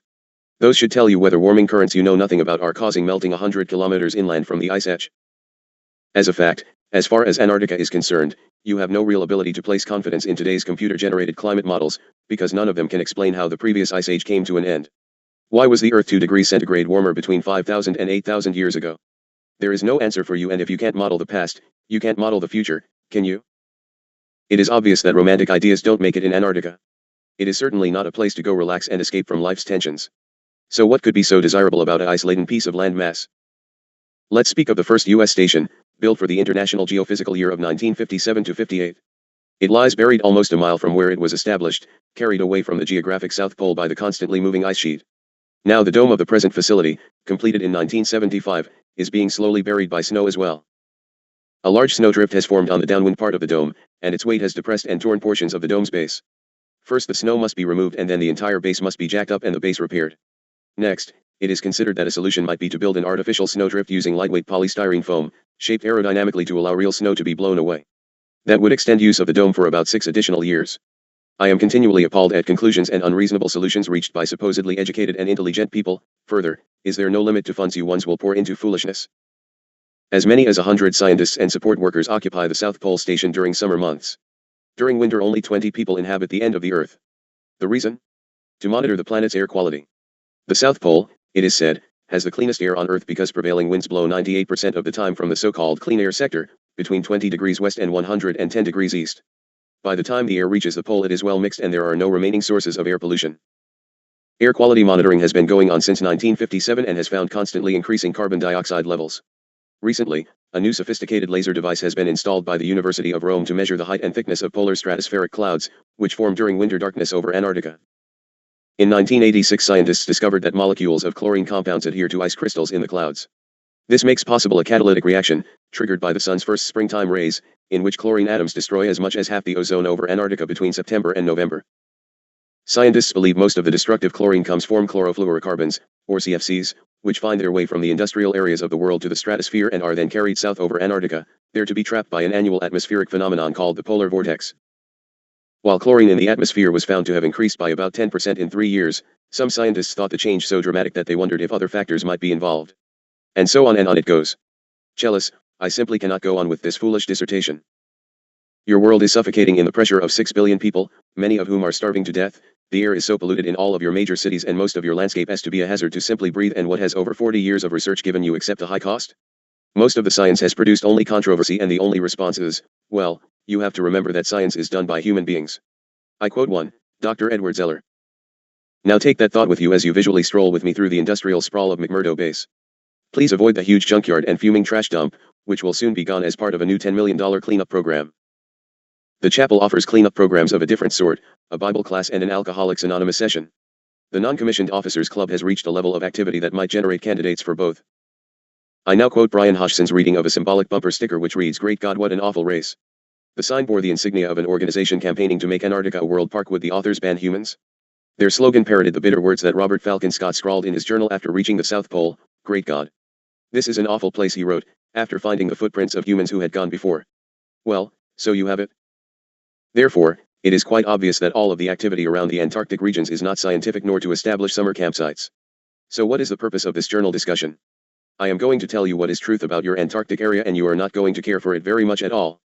Nonetheless, I support those brave men who have gone before and now speak from this dimension. It allows truth to flow ever so much more freely, brothers. Ponder it. Truth has no need of shading from this placement in the heavens. The next sections will read like something out of James Bond Goes Beyond Sanity. I suggest you stick with me through it, however, for you are going to find truth, my dear friends, and I trust it will shake you up accordingly. Once continually barrage the scribe with my doom and gloom fear tactics. Well, I certainly advise paying attention. Fear and panic? No. Pay attention and utilize your God-given resources, and what you have is hope. Continue to hide the truth and ye shall never find freedom. Truth shall set ye free, naught else. Truth in the light of God's source, who will suggest you turn about and unto his laws, and ye shall find freedom. I have several pieces of correspondence awaiting response, and I shall take them up a bit later, for it becomes urgent that this journal be finished and sent forth. The pressures are getting too heavy upon these ones, and therefore, delays must be avoided. How about some facts, skeletons, and dirty laundry? To give proper placement of background, you must return in your memories back to April of 1982. Move back to the Falkland Islands and South Georgia Island and the war between Argentina and Great Britain over these barren, windswept wastelands. Or, were they? Oh, dear ones, what you have not been told would fill mammoth volumes, and we haven't time for that. I am going to give you information which is well known in certain circles but hardly known at all to the populace, you the people. A few have come into this information, enough to confirm the truth of my writings at any rate. On the surface the whole incident represented a dispute between Argentina and Great Britain over those barren islands. But surely you have learned by now, that nothing is as it seems. You are told exactly that which you are to believe and you diligently go about following the orders. The so-called Falklands crisis was just the visible tip of a giant military operation. During the month of April 1982, fierce naval battles were taking place, not only in the South Atlantic but also in the South Pacific. The hostilities were very effectively kept under arrest by wartime censorship on all sides of the dispute, and yes, the US was most certainly in the dispute. On April 30th, a total naval and air blockade of the Falklands by the Royal Navy began. At the same time a counter-blockade had been declared by Argentina in the same area. To be effective, a blockade must be imposed over a period of time, but the Royal Navy didn't have sufficient time. Winter was coming on in the South Atlantic, and the British supply lines were overextended. Having traveled so far, however, Her Majesty's Navy could not simply drop the blockade and sail away in a few weeks' time without drawing blood from Argentina.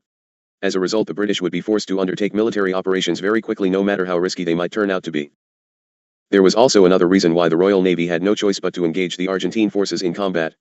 That reason was that the Royal Navy had already suffered losses in secret combat that same month. Only when publicly admitted fighting erupts would the British dare to admit that they had already suffered great battle losses. And further, to obtain that cover story, the British had no choice but to sail into combat, but in so doing, they would be risking even heavier losses on top of those already sustained.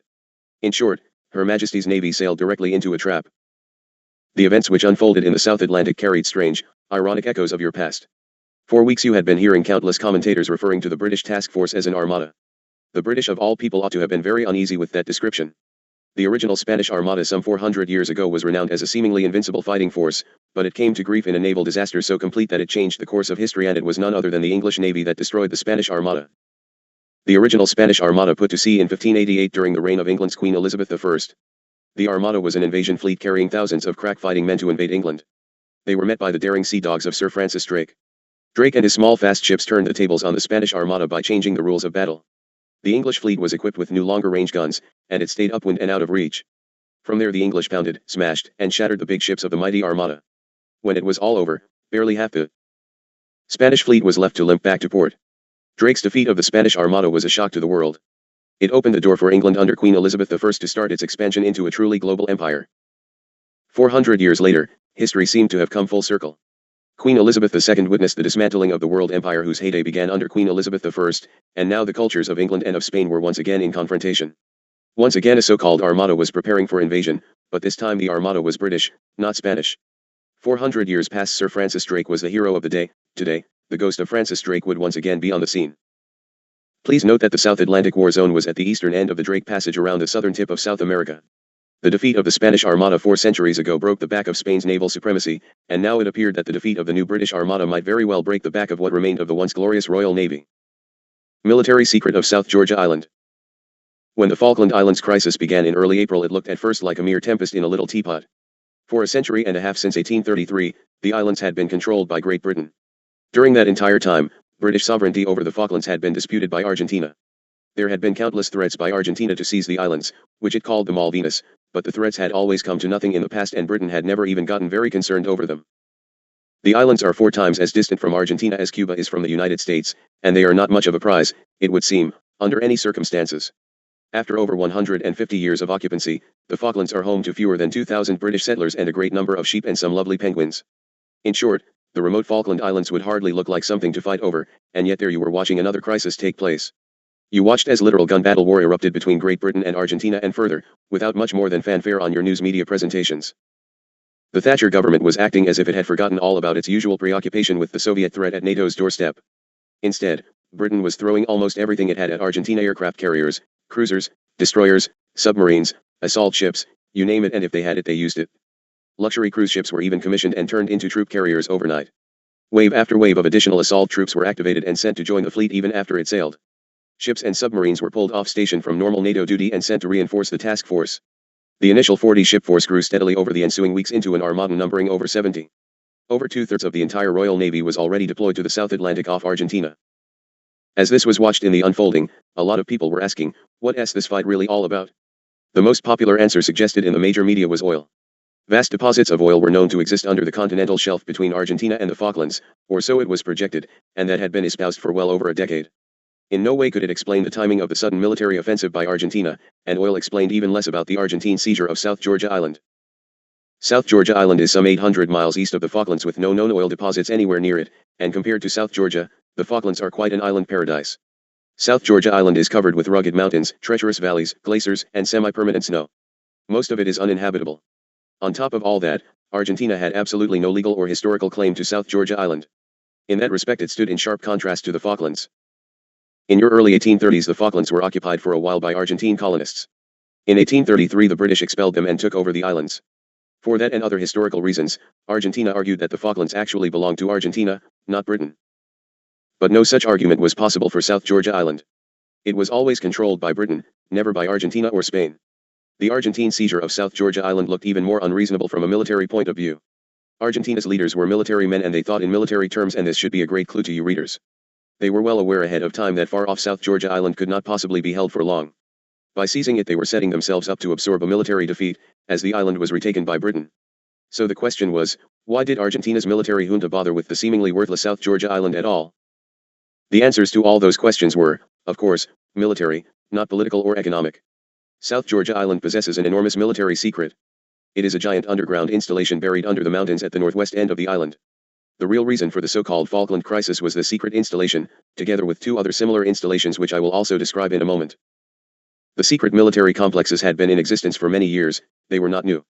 What was new was an accelerated nuclear war timetable of the American Bolshevik war planners in Washington, D.C. For the prior 2 months reports of details of that war plan were leaking out as quickly as they could be verified. The plan called for nuclear war 1 to erupt by September of the year 1982.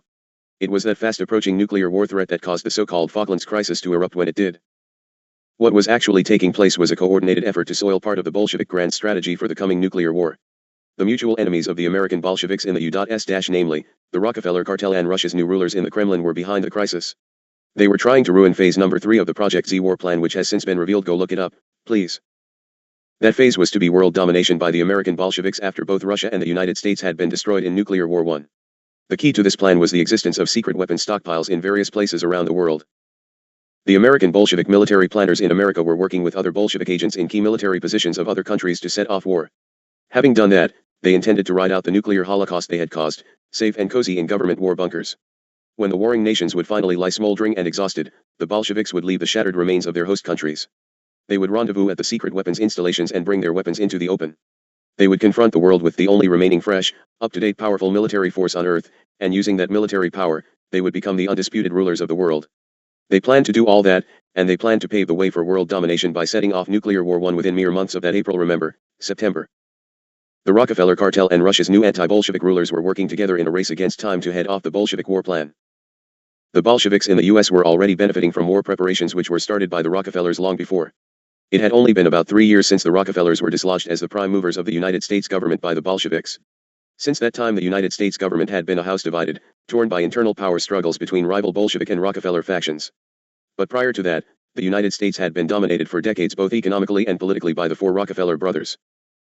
In 1961 the brothers launched a new long-range plan for world domination. It was a two-pronged strategy, half visible and half secret, which has been described prior to this writing. It was a plan for the United States to arm to the teeth in secret while preparing to disarm gradually. Without repeating all the details, the basic idea was grandiose indeed, yet simple. By deliberately appearing weak, the Rockefeller-controlled United States would maneuver itself into a nuclear war with Russia. Then the secret weapons, including superweapons, would be unleashed to smash Russia and take over the world. When they set the grand plan in motion in 1961, the Rockefeller brothers were looking ahead to a nuclear war by the late 1970s. Their military analysts concluded very early that the war being planned would have very different effects on the northern and southern hemispheres. Both superpowers, the United States and the Soviet Union, are located well up in the northern hemisphere, so are the other full-fledged nuclear powers Great Britain, France, Red China, and India. By contrast, the strategic targets for nuclear war in the southern hemisphere are relatively few and far between. In other words, it was expected that the coming nuclear war would be essentially a northern hemisphere war. In an all-out nuclear holocaust it is known that serious radioactive fallout would gradually spread to affect even areas not initially hit by war. But there are limits to how far the war clouds can spread. It was discovered long ago that there is very little mixing between the air of the northern and southern hemispheres.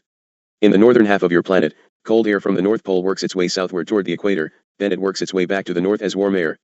A mirror image of this process takes up the southern half of the planet. Northern and southern hemisphere air meet in the equatorial zone, but very little of the air changes places. The military conclusion is this: the coming nuclear war could ruin vast areas of the northern hemisphere for generations forward, but if the calculations are correct, the southern hemisphere could escape virtually unaffected by the war. This was surely music to the ears of the four Rockefeller brothers. A quick look at the globe of the world shows why this would be a reasonable calculation. The Rockefeller cartel has dominated Latin America ever since World War II. As discussed in prior publications, Nelson Rockefeller solidified the cartel grip on Latin America during the war. He accomplished this as so-called coordinator of hemispheric defense for then-President Franklin D. Roosevelt. So that takes care of the South American continent and its natural resources. Then let us turn to the African continent.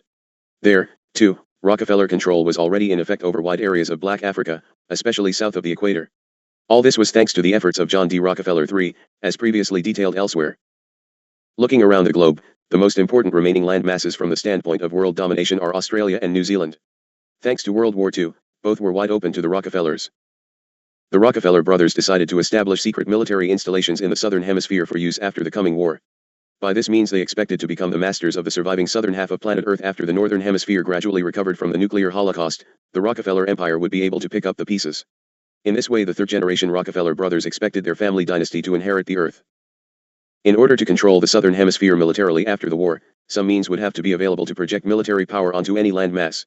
For example, revolts against Rockefeller domination would require troops, not a blast from the beam weapons on the moon, another very interesting story. The most critical factor for post-war military domination of the world was found to be a navy. A minimum of 2 secret naval fleets would be required, one based in the South Atlantic, the other in the South Pacific. Since the reserve naval fleets were to be kept secret until after the Northern Hemisphere nuclear war, they could not be built in existing shipyards. New construction facilities had to be built and they had to be hidden. To hide an entire shipyard is no small task, they take up a lot of space. On top of that, it was essential that the ships remain hidden after they were built. The best way to achieve that was to combine the shipyard and naval base into one overall secret installation. Finally, the secret naval installation had to be invulnerable to nuclear attack, otherwise if its existence were ever discovered prematurely, the secret navy might be wiped out. The combined requirements for secrecy, space, and protection against attack were formidable, but one day in 1959, while all these plans were still in the early stages of development, the answer presented itself. During a so-called banking trip to Sweden, David Rockefeller was given a tour of a unique hidden naval port. The port is hollowed out from solid granite cliffs which come right down to the water. The entrance to the port is a gigantic hole in the side of the cliff which can be sealed off with enormous steel doors. Inside this big doorway on the water a huge cavity has been hollowed out to accommodate ships. The Rockefeller brothers and their military advisors decided that a bigger, more secret, better protected version of the Swedish hidden port was just what they wanted. A survey of candidate sites was then initiated. The site survey covered coastal areas throughout the southern hemisphere. Many areas were rejected very quickly because the topography was wrong. Other areas were rejected because they were too close to the equator.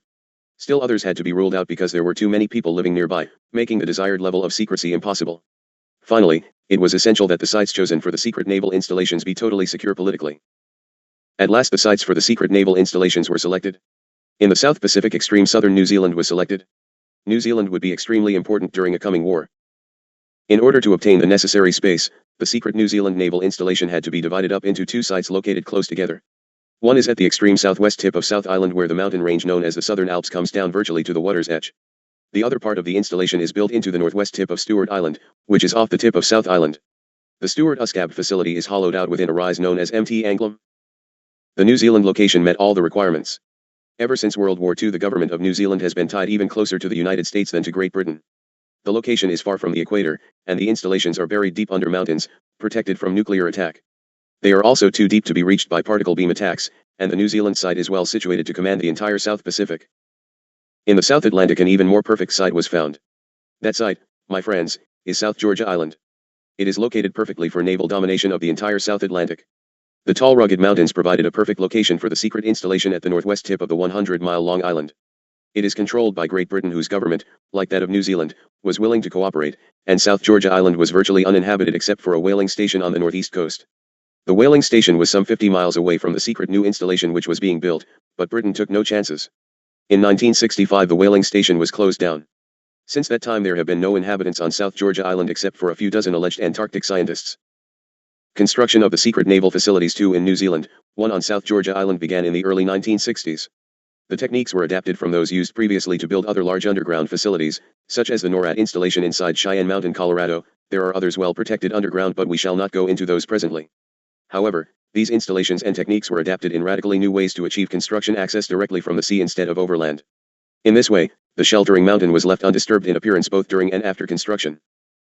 The cuts in the mountainside which were necessary to let ships in and out were kept as small as possible and were well camouflaged. Like the Swedish hidden naval port arrangement, the entrances to the secret installations can be sealed. When sealed, the entrance is virtually impossible to detect unless you know exactly where it is, and unlike most large construction projects, there are no tailing or piles of leftover rock lying around to attract undue attention. The man-made caverns which house the secret naval installations are enormous, but all the rock and debris was disposed of at sea. Once the secret naval facilities were built, they had to be outfitted for ship construction and dockside storage. The fake disarmament of the United States during the 1960s contributed greatly to this task. From 1961 to 1968, one man played a pivotal role in this elaborate Rockefeller scheme. He was then Secretary of Defense Robert McNamara. All through the 1960s, McNamara presided over the public paring back of America's visible military power. This included the closing down and dismantling of entire shipyards. What you were not told was where all that shipyard equipment went afterwards. Where it went, my friends, was to the new secret installations which were being outfitted in New Zealand and South Georgia Island. The secret naval installations have been used as duplication facilities to reproduce certain ships and submarines designed and built here in the United States. As Defense Secretary Caspar Weinberger told Congress, it is cheaper to build 2 ships at a time. That is most especially true if the second ship is an exact duplicate of the first. This has become even more true in recent years through the use of computerized manufacturing techniques. The secret naval fleets which have been built at the secret installations are made up of exact duplicates of certain other ships and submarines. They are all nuclear-powered nuclear subs, nuclear cruisers, nuclear destroyers, and yes, nuclear aircraft carriers, at least 3 of them. A secret twin was built for the USS Nimitz, for the USS Eisenhower, and for the USS Carl Vinson. All have been financed through the gigantic cost overruns, so-called, that you constantly hear about in the Defense Department and can't find anything about due to above top secret designations. All 3 carriers have been provided with a full complement of aircraft whose manufacture was financed in the same manner. The ships of the secret American Bolshevik naval fleets are all duplicates of other nuclear-powered vessels. Even so, the secret naval ships possess one key difference. The so-called stealth program may not be too effective with the planes, etc., you have been allowed to witness, but, oh my, lots of interesting things go on with things you aren't given to witness. There was developed a type of electromagnetic invisibility shielding. This technique makes an object invisible from a distance by distorting light waves in its vicinity. A whole new fleet of phantom warplanes went into crash production under a top-secret shield. They utilize this principle, and all of the secret American Bolshevik Navy ships have already been outfitted with similar stealth field equipment. The stealth principle is actually easier to apply to ships than to airplanes because there is more room for the powerful equipment that generates the force field. After Nuclear War I, the secret stealth navy of the American Bolsheviks would be light years ahead of any other navy left on Earth. It would be perfect for the intended role of world domination. The Rockefellers set it all in motion long ago, but about 1979 they lost control of the United States military. Now it is the American Bolsheviks who are in control, and they are most surely bent straight ahead on war. Now don't go about forgetting about the Nazi war machine also in the Antarctic isn't this just about as much intrigue as you can take at one sitting? No, Mr. Cooper, and now, Dr. Sutton, I hardly think Secrets from Your 40s is very interesting any longer, nor is there one whit of basis to believe little gray men aliens from space are going to dominate and enslave your planet. You once had better open your eyes and look around. You are moving directly to doomsday, and it is all planned and perfectly orchestrated and has naught to do with little gray men from space. Why do you, M.R. Cooper, continue to badger and deride this scribe? Could it be you are hiding even more important data from your brothers under the guise of doing this enlightening which you are about in the name of your relationship with Christ Jesus and your conscience? Dr. Sutton, I would inquire of you as to just what value you might actually believe a written affidavit from anyone might prove.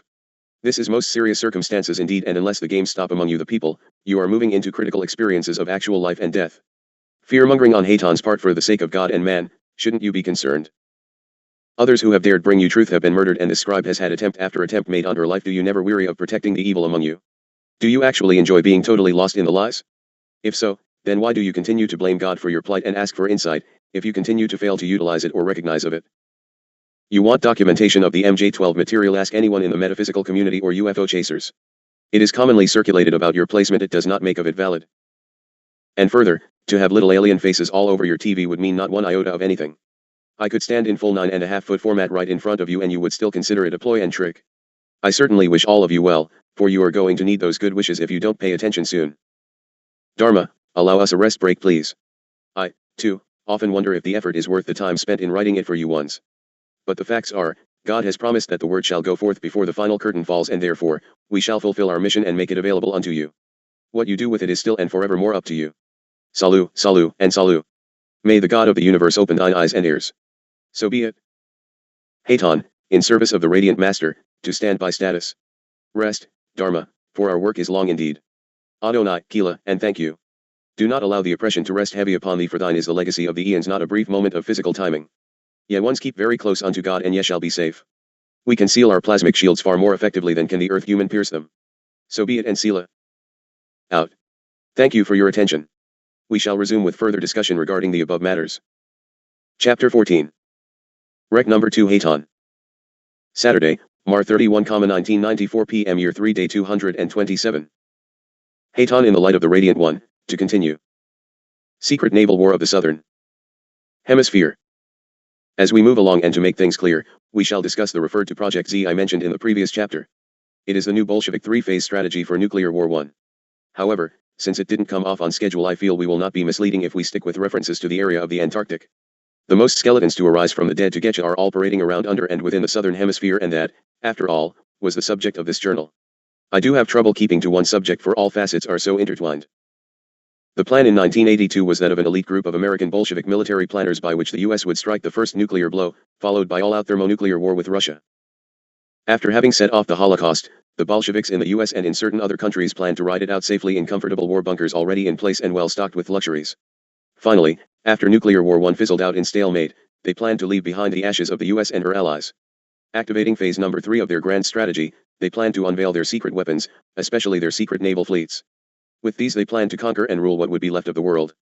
The United States as you know it would be long dead and gone, but in the eyes of the Bolsheviks themselves, this outcome would constitute victory for many reasons.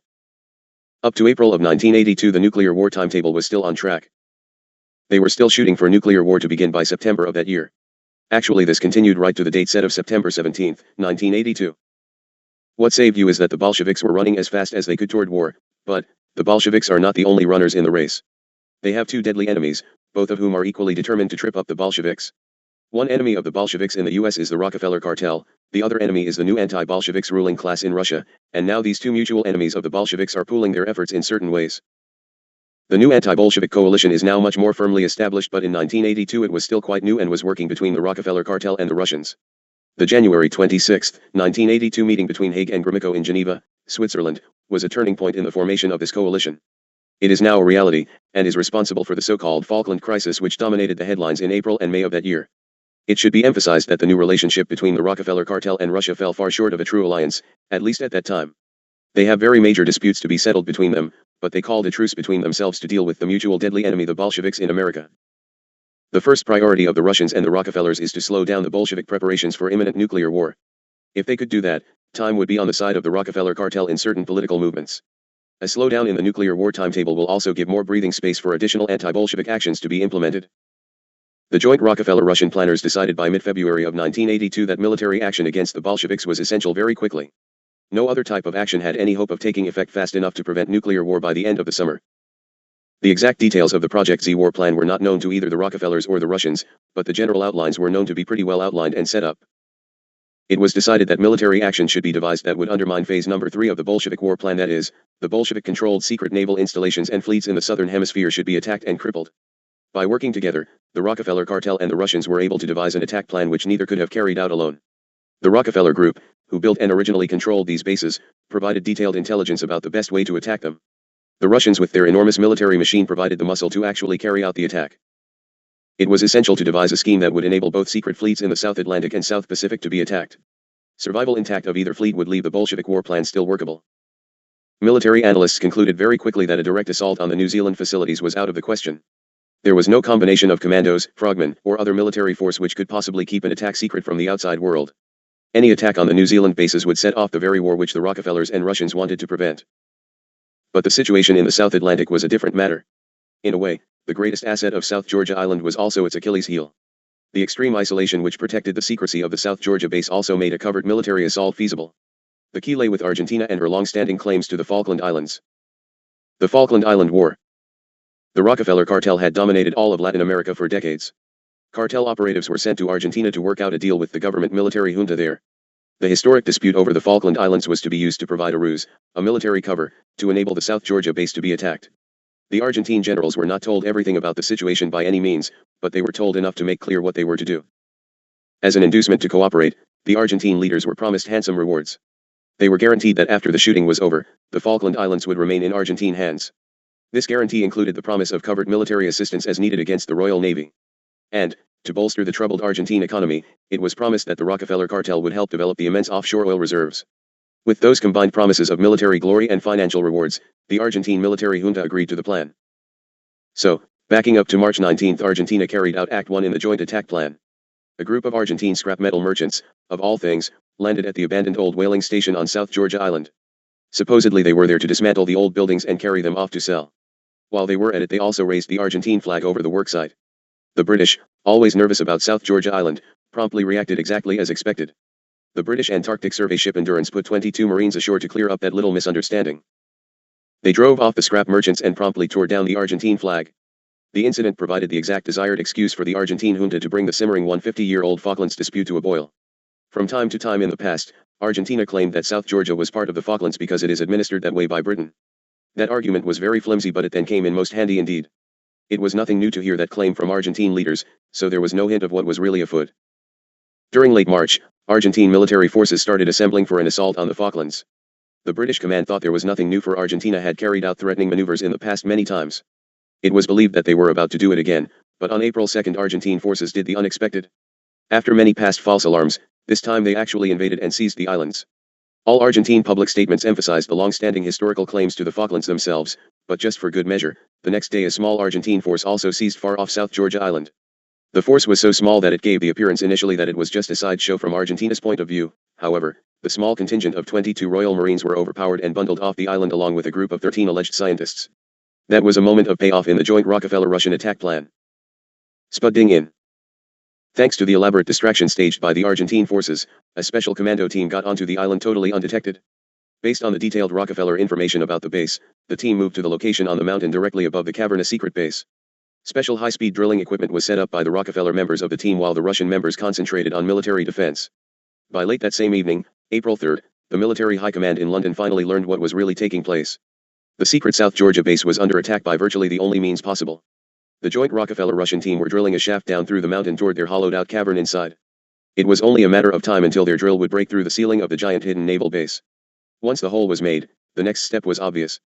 The Rockefeller-Russian team would put a weapon of some kind through the hole.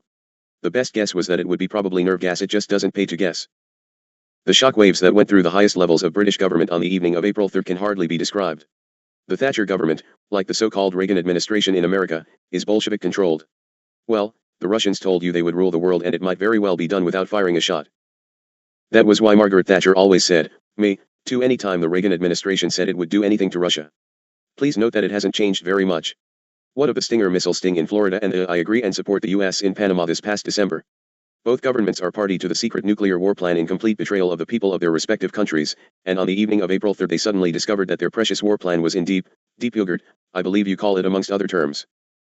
Immediately the Thatcher government started assembling a naval armada to sail for the South Atlantic. Haste was their order of the day.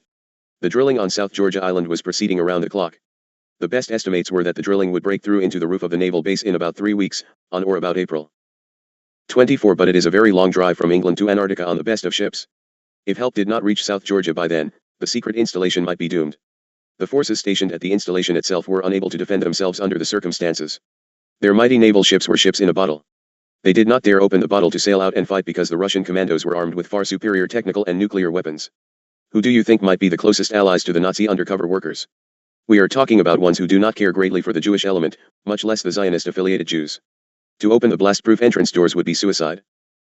On April 5, just 2 days after South Georgia Island was seized, some 40 naval ships began moving out of British ports. The same day Lord Carrington was sacked as foreign minister. He was forced to resign because he had assisted the Rockefeller attack plan by downplaying the Argentine attack preparations. Even the evil don't have any way to count on their own. That same day, April 5, New Zealand, the home of the other secret naval fleet, broke diplomatic relations with Argentina. The 2 hidden New Zealand facilities had been placed on red alert, no pun intended. As a precautionary measure, all submarines at the twin base were ordered to sea. Several surface ships were already at sea undergoing sea trials, but that still left 7 major ships inside the hidden twin naval base, including one of the nuclear aircraft carriers. On that busy day of April 5, Argentina's foreign minister, Costa Mendez, was at the United Nations in New York. Come on readers, go look it all up in the records. Don't just stand off and accuse me of insanity. Go look and find for yourselves. Mendez was alarmed by the deployment of such a large part of the Royal Navy. Costa Mendez hurried to Washington to seek reassurances from certain U.S. officials. Of course he got them. For the next 2 weeks or so the news was filled with stories about the allegedly slow movement of the British fleet while negotiations went on. That was only a cover story. The Royal Navy was actually joining up and paddling as rapidly as possible towards South Georgia Island. If the task force arrived in time to save the secret base, a major battle was likely. The official stories about slow movement of the British Armada were intended to give a cushion of time for that battle. If need be, the fleet would have several days to retake South Georgia Island, then it could move on to arrive near the Falklands on the announced schedule. In that way, the crucial importance of South Georgia Island would be hidden and the big secret preserved. It was initially expected that advance elements of the British fleet would reach the vicinity of South Georgia Island within 2 weeks. That would have been soon enough to attack the joint Rockefeller-Russian commando team and stop the drilling before it was completed. But Russian cosmospheres and submarines made a shambles of the plan. A key ship destroyed. Key advance elements of the South Georgia attack contingency left Ascension Island early April 14, 2 days before it was announced officially. Shortly after they did so, they ran into trouble. Russian cosmospheres and attack submarines closed in on a single ship which was critical to the planned counter-assault on South Georgia Island. The cosmospheres bombarded the bridge and combat information center of the ship with neutron radiation. In moments the ship was without any command, its communications and radar silenced. Then a Russian sub closed in and quickly finished off this key British ship with torpedoes. It broke apart with secondary explosions and sank rapidly. So far as was known, there were no survivors. That unexpected shock in the mid-Atlantic produced 2 results, both very important. First, it caused a slowdown in the race toward the South Atlantic by the British Armada. The task force had to be regrouped into a configuration better suited for an en route defense, but that cost valuable time. Public announcements from London about the progress of the fleet reflected the slowdown. The timetable for arrival on battle stations near the Falklands started stretching out longer and longer. All this bought extra time for the joint commando team on South Georgia Island. And so the drilling continued. The other result of the sinking was equally important. Word was flashed to the South Pacific Stealth Navy to prepare for possible action. It was obvious that the Russian Navy was getting involved in the Atlantic, which meant that the Royal Navy could be in big trouble. During the dead of night, early April 15, the 7 stealth ships put to sea from their twin secret bases in southern New Zealand. They deployed to a secret operational headquarters area in the Antipodes Islands, 450 miles southeast of New Zealand. Their electromagnetic shields were operating to provide protection from attack. These shields make it impossible to communicate with the outside world or even to see it. But once they arrived at the Antipodes, the stealth ships hooked up to buoys equipped with shielded communication cables to the island headquarters. The island headquarters, in turn, was in constant touch with the South Georgia base by way of a transoceanic cable around the tip of South America. The deployment of the available ships of the South Pacific Stealth Fleet was exactly what the joint Rockefeller-Russian planners had hoped for. The ships had been flushed out from their essentially invulnerable hiding place in New Zealand. The British ship sinking of April 14 was also followed by other events. On April 15, the Argentine Navy started moving out of port. The same day, Alexander Haig arrived again in Buenos Aires. Supposedly he was there as a diplomat, but in reality he was there as a general, dealing with generals. Haig was the top governmental operative of the Rockefeller cartel. He was making sure that the Argentines did not get cold feet and back down at that critical moment. 4 days later, April 19, Haig left for Washington. As he boarded his plane, Haig somberly told reporters, "Time is running out." And so it was, my friends, for the secret South Georgia base. We shall also have a lot more to say about General Haig in future writings. Not exactly a dry hole. The very next day, April 20, the drill broke through into the hollowed-out cavern of the naval base. Bolshevik military analysts in London had not expected that it could be completed until at least the following weekend. The British fleet was still out of range. The weapon which the commando team inserted down through the long hole was a small, compact Russian neutron bomb. When it was detonated inside the confines of the huge artificial cave, the effects were, of course, totally devastating. The intense radiation instantly killed everyone inside the base. Also, the heat and blast effects of the bomb are believed to have damaged all of the ships inside sufficiently to badly disable them. Meanwhile, Russian cosmospheres and submarines were converging on the stealth ships which were near the Antipodes Islands awaiting orders. From a distance, the ships were invisible to the eye due to their protective shields, which also protect against beam weapon attack, but they were sitting ducks for the tactics which the Russians employed. The coup de grace. Floating overhead, the cosmospheres located the 7 ships using their psycho-energetic range-finding equipment known as PRF. There is no method known by which PRF can be jammed. The cosmospheres radioed the exact locations of the ships to the attack submarines. The subs were armed with special non-homing, non-nuclear torpedoes designed to explode on impact. More sophisticated torpedoes would have been thrown off course or detonated prematurely by the protective shield of each ship, but these simple torpedoes just cruise right through each invisibility field to strike the ship and explode. Within 15 minutes after the attack began, all 7 Bolshevik stealth ships were on their way to the bottom, and with them went their Bolshevik commanders and mercenary crews collected from around the world. The South Pacific action took place just after sunset local time. The time in Washington was around 2 p.m. April 23. That evening Secretary of State Haig was seen briefly in public with the new British Foreign Minister, Francis Pym. Pym was wearing the typical artificial pseudo-smile which diplomats are taught always to display in public. But not Haig. Haig was grinning from ear to ear, and no wonder. The joint Rockefeller-Russian military operation had been a brilliant success. The secret Bolshevik South Atlantic Fleet had been virtually wiped out, bottled up inside South Georgia Island, and the South Pacific Fleet, while not totally wiped out, had been badly crippled. By working together, the Rockefeller cartel and the Russians had won the secret naval war of the Southern Hemisphere. Dharma, you are too fatigued to continue today, so let us leave this for now. We will discuss the ensuing Rockefeller fear campaign against nuclear war when we resume. Thank you for your service and blessings unto you, dear ones. Rest well, and we shall resume tomorrow morning. Good evening. Haton to clear frequency, please. Adonai and I salute you of my command. Chapter 15. Rec number 1 Haton. Sunday, April 1st, 1990, 7:30 a.m. Year 3 Day 228. Haton present in the light of the Radiant One. May we please continue on our work. I would request that this book be finished and ready for printing by mid-month. It is better to update the material in additional journals than to either overlook by quantity or allow to lag in current information. These journals, at this time, are mostly for integration and insight into that which is known. We are setting the record straight regarding Space Command and participation within your atmosphere and disqualifying those stories which are in error regarding Space Brothers. It is necessary that the journals get out rapidly, for efforts are strengthening to stop Dharma. After the facts are integrated to great extent, then we can give her a bit of rest. We must, however, show you ones that your dangers are not from space aliens but most surely from 2 or 3 major elements on your own planet. No, it is not pretty, and it is all but impossible for that such mammoth secrets could be kept from you. However, just as with the death camps of the Allies, specifically the US, after W.W.2, we believe it will begin to soak through to ones that the truth is far stranger than any of your surface lies. It is indeed easy to cover up any action if your media is totally controlled, as is yours. We will honor all the brave and daring ones who have brought forth information and have been taken out because of it. At this time, however, we honor them but protect them, for these are indeed recent events and families are at risk. May you the public respect and honor those ones, for they gave their very lives for your freedom. Thank you. Let us continue with the wrap-up of the Falkland Islands War and discuss the ensuing Rockefeller fear campaign against nuclear war. Campaign against nuclear war by the Rockefeller cartel. At the point of June 1982, it would appear that war of a major size was about to break out in the Southern Hemisphere, but the real war in the Southern Hemisphere was already over. What you witnessed was the beginning of its bloody aftermath. That aftermath was the battle for the Falkland Islands. They had been promised to Argentina as a reward for her role in the secret war. As things were happening in the Antarctic area, the Bolsheviks were in Washington, D.C. pressing for a public announcement that the U.S. would side with Britain. As soon as that would take place, military action would heat up quickly around the Falkland Islands. Britain had no choice but to fight. She had already suffered casualties which could not be explained without a public battle, but by fighting, the Bolsheviks in Britain were running the risk of a humiliating and tragic defeat for the Royal Navy.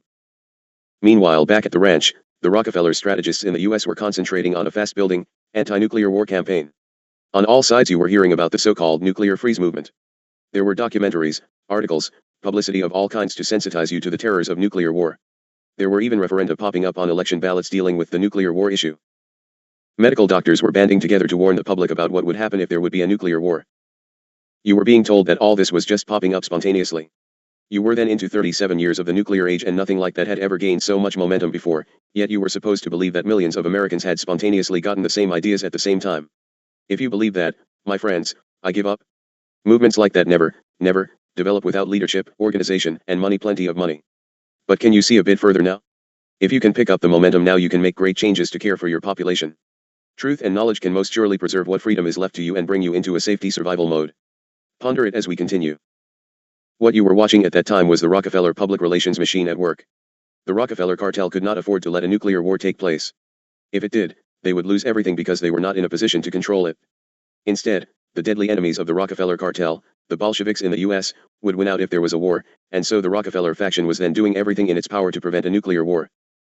Therefore, the then present anti-nuclear war orientation of the Rockefeller cartel created certain temporary common interests between them and Russia, but as Russia's new rulers knew very well, this did not spring from any great moral perspective on the part of the Rockefeller group. It was a purely practical necessity. The Russians regarded the United States as a house divided, and they were exploiting that division by working in a careful way with the Rockefellers. Their first priority was to rid the world of the deadly Bolshevik menace of all-out, even suicidal, nuclear war, but once that was done, they knew that there would be a day of reckoning with the Rockefeller cartel someday. And, brothers, you are seeing it coming down in Europe this very day. The Rockefeller group was working toward a definite objective with their new anti-nuclear war propaganda. That objective was renewed power, and power that moves them closer to their old dream of world government. The Bolsheviks in the US had unwittingly provided fertile ground for the powerful new Rockefeller anti-war campaign. Under Bolshevik control, the so-called Reagan administration had become so hawkish that it was scaring people. The Rockefeller anti-war campaign was designed to capitalize on that latent fear as a tool of power. The smell of war was in the air. The Falklands crisis was helping to make that more intense. The Rockefeller propaganda machine was paving the way for the argument that surrender of sovereignty was the only way to avoid war. A new super United Nations of sorts was put into the works to fill the bill. It would have teeth. As then envisioned, the new organization would be based in Geneva, Switzerland. The working name would be World Non-Proliferation Council. The plan was to bring it into being as the outgrowth of nuclear non-proliferation treaties, but its true purpose would be to use the fear of war to control you all. Summary. The Falkland Islands crisis erupted because of secret Bolshevik-controlled naval installations in the southern hemisphere. Those were attacked by joint action of the Rockefeller cartel and the Russians in an attempt to slow down the nuclear war timetable. The attacks were successful, but the results are still not totally conclusive. It did not go as expected because General Haig was fired and the planned nuclear war was averted by simply bringing the truth to public attention, and the perpetrators feared mass rioting from you the people. Public knowledge, truth, and refusal to accept these kinds of action carry a magnificent impact, for the elite are not ready to defend against you the people in their own dooryards.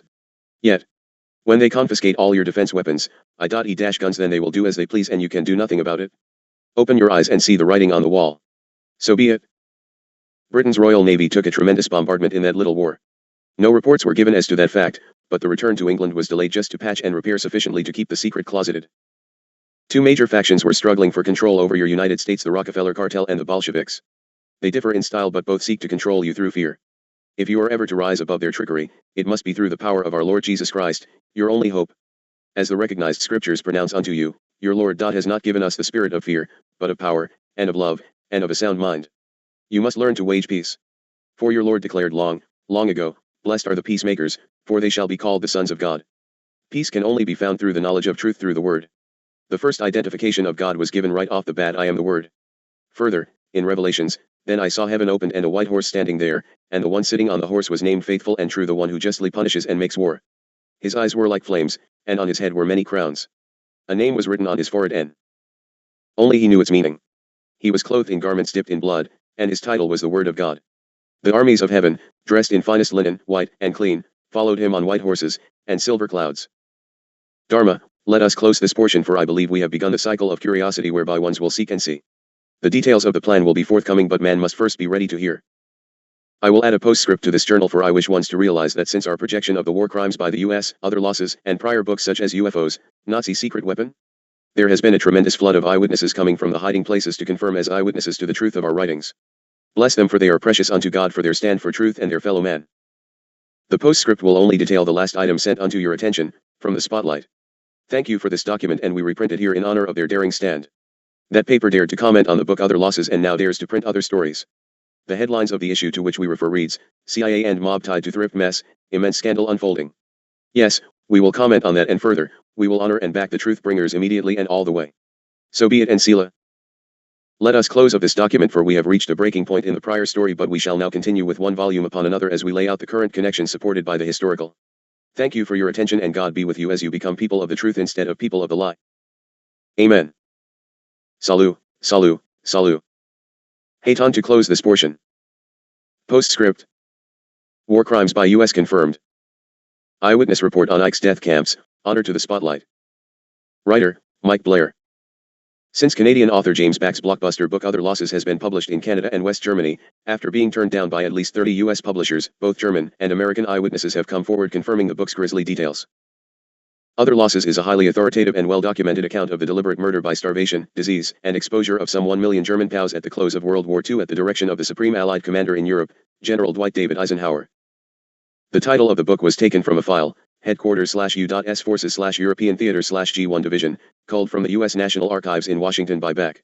German POWs, including old men and boys in their early teens, who had died in American POW camps, were listed as other losses. Back, whose book is creating a sensation in the United States despite the author's failure to find a publisher in this country to print it, recently stated that over 1,000 survivors of those death camps have written to him confirming the book's revelations about the heinous Eisenhower-directed death camps. Hayton, our publisher, is in touch with the author, etc. of this daring book, and it will be brought forth also through this source. It can also be gotten presently from the Spotlight, who dares to offer it in the face of the direct threats, and you thought Salman Rushdie had problems from the Iranians. Yes, dear ones, right here in your USA threats and active attempts to stop Dharma are constant. Please open up thine eyes and ears, you dear ones are in tremendous trouble. Continue quote. In addition, following the Spotlight's reports concerning Back's findings, Spotlight, February 12th and others, and an interview with the author on Tom Valentine's Radio Free America nightly talk show on January 11th, more witnesses to the atrocities have come forward.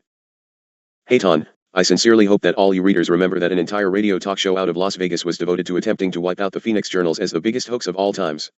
Would it not appear that such attack must indicate a very large secret cover-up which we are greatly hurting?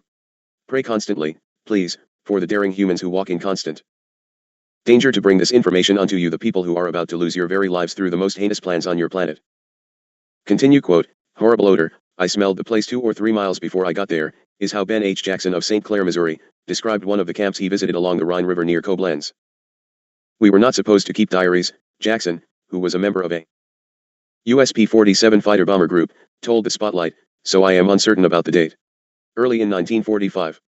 But I was told that I could go to see some executions. I didn't care for that, but I went to the barbed wire enclosure with the prisoners standing around some bonfires, in the mud. It was cold and misty, and I saw nothing in the way of shelter but assumed that this was a very temporary arrangement.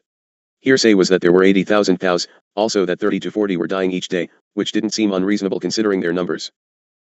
Former U.S. Army 2nd Lieutenant Arthur W. Von Fange, now of Syracuse, Indiana, related to the Spotlight a terrible account of encountering about a dozen locked railroad cars, each built for 8 horses or 40 men, that were parked at a siding near the city of Remagen, site of the famous bridge over the Rhine River that was captured by U.S. forces in early March, 1945.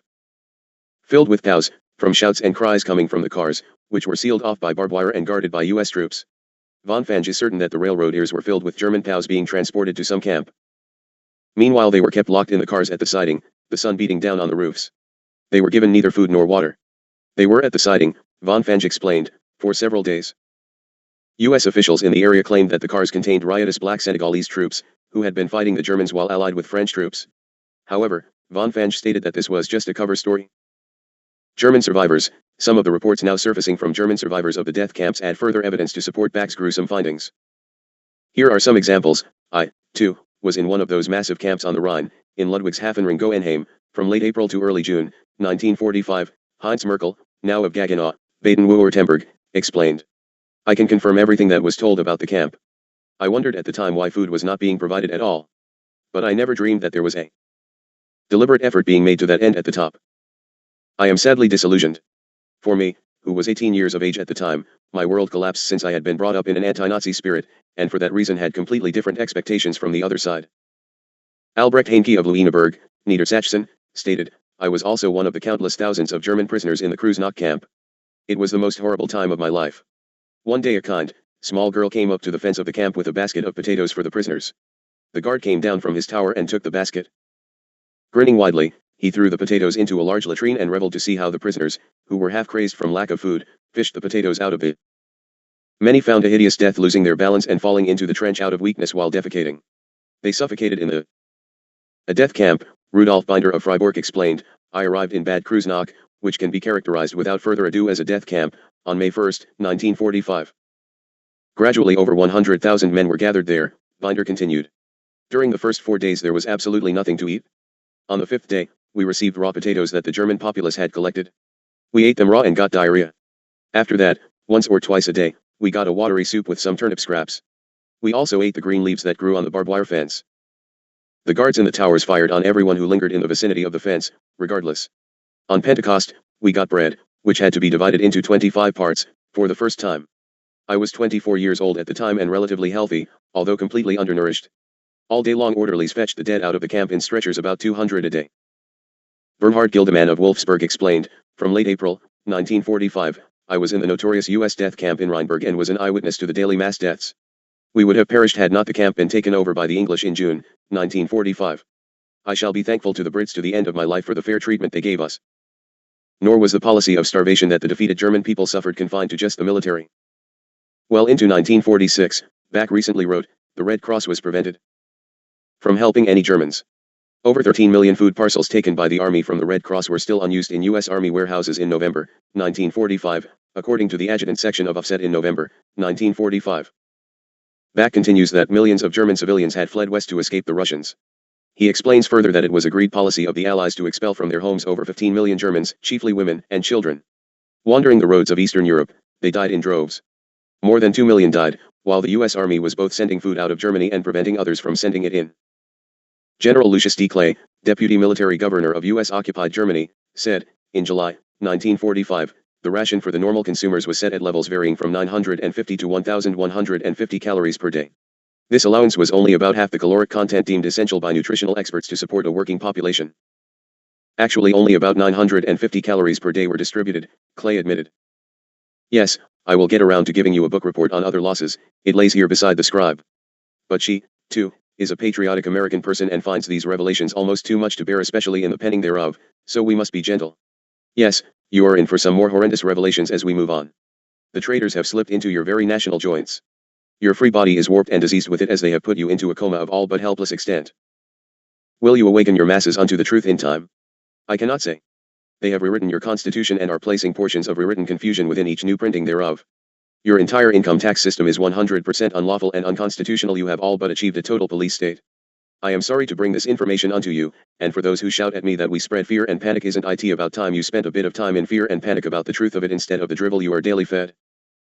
Please do not ask that our scribes and daring authors who bring truth continue to fall by the beam blasts of the conspiracy in your behalf. Please stand forth with them, for if you so do, you can change of it simply by knowing truth and standing firm. Your constitution is not yet dead, but the judicial system no longer carries justice, but it is not too late to salvage the goodness remaining if you act now. God will not leave you in your journey in light and truth, never. So be it, I beg that ye hear of my petition unto you. God bless and keep you through this journey. Afterglow. Rec number 1 Hayton. Monday, April 2nd, 1990, 7:30 a.m. Year 3 Day 229. As this journal closes, there are several things which you must seriously consider.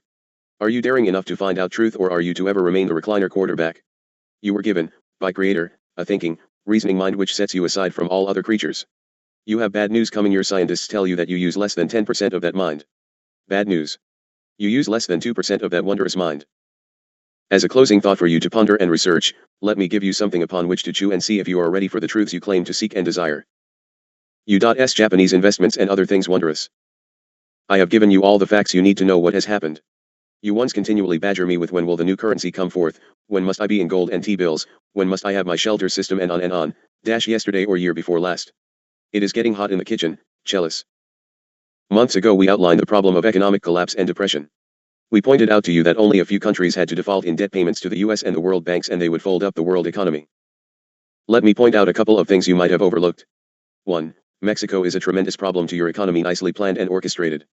All Mexico's resources are collateral against the loans. Last year Mexico had to be coerced into accepting a $3 billion loan from your feds and the World Bank to carry it another 12 months.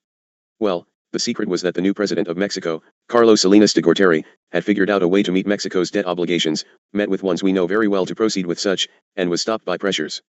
Well, he was newly elected and couldn't fight the system on such short notice and keep his head, literally, so he accepted the bank loans.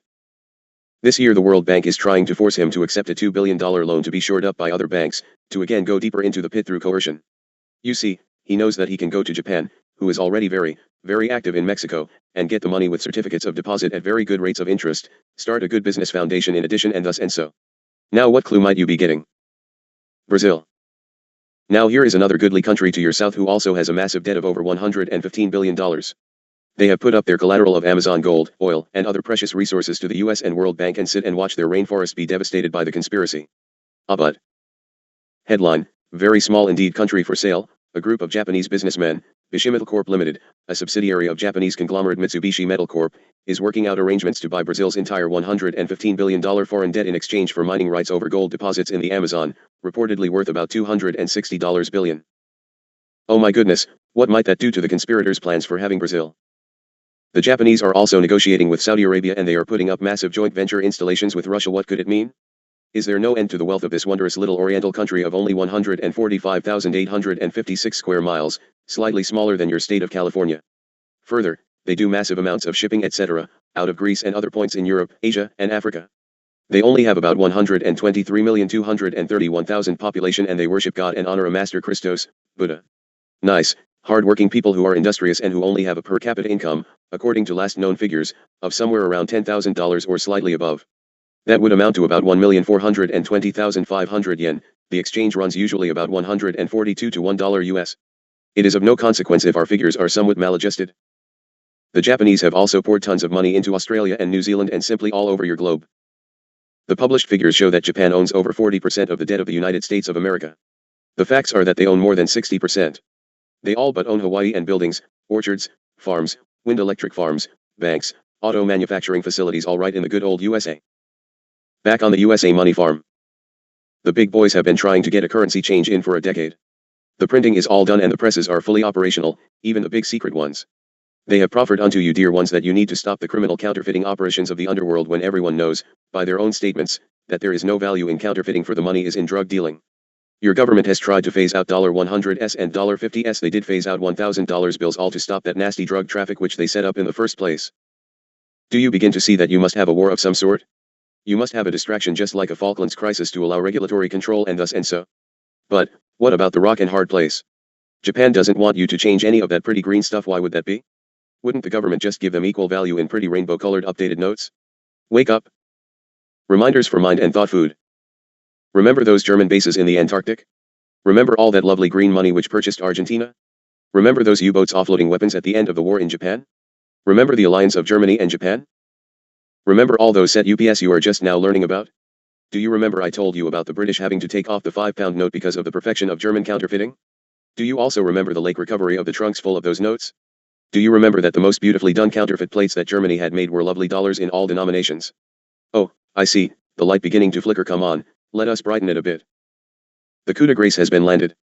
You have been bought out, sold out, and dried out with your own money, and there is not one thing that the big boys can do about it short of total nuclear world war. That, too, shall come. So be it.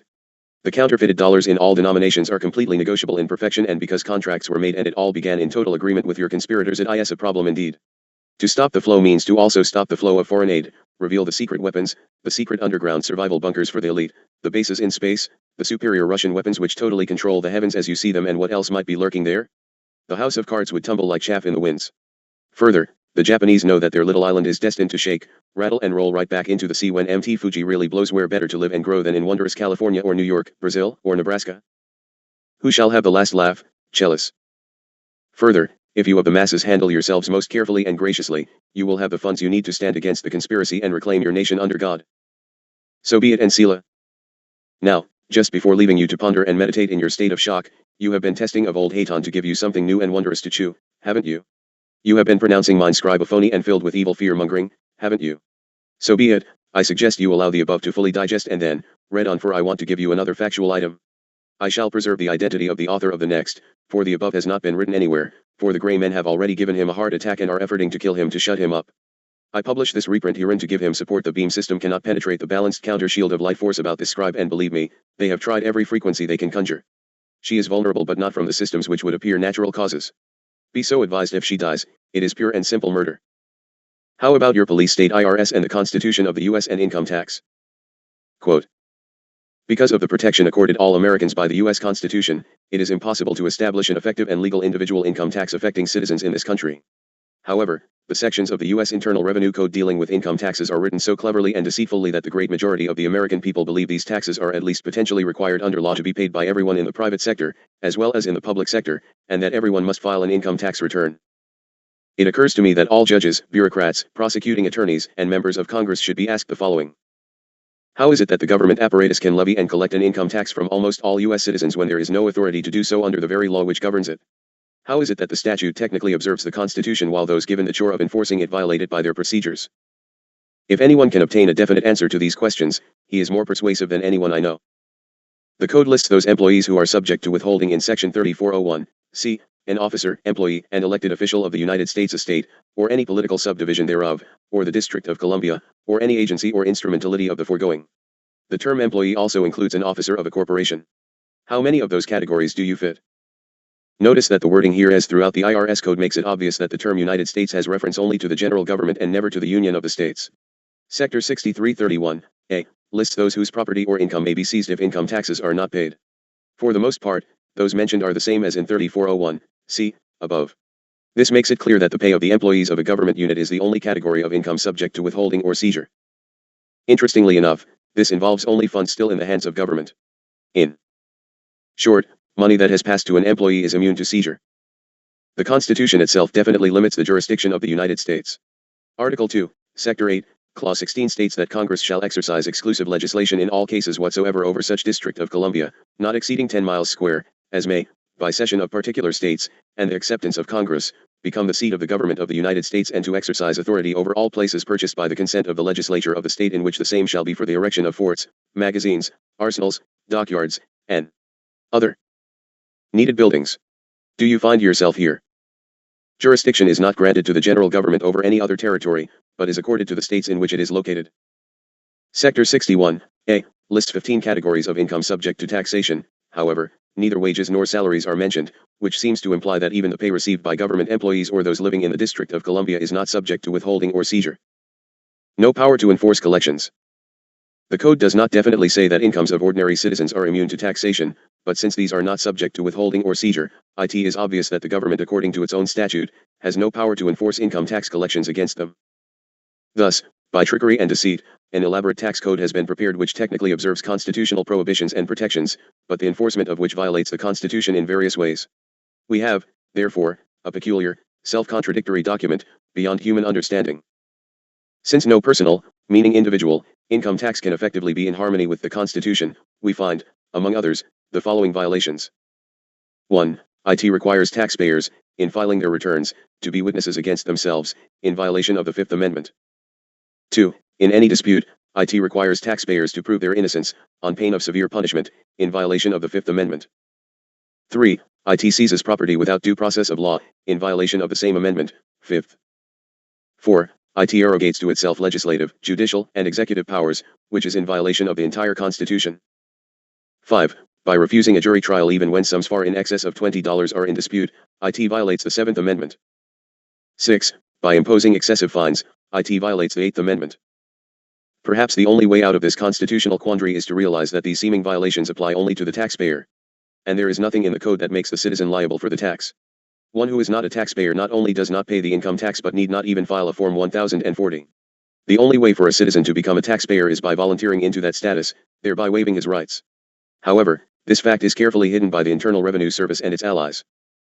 We have, therefore, an extraordinary anomaly, a system of law which is technically in conformity with the Constitution but which is worded in such a way that the government can violate it in many ways with the tacit consent of the legal profession, the media, our whole system of education and the general social superstructure. End quote. Hayton has added the emphasis. Asterisk asterisk asterisk asterisk asterisk asterisk asterisk asterisk asterisk asterisk. Salut, salut, and salut. Wake up or dream on, 'tis up to you. Hayton to out, please. Thank you Dharma, for your service. May you all walk in peace, beloved brothers. Good day. Appendix I. The gremlins are out there. The manuscript was received by Chuck soaking wet, the first 50 pages were totally illegible, and the balance soaked. There were also missing pages. Send lots of light on this. Are we having problems again? GC. Appendix 2. The following material is not from the author of Skeletons in the Closet. Clint D. Jedediah Shalom Nix. P.O. Box 520, * 2396 High 93 Victor MT USA 59875. George Green. P.O. Box 4280. Lucadia, CA USA 92024 Shalom George. 4 Adar 42 Satan March 1st, 90. I heard you on the Billy Goodman show. You are a patsy for some goddamned witch. These demons this woman is talking about and to are the beast. It's the height to stupidity to believe somebody wants to be kidnapped and implanted. You're just another false prophet. If you have a channel to these bastards, then you channel my material to them.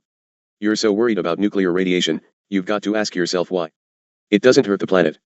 Plants are healthier and it doesn't hurt pure people. Only mongrels are affected. I am writing you to tell you what I have discovered, that will soon take place. The UN headed up by the USA and USSR will wage war with the UFOs. They will with the ones who made a treaty with, there are 4 groups, Nath Shah the Dragon, head of all Japanese, Ephraim head of all Christians, Ori head of all Jews, Asher head of all Muslims. The world powers have got it in their heads they can win in an armed struggle with these UFOs. They have a very unrealistic notion of the Lawtopa that rules the universe. As long as these UFOs are in the Creator's service they will only do what they can get away with, no more. When they are terminated from the Creator's service they will not be restrained and they will do just as they have been instructing their followers to do. We all know what they taught. Jesus taught cannibalism, take my body and eat it, and drink my blood. You must do this on Easter every year or you have no part me. This is in direct conflict with Torah. You might say this proves nothing. This is not the only time. There are many occasions where Jesus directs the people to eat blood and break the Torah. Just like all black magicians worship Jesus. Who do you think drinks the blood and why don't they ever get caught? The answer is simple, they are in charge. Why aren't they thrown out by the Creator, you ask? Because they do not bother the pure people and they make sure no one is able to prove their existence. By whatever means possible they protect their identity. When they are discovered the Creator will not allow them to exist without observance of Torah. And they will be under the control of Satan. The 1290 days of Daniel end on Yom Kippurim, 10 Tishrei 43 Satan, September 28, 90. This will be the day of nuclear war. It will last for 3 days. From that day forward, the pure people will be resurrected and given a new status, a new body not attached to the earth. While all those who have consumed blood will be banished from the face of the earth. They will exist under the earth in holes, caves and fallout shelters. The earth will be made radioactive, so they will be forced off of the face of the earth. This is what's meant by separation. Nuclear radiation will only have a detrimental effect on those who worship the beast and his image. These hostilities can start any time after 1 Aviv 43 Satan March 27, 90. Only those males who have made Passover sacrifice will be resurrected to a God state. Shalom. P.S. I curse you, George Green, and all your associates, including the Polydons. Bibliography. New Federalist. P.O. Box 889. Leesburg, Virginia, 22075. Other losses. By James Back. Stoddard Publishing Co. Limited 34, Les Mill Road. Toronto, Canada M3B2T6. Spotlight. 300, Independence Avenue Southeast Washington, D.C. 20003. UFO, Nazi Secret Weapon? By Mattern Friedrich Samizdat Publishers Ltd. P.O. Box 156. Verdun 19, Quebec, Canada. Wisconsin Report. P.O. Box 45. Brookfield, WN 53008. Youth Action News. P.O. Box 312. Alexandria, Virginia 22313.